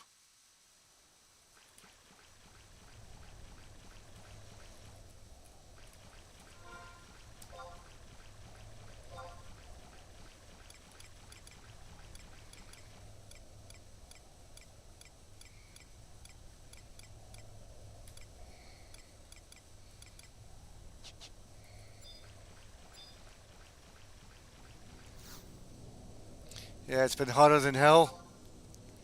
Yeah, it's here. First heat wave of the summer. Now, okay, oh, it's not summer until whatever. No, it's summer. I say when the seasons are.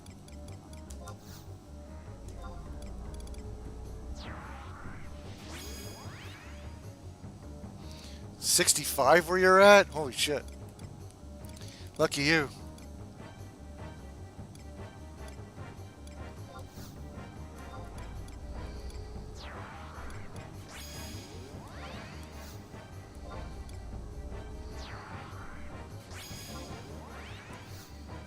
Ah, shit. My health is not full.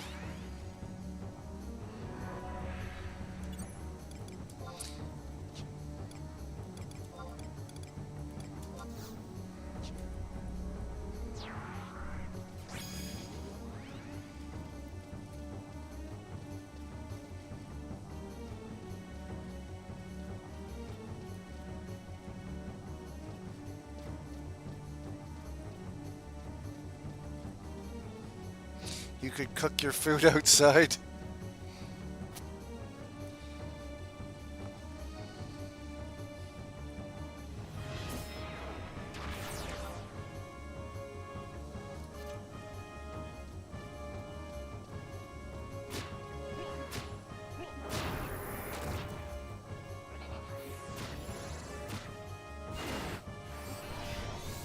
Ah, Monburo always proccing the enemy.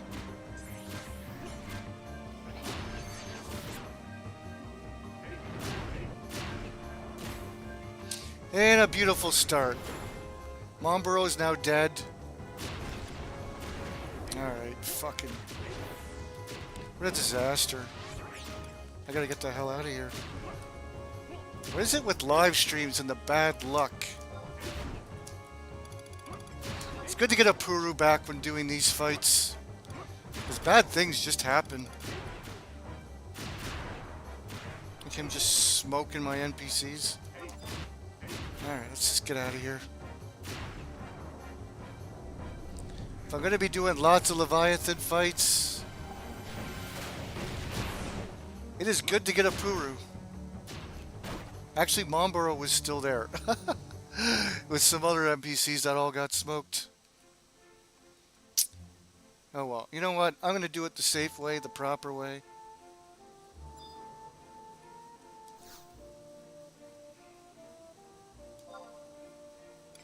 Now, Monburo actually survived. It was everyone else that got killed. Could have maybe kept fighting and seen how it went, but I wanted to play it safe.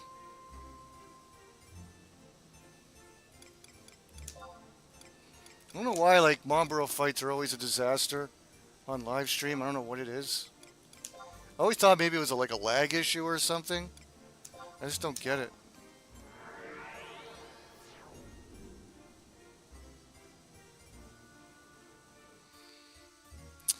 No campaign going on right now that allows the trusts to have more health. That really helps things. But if I sub-job Rune Fencer, it'll protect everyone from getting smoked. Also, Monburo triggers something that causes a proc, which I want to activate, not Monburo, because I want to time it where I interrupt one of its attacks, but for some reason Monburo triggers it. Again, it's good to use a Puru. Ditch Sylvie. I don't have like the right setup for truss, because it can get reckless. Because Leviathan likes to come out swinging right from the beginning. Sometimes it can take out all your truss.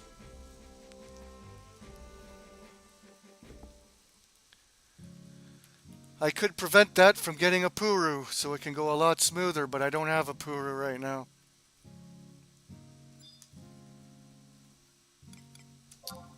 But since Leviathan wants to play that game and likes to always fuck around whenever I live stream it,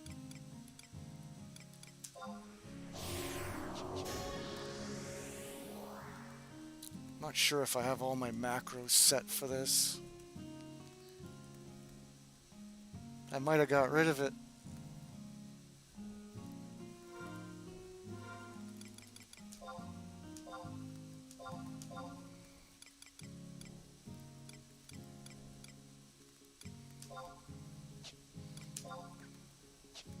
Yeah, because I put like Howling Fist and everything here. And yeah, I don't have him anymore.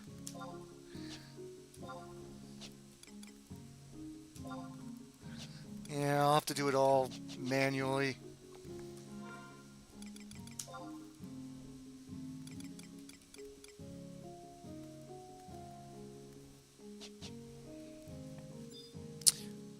Oh, it's Dark's Day, I guess. So is it that Dark's Day bullshit where... Yeah, it hits a lot harder. Ah. Alright, I'll try it with Rune Fencer. Yeah, I guess that Dark's Day comes into play and just smokes the truss.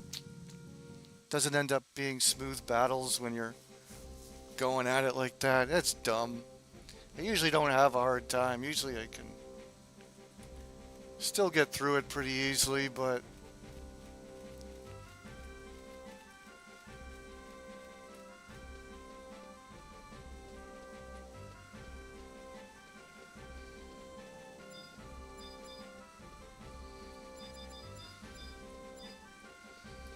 that's the way she goes.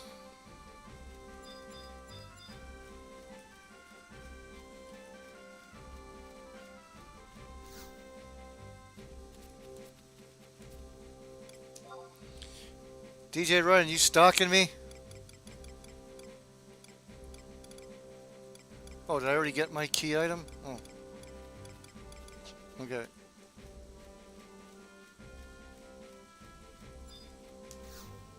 It's where you do high tier battlefields. Once you unlock the battles, once you do them normally, then that NPC will have them unlocked for you. And they cost merits. You spend your merit points to do these battles. Have you been spending your merits on your character?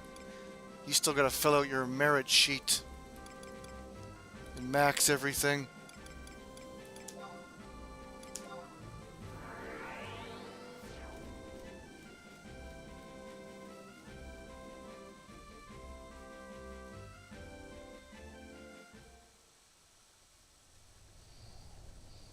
You're still working on your room furnishings.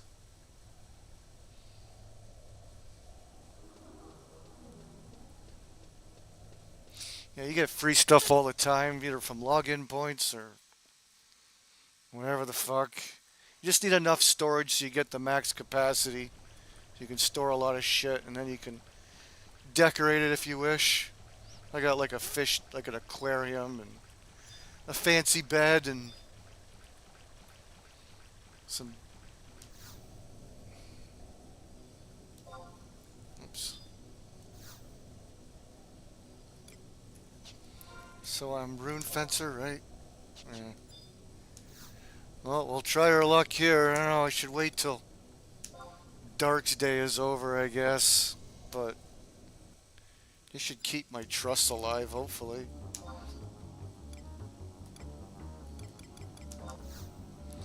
You help out as well, Am Choo Choo.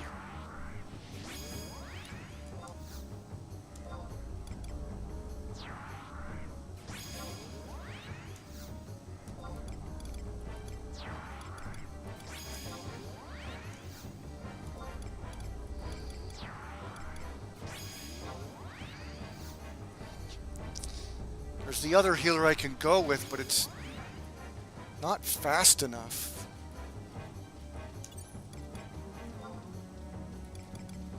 Alright, I gotta do this all by hand. Alright, I need to protect against water and deal lightning damage.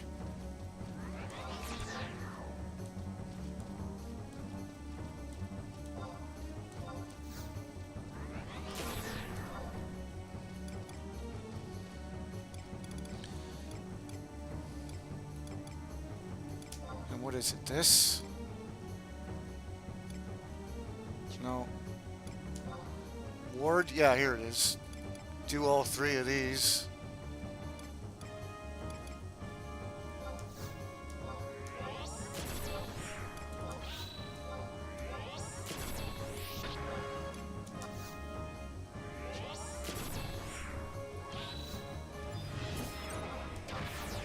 Hopefully that got all my trusts, I don't know.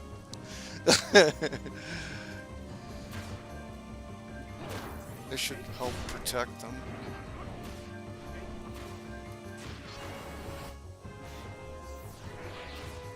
Oh, damn it.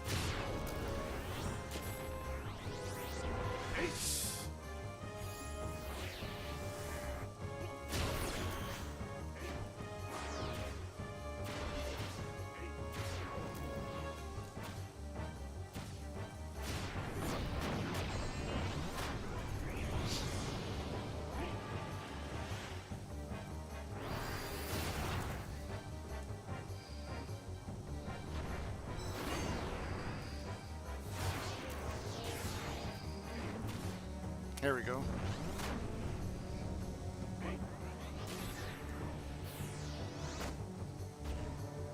I don't get War Cry since I'm not Sub Warrior. Yeah, big difference in defense when I cast that one ability.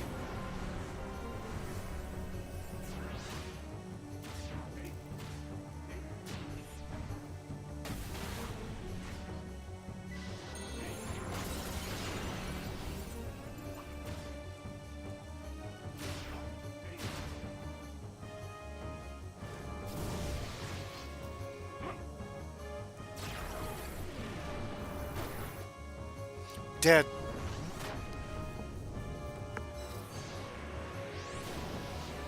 See, that's how easy fights should go. But I have this one issue of, yeah, it can be brutal when the Trust Magic doesn't have their upgraded health. B, it's Dark's Day, so Leviathan hits like a beast. And I'm using Monborough, which fucks up the proc, so I'm really putting myself at a disadvantage at this current time. But subbing Rune Fencer, Rune Fencer as my sub job really helps with the defense and keeps my trusts alive and keeps everything under control. That's the safe way to do it. I usually am fine using Sub Warrior, but right now I'm at a shitty circumstance. I think with it being Dark's Day, just hits my trust magic way too hard.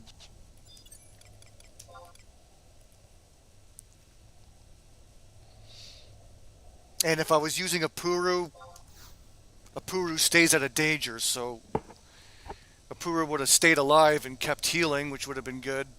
So again, I'm not using a Puru, which is another disadvantage. I'm using Sylvie, which is causing me to do more damage, but at the beginning, I need the defense, and good healing. So yeah, it is a bit of a disadvantage at the beginning of the battle, and it can cause the fight to sort of go off the rails.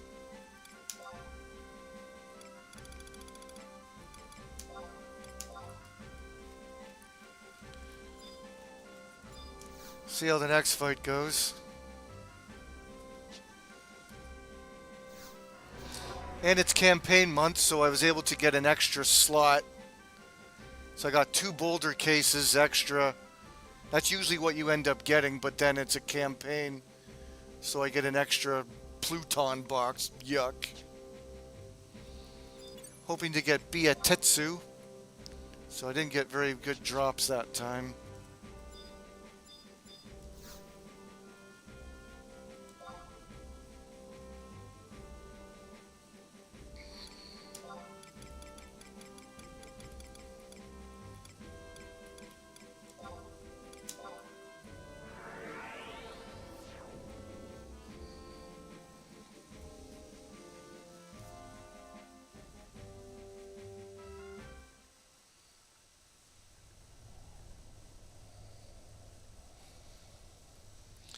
Oh, is it fucking the third quarter already? That seemed like a fast halftime. It is over. The stupid Celtics are going to win it.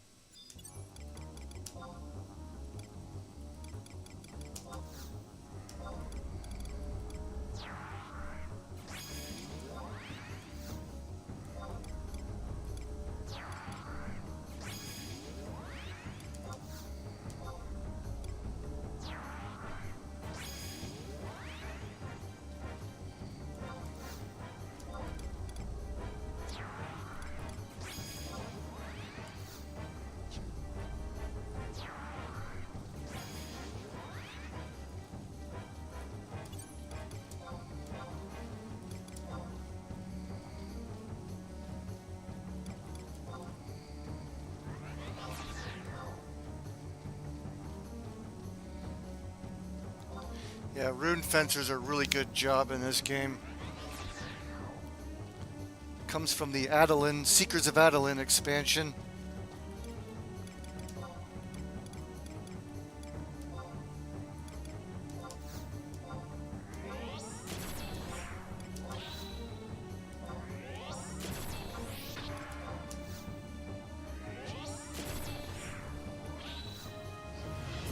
Fuck it, I'm just gonna do footwork now. Fuck, I forgot to like group these guys together.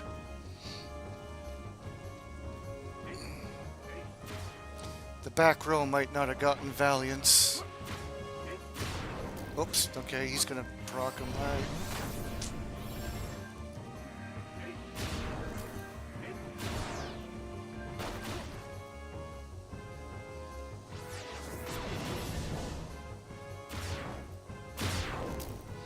Let me just go ahead and start wailing on him.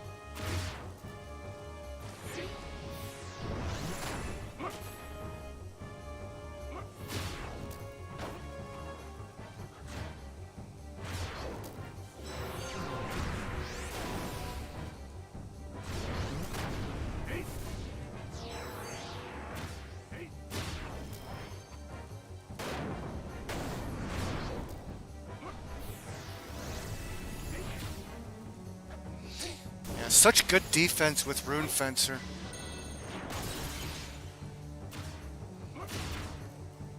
And I'm still doing really good damage. Amazing. It's like, so what if, like, it's worth it. Yeah, you have to sit there and do a few more buffs, but just because I'm lazy, I don't feel like getting my lightning attack up and then buff my attack, buff my defense, buff the party. Or warrior, you just have to run in, just do your initial buffs, boom, boom, boom, fight them. I'm just lazy. But Rune Fencer is way more safe. And the defense is just phenomenal. You keep your trust alive, like even on Dark's Day, doesn't seem to be doing much damage. So yeah, Rune Fencer, very good. Especially for fighting elementals like Leviathan. You just bring up your electric elemental powers. Look at this. So this time I got one Bia Titsu box, and I got a bonus one. Originally I would have only gotten these two, but with the campaign, I get one extra. And I can't use my warp ring because it's too soon. I did not get a scroll, so I have to use my warp cudgel. I think I only got 3 charges. No, I got 10 charges left.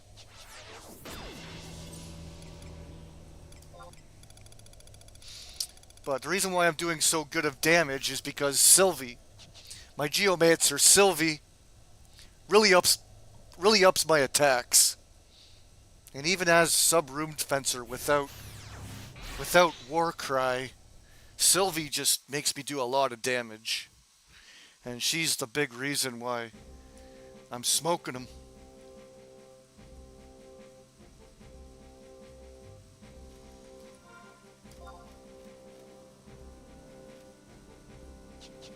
So even as Rune Fencer, wow, I could still do a good amount of damage with Sylvie as my Unity leader and giving me Fury. Yeah.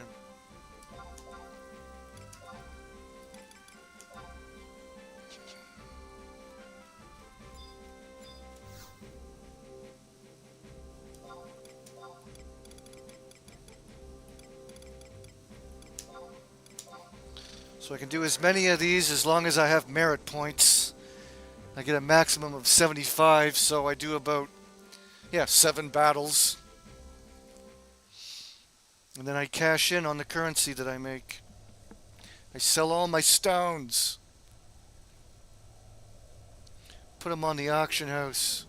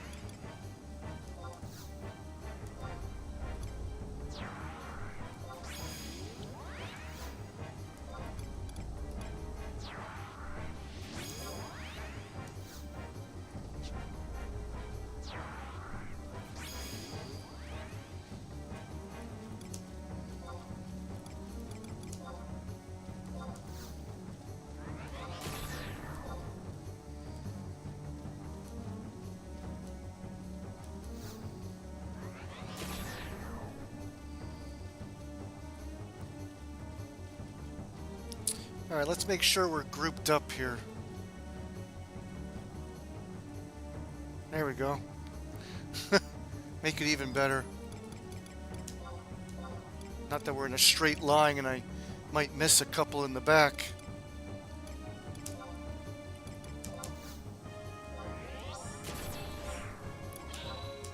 Because Valiance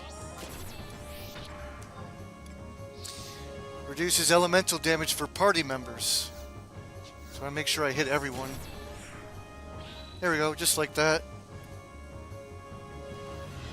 Buff up.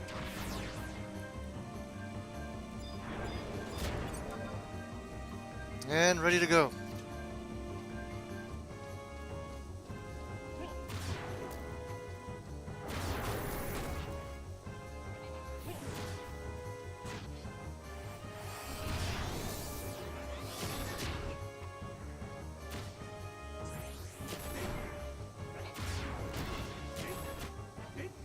There we go, I just interrupted his attack. Just to give everyone time to put haste on or whatever the fuck.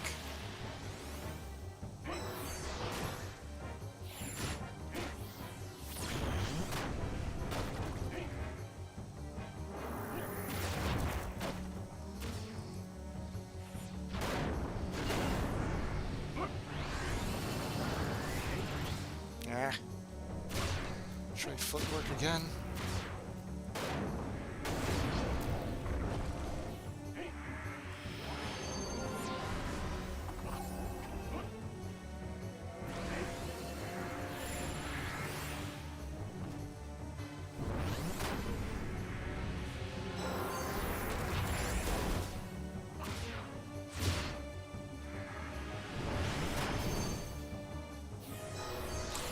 There we go, double light skill chain.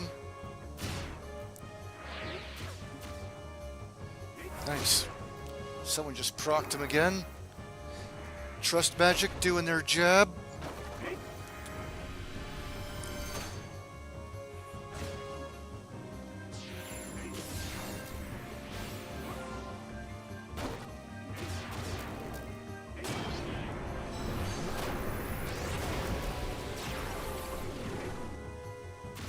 And all done.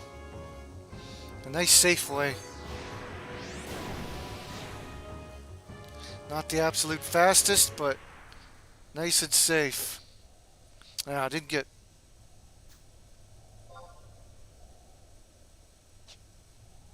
a whole lot of good. Inventory's getting full already. God damn. Have to sell some of this crap still. I forgot to sell my junk, and I forgot to deposit my fucking Rems chapters. Ah. Oh well, I gotta use a teleport. Am I a pro at this? I'm pretty good at soloing. I soloed the end boss in the latest expansion, which is one of my toughest challenges. That was before I quit the game for a little while there. That was last May. Then I think I quit the game all the way up until early this year, because I beat the end boss all by myself on the latest missions. I decided to take a break from the game.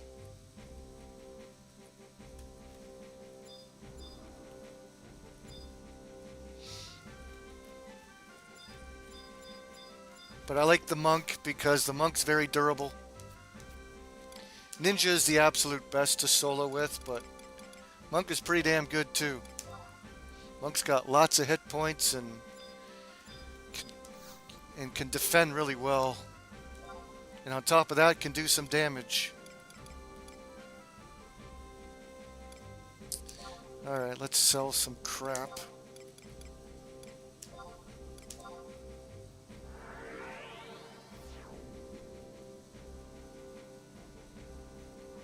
I used to use Blue Mage as my main, but Blue Mage is a little squishy. But Blue Mage used to be able to do crazy damage, and still does good damage, but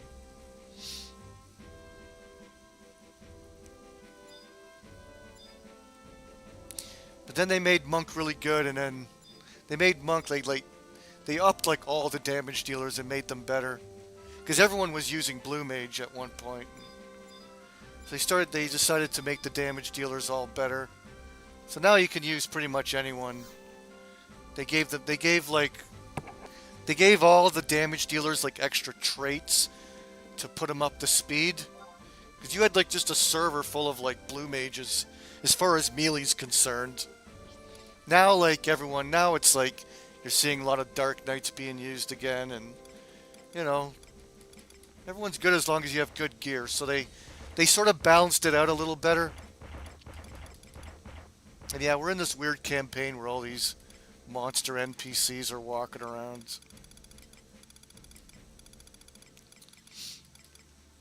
And yeah, I've worked hard on gearing my monk and getting the best gear and spending a lot of money, years and years of playing, from job mastering to, of course, my helps when you're master level 37, well, almost 37. Exemplar points, it takes time. The more time you put into your character, the stronger it gets. It's almost endless. Oh, don't want to sell my bat fangs. Let's get rid of this junk. I couldn't be bothered to sell this on the auction house. Fuck it.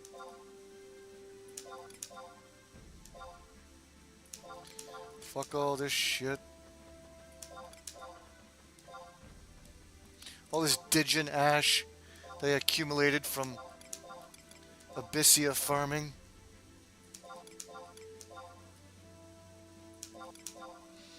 And yeah, you can play this game by yourself.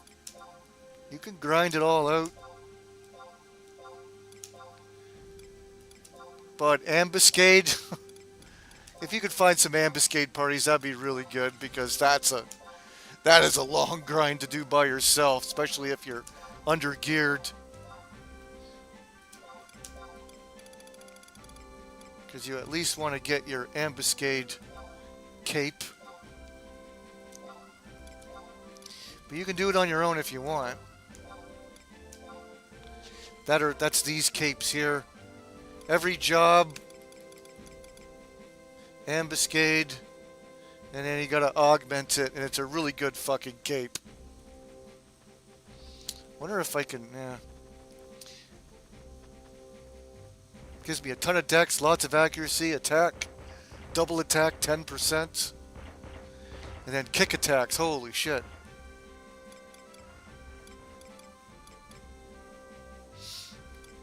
I can swap this out for something that's got a little bit better defense. Adamir stuff is really easy to get, but +1's a little bit expensive. Actually, it's a little bit it's kind of expensive to get +1, which is what you want, but I think the items needing to make it could be like 20 mil or so. But I can always opt out for something that's got a little more defense, but less triple attack. So I like triple attack. I want to get as much triple attack as possible. But this has like one less triple attack, but better defense. But this has fucking triple attack +4 and stored TP +7. Like, that's crazy. And then my headpiece has triple attack 4. Critical hit damage 6%, and then, you know, good accuracy, and it's just weaker defense. So, I don't know, you can switch them up however you want.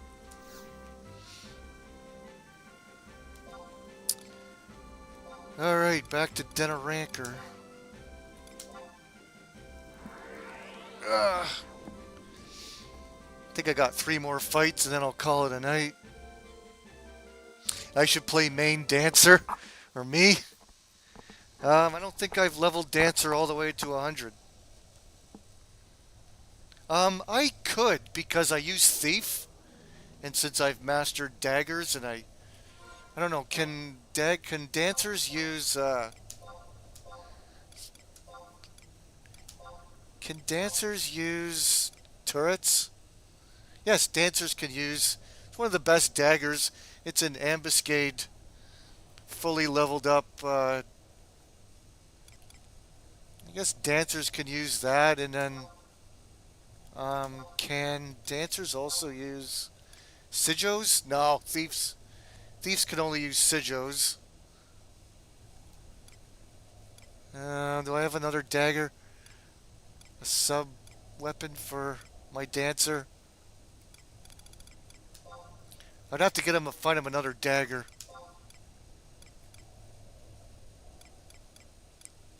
Other daggers. I know I have one that's.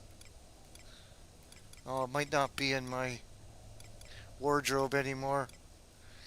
I have another good offhand dagger that gives you a good TP boost. I don't have it in my wardrobe. Yeah, no point using dancer. You have to go all out with it. I'd have to job master it. I'd have to job master dancer, like for what? A subpar damage dealer? Like I got monk. My monk is my fucking damage dealer. What would dancer do? I mean, dancers that are job mastered, they got the best daggers. I'd probably have to get like an Aeonic dagger, so fuck. I'd have to wait till my link shell decides to do Aeonic quest, and nah, there's no point building a dancer. And if I was to come as a damage dealer, my LS leader would prefer me to come as monk, because I'm more durable and they know that I'm a good monk. They would never say, "Ah, no, come on, dancer." Of course, they would let me choose. Like, they don't care. It was like, come as whatever you want, as long as it's good. Nah, there's no point building dancer. What I like to do is just at least have one of everything. Like, I make sure I have a white mage for healing. That's the job I chose to be a healer. You can be a scholar, a red mage. They're all fine healers. I have a geomancer to hopefully get into a position where I can, buff up the party, make the enemy weaker.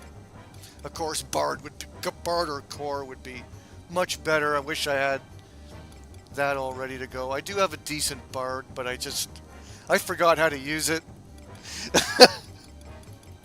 I gotta ask my LS leader. Can you guys I have a good Bard. Can you guys teach me how to play it? I don't remember. It's been years. My Bard's job mastered and everything. I just don't use it. I don't have the confidence to use it. I should mention to my LS that I do have a Bard that's capable. I'm only missing one weapon, and it's not. Actually, I'm missing two weapons. I don't think they're mandatory. So I can talk with my LS, and maybe I can start using Bard. But no, I like Geomancer. I'm good with Geomancer.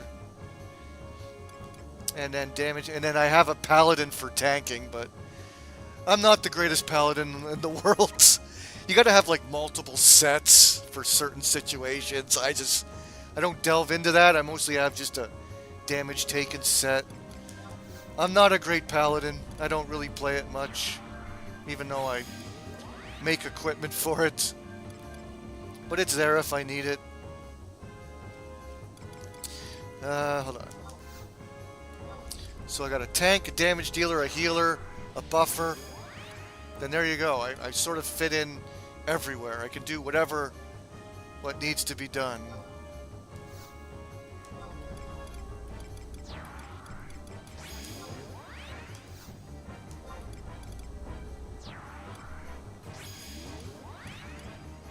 But I wish I had Corsair. Everyone needs a Corsair. It's the most used, most wanted job in the game. And Corsairs can do almost everything if you have the equipment. You can damage deal, and you can buff your party. Corsairs are it's the best job. If you want to get into groups, if you want to